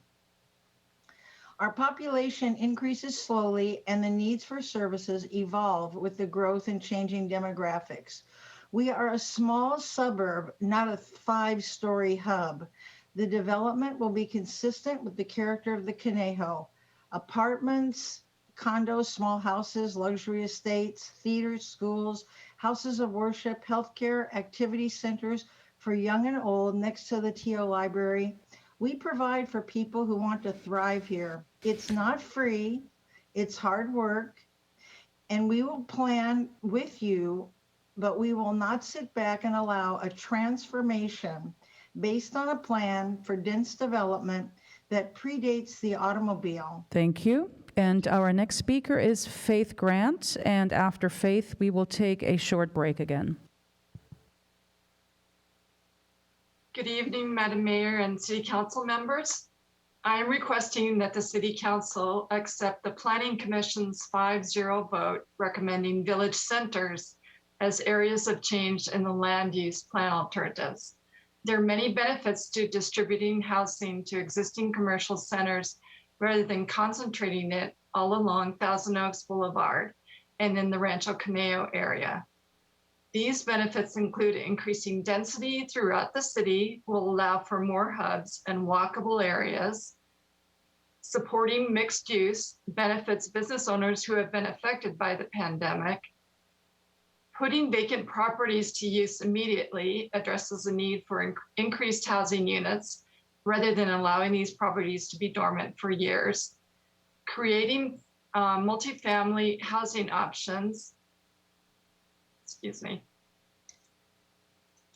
closer to home for younger generations and seniors, also preserves single-family neighborhoods, reduced need for increased density in housing projects along Thousand Oaks Boulevard, and easier mobility around the city and improved access to routinely needed services for more residents that also reduces routine traffic and parking congestion. Let's put village centers in the plan, a plan that clearly benefits our residents instead of overemphasizing developing. Thank you. Thank you. And with that, we will take a brief break.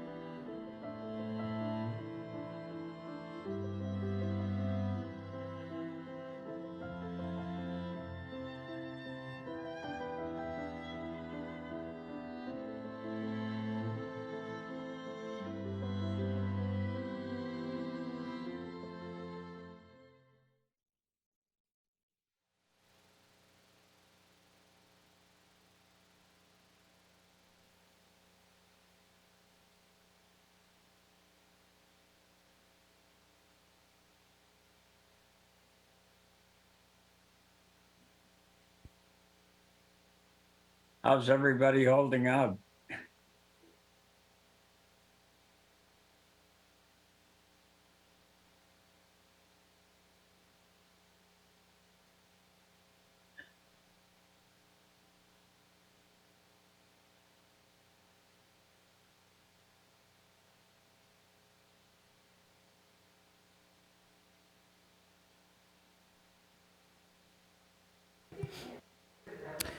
Good evening again. We are now going to continue the meeting. Thank you very much for your patience. At this time, I would like to ask one of my colleagues, perhaps Mayor Pro Tem Engler, to make a motion to continue the meeting past 11 o'clock. Madam Mayor, I'd be happy to do that. Continue the meeting past 11 o'clock. Do you want to try to 11:30 or just go back past to 12? Probably midnight at least. Mm-hmm. I make a motion that we extend our meeting time till midnight tonight. Thank you. Can we do just general consent? I would imagine. Is that okay? Very good. Fine with me, yeah. All right. We will then continue with probably the third time now. We will try to get Kathy Partridge. Do we have Kathy Partridge?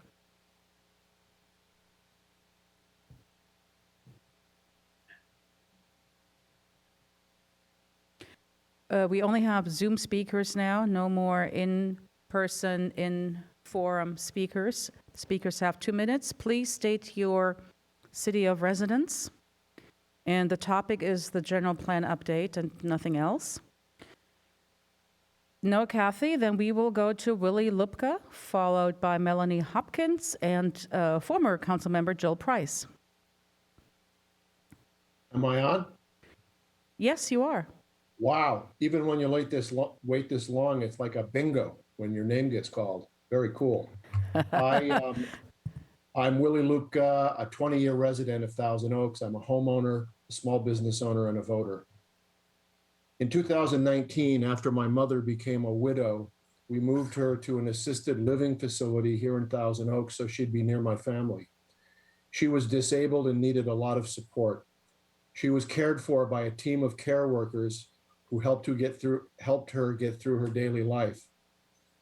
When the COVID quarantine prevented us from visiting her, we got a webcam installed so we could visit by video. That was made possible by one of the staff members who set it up and taught her to use Zoom. We are grateful because those video chats allowed us to have some togetherness before she passed away last August.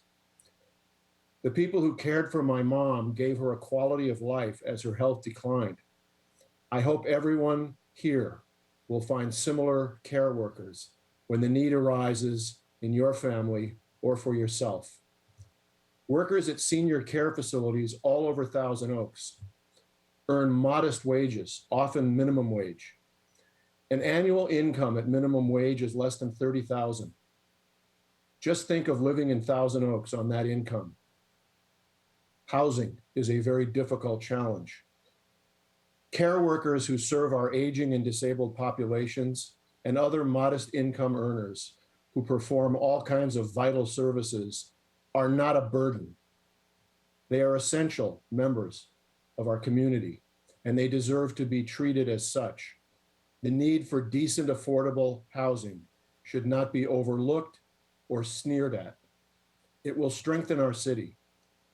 So I'm encouraging you, council members, to approve flexible zoning as much as possible to provide opportunities for adding more affordable housing capacity, especially at locations where the most realistic possibilities for development exist, including vacant land parcels where new construction can occur. Thank you for listening, and I wish you all wisdom and stamina. Thank you. We will need that. Next is Melanie Hopkins, or should we try Kathy again? I see Kathy's name still on there. No, is all gone. Okay. Melanie Hopkins, followed by Matt Morrison. Good evening, council members. Thank you for all of your time tonight. My name is Melanie Hopkins, and I was born and raised here in Thousand Oaks. After nearly 10 years living in other states for college and jobs, my husband and I have recently returned home. We're actually currently in the process of buying a home in the Rancho Conejo area of Newbury Park and look forward to starting a family here where we both grew up. I think we can all recognize the lack of available housing in the area, much less affordable housing options, which is why I strongly support the need for additional units that allow other young people like myself to call Thousand Oaks home as well. I'd be remiss if I didn't mention the current average age of Thousand Oaks residents isn't exactly ideal for a couple considering starting a family here, but we can fix that by making the area both affordable and appealing to young professionals. In addition to the need for affordable places to live, we're in need of more fantastic businesses in our area. There shouldn't be a reason for Newbury Park residents to have to flock to Westlake to enjoy what Stonehouse has to offer. But currently, places like Stonehouse and Tarantula Hill Brewing are limited around here. In the remote working world that's become familiar to many of us, it's more important now than ever before to have nearby restaurants, outdoor areas, wineries, breweries, to enjoy this beautiful place that we all live in. Because of our growing need for affordable places to live and businesses and gathering spaces that appeal to young professionals and growing families, I'm particularly excited about the potential for a mixed-use designation in the Borchard area. I'm excited to be back home in the Conejo Valley and hope to see it to continue to be a great place to live, work, hike, eat, and raise a family. Thank you. Thank you. Next, we have Matt Morrison, followed by Craig Leitersdorf, and then Stephanie Meyer or Mayer. Again, you have 2 minutes, and please state your city of residence. Hi, my name is Matt Morrison. I'm a resident of MOORPARK, but my business is in Thousand Oaks. My family has been here since 1937, so we've seen a lot of growth. My grandfather was a city treasurer that signed the check that made Thousand Oaks a city. We own that property since that time, and our property is consisted of 2 contiguous parcels in the 3% area that is affected. We're currently zoned commercial residential. The map shows that the larger lot would be zoned mixed use low and the smaller one residential medium. I'd like to know if the proposed changes reduce, limit, or change what we can do currently with our property. As a commercial resident, I don't know how to see what our FAR was, and will it be less in the new proposal? The results of the survey, I believe, are in question. When my family moved here, there was 250 residents. Now we're at 125 or 130,000. And I support growth. I've grown up here. I was born and raised here and seen this city grow. But it's always been responsible growth through the leadership of our city council of the past. And, you know, I believe the current plan in place now has a cap on the number of residents allowed. I don't see why bringing 35,000 new residential units in does what the state is mandating at 2,600. I do understand the issues of having to bring housing to an area where they need to be close to their jobs. But what is the impact on schools, roads, police, fire, transportation, water, et cetera? I would ask that the council back off, get a better survey of what the residents really want, and let's move forward in the same responsible growth area that we always have done in this city. Thank you. Thank you. And we will go now to former council member and Mayor Joel Price. Sorry, Joel, your name had disappeared off the list and then popped back on. Hi there. Hello, thank you very much. The process of creating a new land use map for the city represents untold opportunities for all of us. During this process, there has been significant discussion about the housing mandates being forced upon cities by the state. Our city has done a great job limiting growth for many years, and if we're smart, we can continue to maintain control. Refusing to recognize these mandates will place us in the crosshairs of the state and result in a complete loss of control. Imagine being forced to allow 8-story buildings within a quarter mile of a transportation corridor. Imagine if every single family homeowner were allowed to divide their lot and build 4 units on their property. These are just a couple of bills authored by state legislators that, if we're not careful, could find their way to becoming a reality. I live in Newbury Park, and I'm fully supportive of additional capacity being placed in various locations identified in the staff report. It strikes me as odd that some who claim to support the development of a biotech corridor in the Rancho Canaria area would then deny the opportunity to provide housing for the employees of those businesses willing to invest millions of dollars in our community. I recognize that the 37-acre Borchard property represents the single largest undeveloped privately owned property in the city. It was determined to be an opportunity site in 2017 and remains such to this day. While I recognize the site poses significant challenges, those issues would and could be addressed through the planning process. Staff's recommendation, the site specific policies be attached to the property would ensure that any and all issues would be mitigated. Tonight, you have an opportunity to ensure the financial future of our city by approving a plan that would significantly increase both property and sales tax revenues for the foreseeable future. This is vital to our ability to provide the services our residents demand and would stave off any reductions or elimination of services. This process is about compromise. Nobody gets everything they want. Sky's not falling, and we owe it to future generations to provide a place for them. Progress doesn't come from looking in the rearview mirror. It comes from staring out the windshield and having the courage and vision to look forward. I'm looking for sensible, measured growth that we control and at a rate our city can easily absorb. This is a marathon, not a sprint. Having watched the process, reviewed the staff report, I'm in full support of the recommendations, and I encourage you all to do the same. Thank you. Thank you.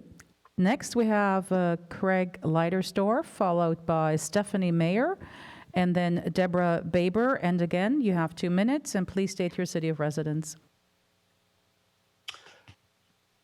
Madam Mayor and council members, I am Craig Leitersdorf. I reside in Thousand Oaks. I appreciate your service on our behalf.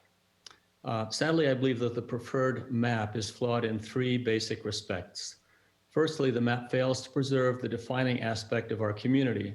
It's a balance between residential neighborhoods, commercial and industrial use, and ample open space with unimpeded sightlines. The strong support for Measure E and the SOAR initiatives in the past attest to the widespread appeal of the current balance. We're talking now a balance not in area, as was mentioned earlier, but in terms of density. Secondly, as a practicing engineer, I believe it is irresponsible to develop a preferred map without first identifying the key constraints. Specific concerns include water. Are we really confident we can supply water for up to 70,000 additional residents in a reliable and cost-effective manner when we have struggled to rise to the challenge of repeated droughts in the recent past? How about traffic? Are we able to accommodate the traffic associated with substantial increases in the residential and working populations in our community? And finally, power. Increasing the population of our community by 50%, as could conceivably occur under the proposed plan, will place additional stress on our already challenged electrical grid. Would it not be prudent first to assess the nature and extent of such constraints before embarking on a comprehensive plan of development? And finally, I believe that adopting a long-term plan and land use map would be inappropriate at this particular time due to the transitional nature of the period from which we're emerging. The state of California currently mandates that we add approximately 2,600 new homes, not tens of thousands. And that mandate may well change as we move forward, and we can react accordingly. And as we emerge from the current pandemic, people appear to be seeking lower residential densities and remote working opportunities, the antithesis of the rationale for the draft map, where we're increasing densities. And so based on the foregoing, I respectfully request that we reject the draft map in favor of a more balanced plan designed to meet the state's short-term mandate while taking relevant constraints into full consideration. Thank you for your consideration also. Thank you. Next up, we have Deborah Baber, followed by Beverly Wirtz, and then John. Thank you. Good evening, elected civil servants. And I don't use that phrase pejoratively, but rather as a teaching moment to remind you and us of the proper role we play in government. You work for us, and it's not the other way around. Ms. Baber, what is your city of residence? I'm in Port Hueneme, but what happens in Port Hueneme or Thousand Oaks doesn't stay there. This is why I was alarmed. This past year, I focused my attention on government because of its overreach and intrusion into our lives. This is why I was alarmed that the very first item listed under reasons for updating the land use map is to satisfy state requirements. You were not elected to govern on behalf of the Republic of California. That is not your job or your jurisdiction.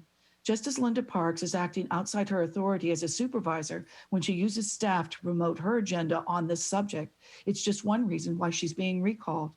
Earlier, Speaker talked about the 50-year-old plan. Was it evaluated to see how the theory played out against practice? Are there any lessons to be learned? Also, do you realize there are over 600 pages of materials to be reviewed?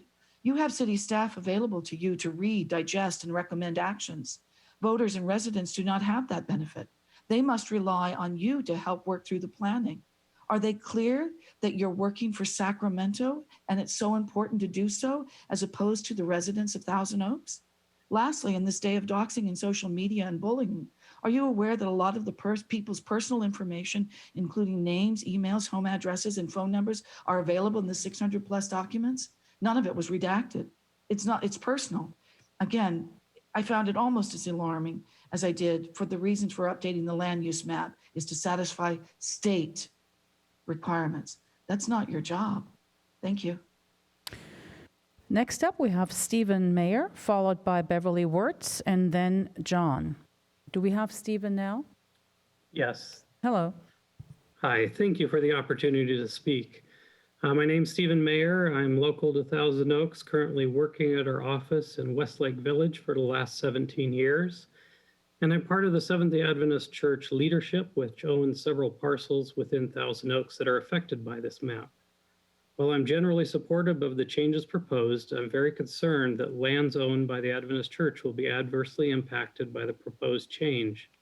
Specifically, I'm referring to the North Conejo Ranch area, not the wetlands, though we once owned that property until 1978.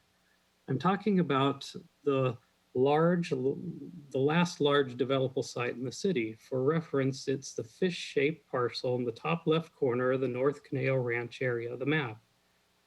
Currently, the church has zoning to rebuild our academy on the 70-acre parcel, but some time ago it was decided that moving wasn't practical. For the last several years, the church has been working with the city and looking for a partner to find best uses. Many times we have been encouraged by the city to help meet the need of housing, open space, community needs. There was even talk about using our land for the Rams practice facility, a former priority at Thousand Oaks. We were encouraged that Alt Map 1 was the favored zoning designation, the parcel as residential. But in spite of the close to 50% support, now we learn that the map is downgraded. Now the parcel map is boxing the church in, and I'm not supportive of the needs. The industrial zoning does not meet the needs, and especially doesn't meet the needs of the Wildwood area. Please reconsider rezoning that to residential and not institutional or industrial. Thank you. Thank you. Next, Beverly Wirtz, followed by John, and then Nico Van Niekerk. Thank you, Mayor and City Council members. I am a resident of Newbury Park. I wish to address the changes to our Thousand Oaks development. In your very own general plan buildings code, section 9-2.203 clearly states that any increases on residential densities or commercial acreage requires a policy decision that the voters of the city of Thousand Oaks should make. You, City Council, open yourselves up to a class action lawsuit should you move forward without a vote to the residents of Thousand Oaks. A survey of 5,000 residents is not sufficient. Code section 9-2.203 continues by stating, no proposed amendment shall be effective until it has been considered and approved for the ballot by the City Council and then submitted to and approved by the majority of the city's voters, voting at a general election or a special election. The city general plan building codes is a long-term guide for the orderly development of this community, which plan should not be subject to unreasonable build-outs and should not be influenced by outside development pressures. I can provide all of you with this general plan code if you haven't read it yourselves lately. And as a side note, I lived in Malibu before moving to Newbury Park 10 years ago and survived the 2007 Thanksgiving fire. The thousands of houses were destroyed because fire trucks could not come up the canyon because residents were fleeing for their lives. Their car tires were on fire, but there was one lane because the city council did not listen to the residents of Malibu and decided to build a bridge and close down one lane. And thus during fire season. And thus the fire trucks could not come up and save the community of El Nino. Don't Thank let you. this happen to our city of Thousand Oaks. This Thank you. plan is a disaster. We have our next speaker, John, followed by Nico Van Niekerk and Deb Gill. Do we have Hello. John? Good evening. This Hi is there. John from TO. People love it here because of what our Conejo founding fathers created in our master plan. I'm not against different types of housing. We already have lots of apartments and condos, and that's great. And we could probably use a couple more, but the state cannot force us to change our town or our plan. They can try to force us with a mandate or legislation, but that is overreach. We would likely win the argument in a legitimate court of law. Many say we won't get government funding if we don't do it. Well, we don't need any government funding. Like welfare, it just makes us dependent on it, wanting more. We are better off and stronger without it.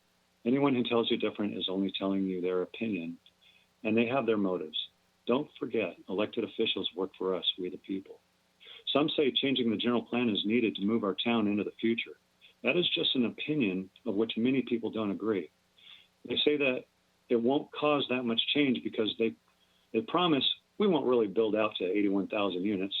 But if the general plan is changed with these high numbers, there will be developers and investors buying up existing businesses and buildings and then replacing them with new structures that will change the look of Thousand Oaks even more.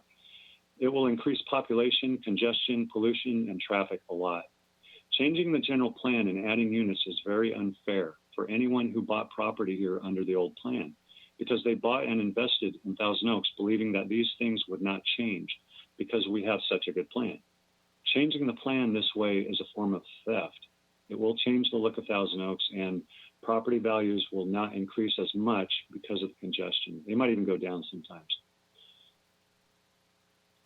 This survey is not representative of the city. It is vague, and the stated benefits are not facts. They are opinions. If this general plan change goes forward, the current homeowners must be able to vote on it. Thank you.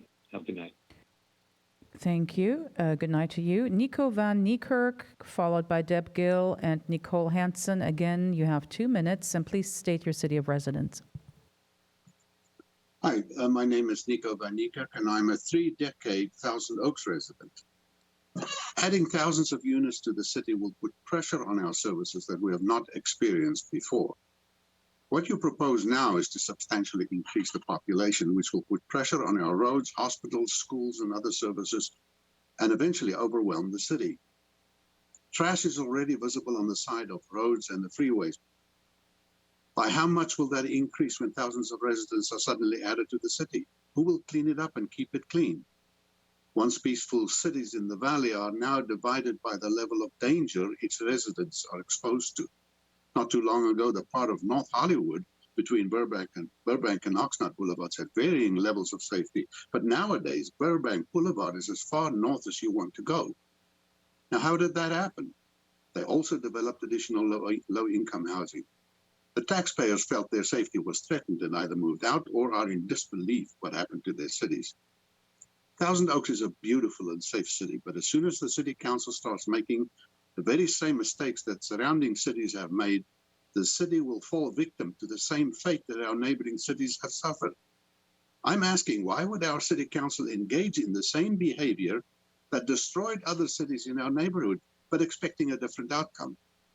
We know what this initiative will do to our city. The real question is, why do you not know that? The residents of Thousand Oaks has your back. You know that. It appears as if this project will reduce our quality of life, and we cannot have that. If you find it impossible to see the consequences of this project, you may just compel us to find people who would. And measuring by the lack of support from the people, you can take that to the bank. And thank you for your work and labor. Please do the right thing. Good evening. Thank you. Next, we have Deb Gill, followed by Nicole Hansen and Matthew Jacobs. Can you hear me? Yes. I've lived in Thousand Oaks for almost 40 years, moving from Tarzana. I've raised 2 children here, and I've loved it.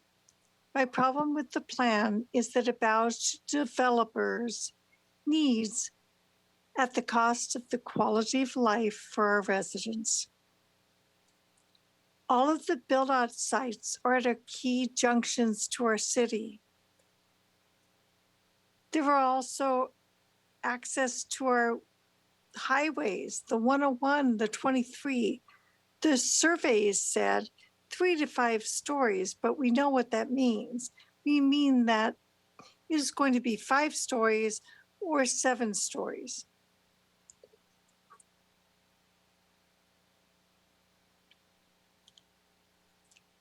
For buildings where they really mean 5 stories, we don't need it. We have an infrastructure to support a mass density in a designated build areas. Can you imagine how long it would take us to travel down Lynn Road or MOORPARK Road? The state of California has been taking a power grab to control every community in California. There are 58 counties with diverse needs and wants. Sacramento wants to control all of us. They do not know what is best for all Californians. Too much power is always dangerous. We have 40 years to change the composition of the regulators. We need to think long-term. Everyone keeps saying that we need more affordable housing. So is the housing that will be the most dense areas in the lower income housing. Los Robles Hospital can give them stipends if they want their employees to be employed. Microsoft. Thank you so much, Ms. Gill. Yeah, your time is up. Thank you. Nicole Hansen, followed by Matthew Jacobs, and then Jude Atia. Again, you have 2 minutes, and I will have to cut you off if you go way past that.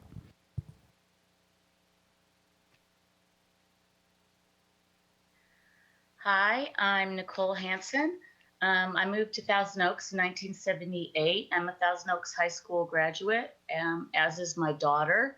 I'm a low-income single parent who understands the need for affordable housing because I'm priced out of the market. However, this preferred land use map isn't just really about that because we already know that it's way above what the housing requirement is for the state. So, excuse me. The additional housing that's in there also in this new plan does not guarantee that it in any way it's going to be affordable. It just means there will be more housing units. The most obvious problem with this to me is the height. Now, a lot of people have touched on that. Some as high as 75 feet. And I think it's very important to hold tight to that original 35-foot high limit. When Councilman Jones talked about the dominant vista on the Thousand Oaks Boulevard, you can forget about that if you put in all the high buildings and the density. They talk about preserving the residential neighborhoods, but that's going to affect us even though it's on Teal Boulevard and the views as well. When you pack it all into that one area, it should be spread out more. And I appreciate Mr. McNamee's talking about the validity of the survey because I questioned that too. And I think it's also a bit misleading. They showed photos of buildings that might have been nice looking, but that didn't. So maybe someone said, yes, I like that building, but that doesn't necessarily mean the height. Thank you. And calling. Thank you. Your time is up, unfortunately, Nicole.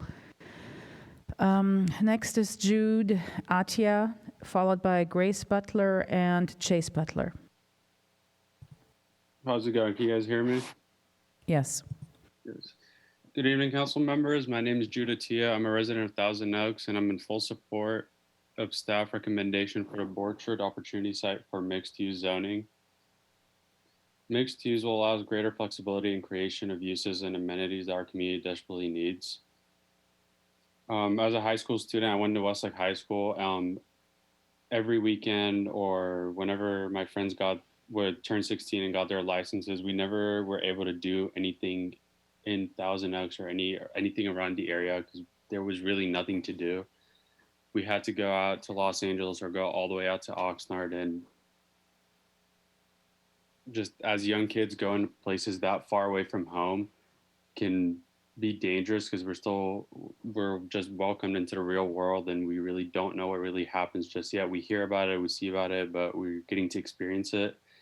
And same thing goes for this generation coming up. Like, I wouldn't want my younger siblings or anybody who just got their license to go deep into Los Angeles and have a horrible experience that will traumatize them. We need more stuff out here. We need more places open, more affordable housing for college students, for employees. For example, my parents own businesses in the area, and all of our employees have to drive so far away because they cannot afford anything in the area. The idea of putting tall buildings, skyscrapers, I don't think that's what we're trying to get to. We're just trying to get to a place where we add more buildings and more affordable housing for a lot of people, and that shouldn't necessarily really cause traffic or anything. It's just the same how it's been, just more stuff to do in the area to keep everyone local and keep the economy flowing and everything's safe by our home. Thank you so much. Thank you. Next, Grace Butler, followed by Chase Butler, and then Natalie Curtis. And then we have 3 more speakers after Natalie, and then we're completing this portion. Hi, good evening, council members. My name is Grace Butler. I'm a resident of Thousand Oaks who is in full support of staff recommendation for the Borchard Opportunity Site for mixed-use zoning. Mixed-use zoning would provide our community with many amenities that we are desperately in need of. While I'm a current student at UC Berkeley, I recall feeling very disheartened by how limited activities were for youth in our community. As high schoolers, my friends and I would have to drive at least 30 minutes into other cities just to find activities to keep us entertained on the weekends, putting money into other places. The activation of the Borchard property would create opportunities for that revenue to stay within our own community in which we love dearly. Additionally, I plan on coming back to Thousand Oaks once I graduate from college, but a concern of mine has been the fact that there is not much to do, but with an opportunity like this, myself and I'm sure many others my own age would be way more inclined to come back. The site would be an asset to our community as a whole, but especially our youth and young families. In the property's current state, it is not doing anyone any good. However, mixed use would create jobs, housing, and many more other exciting and effective prospects for our community. Please support mixed use on Borchard. Thank you very much. Thank you. Next, Chase Butler, followed by Natalie Curtis.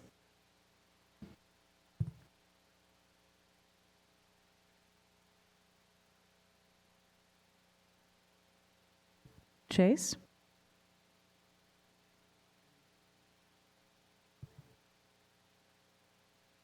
I see the picture, but I don't hear him.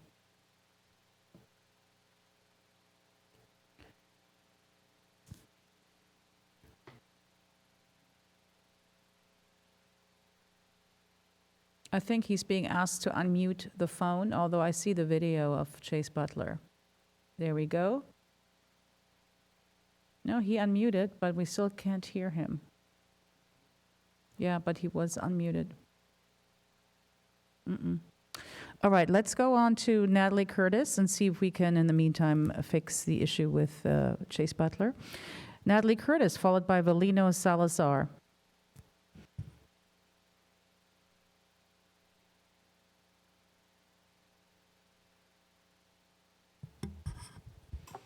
Do we have Natalie?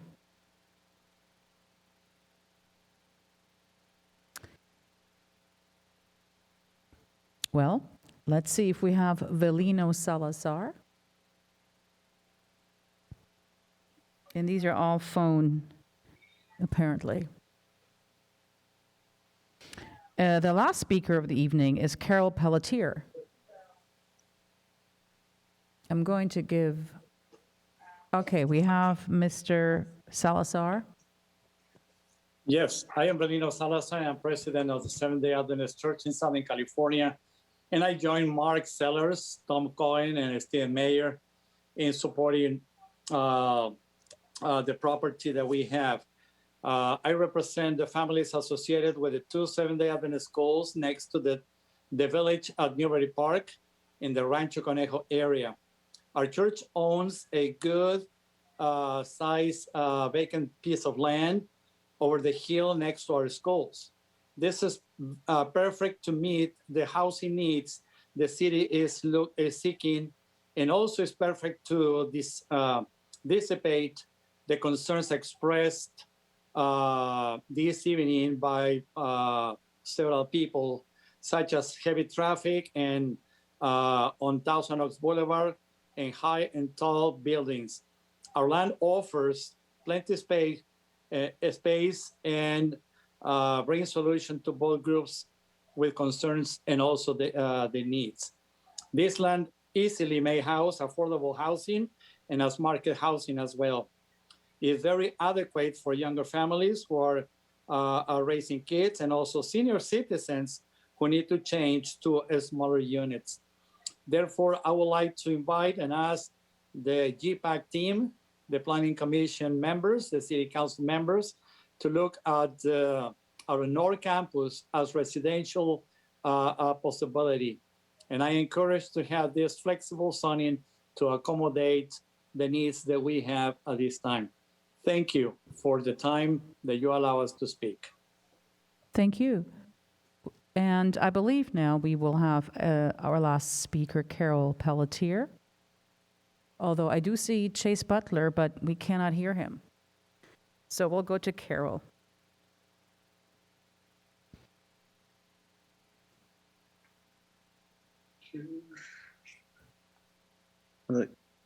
Hello? Oh, is this Chase? Yeah, We sorry, can I hear don't know why you. it wasn't working before. Go right ahead. Okay, so I'm only 21 years old. I have lived most of my life out here in Ventura County. And just my personal experience with it is it's a great place to live. It's treated me and my family very, very well over the course of the last few years that we've been out here. But some things that have been kind of on the opposite end of that is being young and going out with friends and trying to stay safe and stay local to home and not worrying about driving too far. There's not too much to do out here. And a lot of the things that are available out here, even for younger people or people all alike, most of it tends to be very, very pricey. I'm currently looking to move out soon and can't find any affordable, really anything near the area. Closest is Oxnard or get on the far end of Woodland Hills. And I know it's not ideal out there, but that's really the only options. Even restaurants out here, having some more affordable restaurants would be kind of ideal for the younger generation. And in terms of building a couple or one even just bigger building, whether it be apartments or for industrial use or however it might be, it doesn't seem like we're building a skyscraper right in the middle of the 101 that's, blocking everyone from everything. It's going to be kind of on the far end of, the city. So not too much else to say, but that's kind of my 2 cents on it. Thank you. And Chase was actually our last speaker. All right. And so it is 11:17, and we are going to now back to, was it Mr. Ramey? Or was it you, Mr. Powers? I forgot already. I just saw one speaker. Didn't know if she's here to speak or not. Okay. Oh, we have one more speaker? No, we don't. Okay, no. Just making sure. Yeah, okay. Yes, Madam Mayor. So as we prepare for next week, and as the council knows, we'll be at the conclusion of tonight be continuing our meeting to next week, where we'll get into obviously a lot more detail. We thought it would be a good opportunity to have Mr. Ramey lead the council through a brief discussion on the some elements of the plan at a high level. And so I was going to hand it over to Mr. Ramey. Staff will be compiling, obviously, with over 100 speakers. We will provide some responses to some of the things brought up, but we'll do that at the beginning of our meeting next week. So with that, I'll hand it over to Matt Ramey. Hey, thank you, Mr. Powers. Good evening again, Madam Mayor and members of the council. I want to just take a few minutes before we move into the conversation to thank all of the members of the community who took the time to come out tonight and share their points of view about the general plan process and the land use map. In my opinion, what we heard tonight is a lot of people who are really passionate about the city of Thousand Oaks, and rightfully so, people who are concerned about how the plan may impact the city that they love. We heard lots of ideas for what the city should look like in the future, both those who support some change and those who want to see limited change. We heard from people who have been involved in the process from day one and those who found out about the process in the last week or so. I want to remind everyone that general plans are complicated documents, and the general plan update process is a somewhat messy process. What we experienced tonight with all the comments is really part of the general plan update process. It's really common what happened tonight, which is that there is an outpouring of ideas when the city council is considering something that has not happened in 50 years, and that is as important as what is happening, which is a comprehensive look at the future of the city. The city council, as you know, has a really big task ahead, and as the saying goes, the journey of 1,000 miles begins with a single step. Based on the conversations, we know that there are a lot of commonalities between what council members want to see. The desire to preserve existing neighborhoods, the desire to have open spaces and parks, support for biotech, support for housing that supports the local companies, and many more things. Given that we have limited time this evening, what I would like to propose is that we start with some high-level thoughts about the land use map before we dive into details. As Drew said, there were, as you know, there were well over 100 comments and lots of ideas, and staff would like some time to assemble all those comments and be able to respond to those. So for tonight, what we in particular would love to hear from you, and what would be really helpful for staff to start the process, is what is it about the land use map that you've seen that you like, and what is it that resonates with you? Of course, you can provide any comments that you want, but what we really want to do is start with a strong foundation tonight with the feedback that we get in the limited time that we have, so we can really move quickly into the decision-making process that we have next week. Madam Mayor, if that's amenable to you, I will maybe turn it over to you so that you can call on council members in turn to share some thoughts so that we as staff and the community can begin to get an understanding of the council and what resonates and what you like in the map. Thank you very much, Mr. Ramey. Indeed, I will go to my colleagues in reverse order. You will have 5 minutes to make comments or ask questions that will then be answered most likely next week when we adjourn to next week's meeting. I will go with the youngest council member, not by age, but in terms of tenure here on the dais, and that will be Council Member McNamee. Thank you, Madam Mayor. Mr. Ramey did quote Chinese philosopher Lao Tzu that a journey of 1,000 miles begins with a single step. This process has been going on for 18 months, gathering information from the public as to what they would like to have in the general plan in its final form. This is one of the biggest steps that we've taken to date. Staff has done a great job up to this point trying to balance everything from our open spaces to adequate housing, public safety, traffic, so forth. It's not done yet, and I'd like to emphasize that to the public, that this is just the beginning of the journey, which has already been underway for 18 months. It'll come back to council over the next several months. We need to get it done by January, if my understanding is correct. State, again, is mandating all cities in California to do such general plans and also set aside a certain amount of housing through the regional housing assessment. We have, again, a 2,600 number that we need to make available over the next 8 years. If we don't accomplish that goal by January, we could be facing $100,000 per month fine for the city of Thousand Oaks. City manager may correct me on that, but that's my understanding. And that would be money away from our libraries, our potholes, our street lights, our wonderful parks and those things we really enjoy here in Thousand Oaks. My hats off and applaud the city staff for doing a terrific job getting it to this point. Yes, we've had some speed bumps in that the surveys may not be statistically accurate. The confidence level is not where we want it to be, but it has been a starting point. From the comments here this evening, I have learned a great deal of other things to consider in looking at the plan. My thoughts about Thousand Oaks in general is that families, they look after themselves, they look after their neighbors, they're involved in the community. And what I saw this evening was the people of Thousand Oaks being involved because they care about Thousand Oaks. That's the richness, that's the strength of Thousand Oaks, are the people. And because of your involvement tonight, you've given all of us on council something to think about, something to explore, to come up with a plan that actually works, that keeps Sacramento happy, but still maintains the look and feel of our beautiful city. And without city staff, and without these council members and the good people of Thousand Oaks, this would be a very difficult process, greater than where it is right now. So I look forward to the next several months as we make through this project and get this finally to final form in January. And I thank all the participants this evening, who either through email, public comment, so forth, for their input. And I have learned a lot. I've given me some things to consider, and I'm sure my other council members have done the same. So with that, again, another step in this journey of 1,000 miles begins. It was a big step tonight, and I look forward to the continued work to get this plan done. Madam Mayor? Thank you. Councilmember Jones.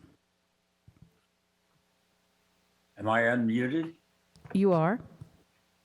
Okay. Well, we have learned a lot from over 100 people. We've learned their feelings. As I indicated at the beginning, I have some feelings going in. I haven't made any final decisions. I am very concerned about the upper population levels that could be gotten if we go by some of these standards that are advanced in the plan, because we could be looking at easily over 200,000 people in this valley, and I don't think that's a good idea. Anyway, I'm more thinking about things to avoid.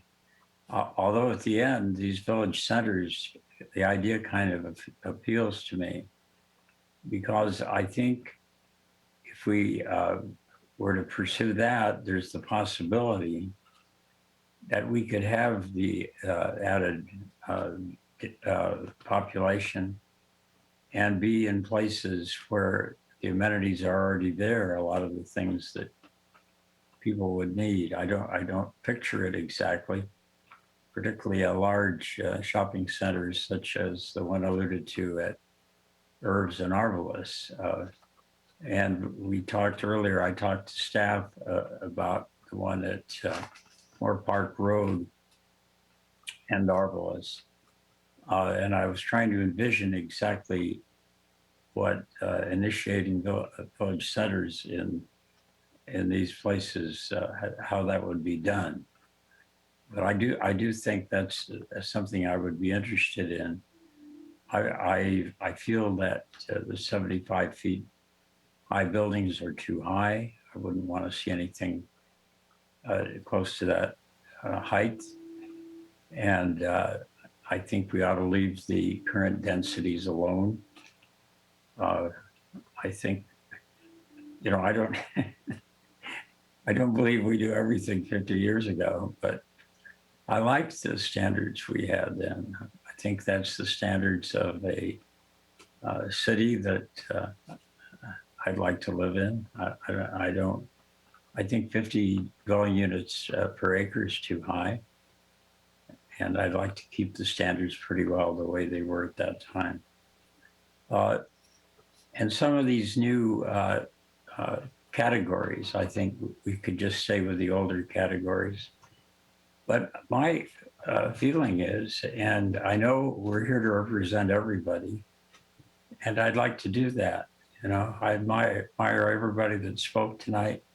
I honor their opinions, and especially staying up to whatever this is, almost 11:30, I guess, to do it. It means that they're committed. And I look forward to going forward with the process. And I'll use the term dominant vista once more. I still want to keep the idea here that we're a semi-rural, mainly low-density community. And I'd like to keep that going. I love it here. I've been here 57 years. Thanks for your time, Madam Mayor. Thank you. Councilmember Adam. Thank you, Mayor, and thanks to all the folks that hung in there till 11:30 to speak to us. We appreciate the input very much. I do want to clear up one thing. In no way is there any land designation being proposed tonight that would allow a 7-story building. Flat out. Just isn't there. I'm not sure where that's coming from, but it's not there. So with that stated, I believe we were asked to talk a little bit about what we liked about the general plan update, and I'm willing to do that. I do like the idea of a neighborhood center. Ed just mentioned the same thing. I think there's some real value to that. Could revitalize the 2 areas that have been designated in the general plan update.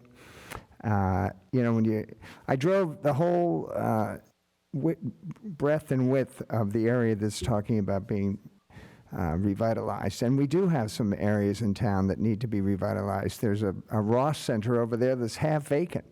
These are areas that we need to look at, that we need to take a different view of, and I think the mixed use designation could help areas like this. So I do like the neighborhood center idea. As far as the malls go, absolutely we need to concentrate on the Jans and Oaks Mall. There's malls all over the country that are failing. I think we're fortunate that our malls are still viable, but they will not be if we don't do something about it. And with the designation that we're calling for here, it gives them an opportunity to really reinvent themselves, repurpose themselves, bring in some housing, bring in maybe a hotel, whatever it happens to be. But the current model is not going to work in the long run. And these malls are very important to the city. Thousand Oaks Boulevard, 77% of the residents say they want to see mixed use on the boulevard. They want to see the boulevard change. I've been here for 8 years, and in that time period, I've seen 2 projects go in on the boulevard for a total of about 175 units. So the progress has been very slow, and it will continue to be slow. You know, property owners just don't build overnight. But I think we need to give the boulevard the opportunity to reinvent itself as well. Bring some people there. Let some people live on the boulevard. I've been told by so many businesses, including Amgen, we need a downtown to attract young people, to attract all kinds of people. And these employers here in town need that downtown to recruit and retain employees with, and we can create that on the boulevard. I like the idea of the Borchard site. I think it's been called an opportunity site, and there really is an opportunity there. There is a big opportunity there. I've heard for years Newbury Park is underserved, and we don't do enough for Newbury Park. Here's an opportunity where with a creative approach, that site could become a real asset to the community. With the open space that's as a buffer around it to create a buffer with the neighbors, I think that some of the ideas I've heard for that property could be really excellent. And I think it's just been vacant too long. It's time to take a good look at the Borchard property. So those are some of the things I like, and I'm sure we're going to have to go into a little more depth because there's a lot more to it than just those 4 things. But those are the 4 biggest ones I heard, and next week we'll do just that. Thanks, Mayor. Thank you. And Mayor Pro Tem Bob Engler. Thank you, Madam Mayor. Yes, it's been a great night. I was very impressed by the number of people who participated and the variety of comments that came our way. I look at that as just one more way that we now are going to be able to gauge the temperature of the community and respond to the different needs that people have for going into the future. The survey, people were talking about the survey, just a reminder, that is just one more data point that we're going to use for moving forward. We're not going to be locked into lockstep on anything that we have heard or seen in that survey. So it's only one part of what we're looking at. In terms of kind of global ideas about the presentation so far, I think to give flexibility into the future, the mixed use concept is really where we need to be on just about all of the things we do. That mixed use concept allows us into the future, a future that none of us know, to be able to give us some ability to react to different conditions down the line. So the flex use approach, I think, is a very good approach for us to put into our general plan. That flex use will not affect our current neighborhoods, but it will give us the ability to react in the future. I like that part of it. The variety of housing that will come in that flex use is important too. We heard a lot tonight about affordability and people not being able to live in town. Affordability is one of the issues that we need to address, and I think we can perhaps address that in a inclusionary policy attached to the general plan. But the other thing that I really would like to emphasize here is the general plan, I think, gives us a defense against future actions by the state. In other words, we will have a position set out, locked into our general plan. Some people will say we need to just go to this one arena cycle. I'm of the opinion that we need to go further than that to try to lock our thoughts in further down the line than just one RENA cycle. The state will do what the state does, and that's something we have to be aware of. The other thing about the state is asking us to put more housing in, and I think overall tonight, most people recognize, even people who are against the general plan, recognize the need for more housing to service our growing biotech sector. I did talk to Atara the other day. They've lost 3 people in the last several weeks to other companies out of state because the candidates come here and they lose out because they look at our housing and say, I'm going to go to Austin. I'm going to go to Raleigh-Durham. We're in competition nationally, and we need to be able to compete with our biotech sector. So those are the things that I like about the plan. As with many people, I'm a little concerned about the density. I'm a little concerned about the height. But I think I would have to give that a little more thought and come up with something that would work for me there. So that's all I have on a global basis, Madam Mayor. Thank you very much. Thank you, and I believe that leaves me with about 5 minutes. I try not to take all of it. This was wonderful information, good information, a lot of passion, and also a lot of feedback from employers who are asking us to provide more housing in addition to Sacramento, the state of California.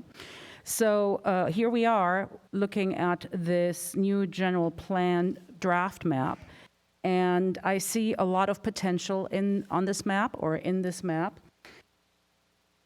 The potential that I see is that we will be able to fulfill housing needs and will be able to help Thousand Oaks change for the better.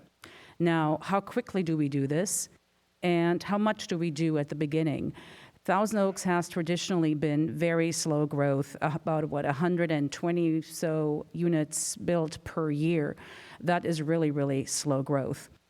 Now we're looking at more than 2,600 units that the state is asking us to make room for. That is quite a change. When you're used to having just 100 units per year, all of a sudden you need to make room for more than, well, actually much more than 3,000 units to satisfy HCD, the Housing and Community Department. And so the way, what I am taking away from the discussion tonight, from the hundreds of emails and from watching the GPAC meetings and Planning Commission meetings, is that we will comply with the housing element. We will find room for thousands more units in Thousand Oaks, but we will not really make the 75-foot tall buildings a standard fare in Thousand Oaks. We have existing buildings that are not quite as high, but are in around 60 feet. We have the Hyatt Hotel. We have 75-foot buildings actually in the Amgen specific plan. We do have high buildings in Thousand Oaks, but it all depends on where you build them, at what angle, and do they block the view. But what I would really recommend is the commercial regional, which does suggest 75-foot tall buildings along the 101 freeway, Newberry Park, really should not be used. In fact, I would like to eliminate commercial regional altogether. I would also like to maintain the current designations, land use designations that we have. I heard earlier this evening, why not come up with mixed use neighborhood? Makes perfect sense. I'm looking at the school map from the school district. We all know our school district is hurting, low in enrollment, and additional population and families in Thousand Oaks will help the district with enrollment. And so these village centers are actually near many of the schools. So to me, it makes perfect sense to provide more village centers than just the two big ones, and designate them for commercial, residential, and to make sure that they don't lose their viability as a shopping center, but also will help with the synergy by adding residential. And that in turn will help also with enrollment in our school district. Now, the Seventh-day Adventist parcel that was mentioned earlier in the evening, I would love for it to remain residential. The only issue I have with that is that it's nowhere near a public school. You have to cross the freeway in order to get to Earths or another school or Newberry Park High School. So it has a private school there, but not a public school. However, residential would provide housing right next to the biotech industry, which is seeking a lot more units. So I think that parcel should be considered or actually be returned to residential. Also, the parcel right across the IMT Kmart, which is currently being proposed with 420 units, that should be switched back to industrial flex, not to mixed use, because of the immense traffic that corner will have. And I would like for staff to look at the office buildings, office parks, currently almost empty, see how we can repurpose those. And with that, my time is up. And those are just some thoughts that I'd like for staff to chew on, not only mine, but those of my 4 colleagues as well, in preparation for next Tuesday. So it is now 20 minutes before midnight.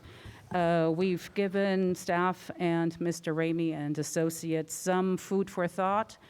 I believe that there is no more comment from, there is, okay, Mr. Powers. Thank you so much, Madam Mayor. I just wanted to end by thanking the community, thanking the City Council. It's been a long evening, but we knew that would be the case. That's how, this is my 3rd general plan going through this, and it's, as Matt Ramey mentioned, this is very common. As we prepare for next week, I wanted to build on Councilmember McNamee's comment because it was a good one. There's a reason that we're on the time frame that we're on. And staff began the work on this several years ago, and council greenlit this process in order to ensure that we would be meeting those timelines. There are consequences, as Councilmember McNamee mentioned, and a whole variety of those. I won't go into them right now, but Missing deadlines has real consequences. Things like going on instead of an 8-year RENA cycle, you can be punished and put on a 4-year RENA cycle. So you're doing this every 4 years. We don't want to be in that position. And so thankfully our team has gotten us to the place where we are today, and there are more steps to come. The decision you're going to make next week is a decision on the land use map. That then goes to an environmental analysis, traffic and circulation analysis, first submittal to HCD, so on and so forth, eventually coming back to the city council in various forms. So just wanted to mention that both for the community and for the council as a reminder. It also can get confusing. This is part of the general plan that hasn't been updated in many years, as we've talked about. But we also have a housing element, and that housing element has a cycle attached to it. So not everything that's in this land use map is going to be part of that housing element cycle. And so it's just important to know they are two distinct things. I know there's a lot of crossover, but really looking forward to next week. Thank you again for your time, and a big thank you to our team, many of which are in the back room working on a lot of detail and tracking notes. So appreciate all their efforts to get us to this point. Thank you, Mr. Powers. Indeed, this has been quite a Herculean effort for the last 18 plus months. And so we're almost across the finish line with this one. And just so that I make myself clear, I'm really looking forward to meeting just the first housing element goals, and then take time to go over the rest, the future years after that. That said, I think we are good to go. I wish everybody a good night. It's almost good morning. Madam Mayor, we need the Yes. motion. We need a motion. Can I make a motion that we adjourn? We do need the motion, Yeah, yes. and actually, it's a special motion, Yeah, so it we is- have it- language for the mayor to read and ask someone to make that Yes. motion. So the motion that I'm seeking is that this matter will be continued, and the special meeting will be adjourned to next Tuesday, May 25th at 6 o'clock. And Councilmember McNamee, you wanted to make that motion? I would like to make that motion. Excellent. And then I'm asking the city clerk for a roll call vote. Councilmember Adam, Yes. Councilmember Jones, Aye. Councilmember McNamee, Yes.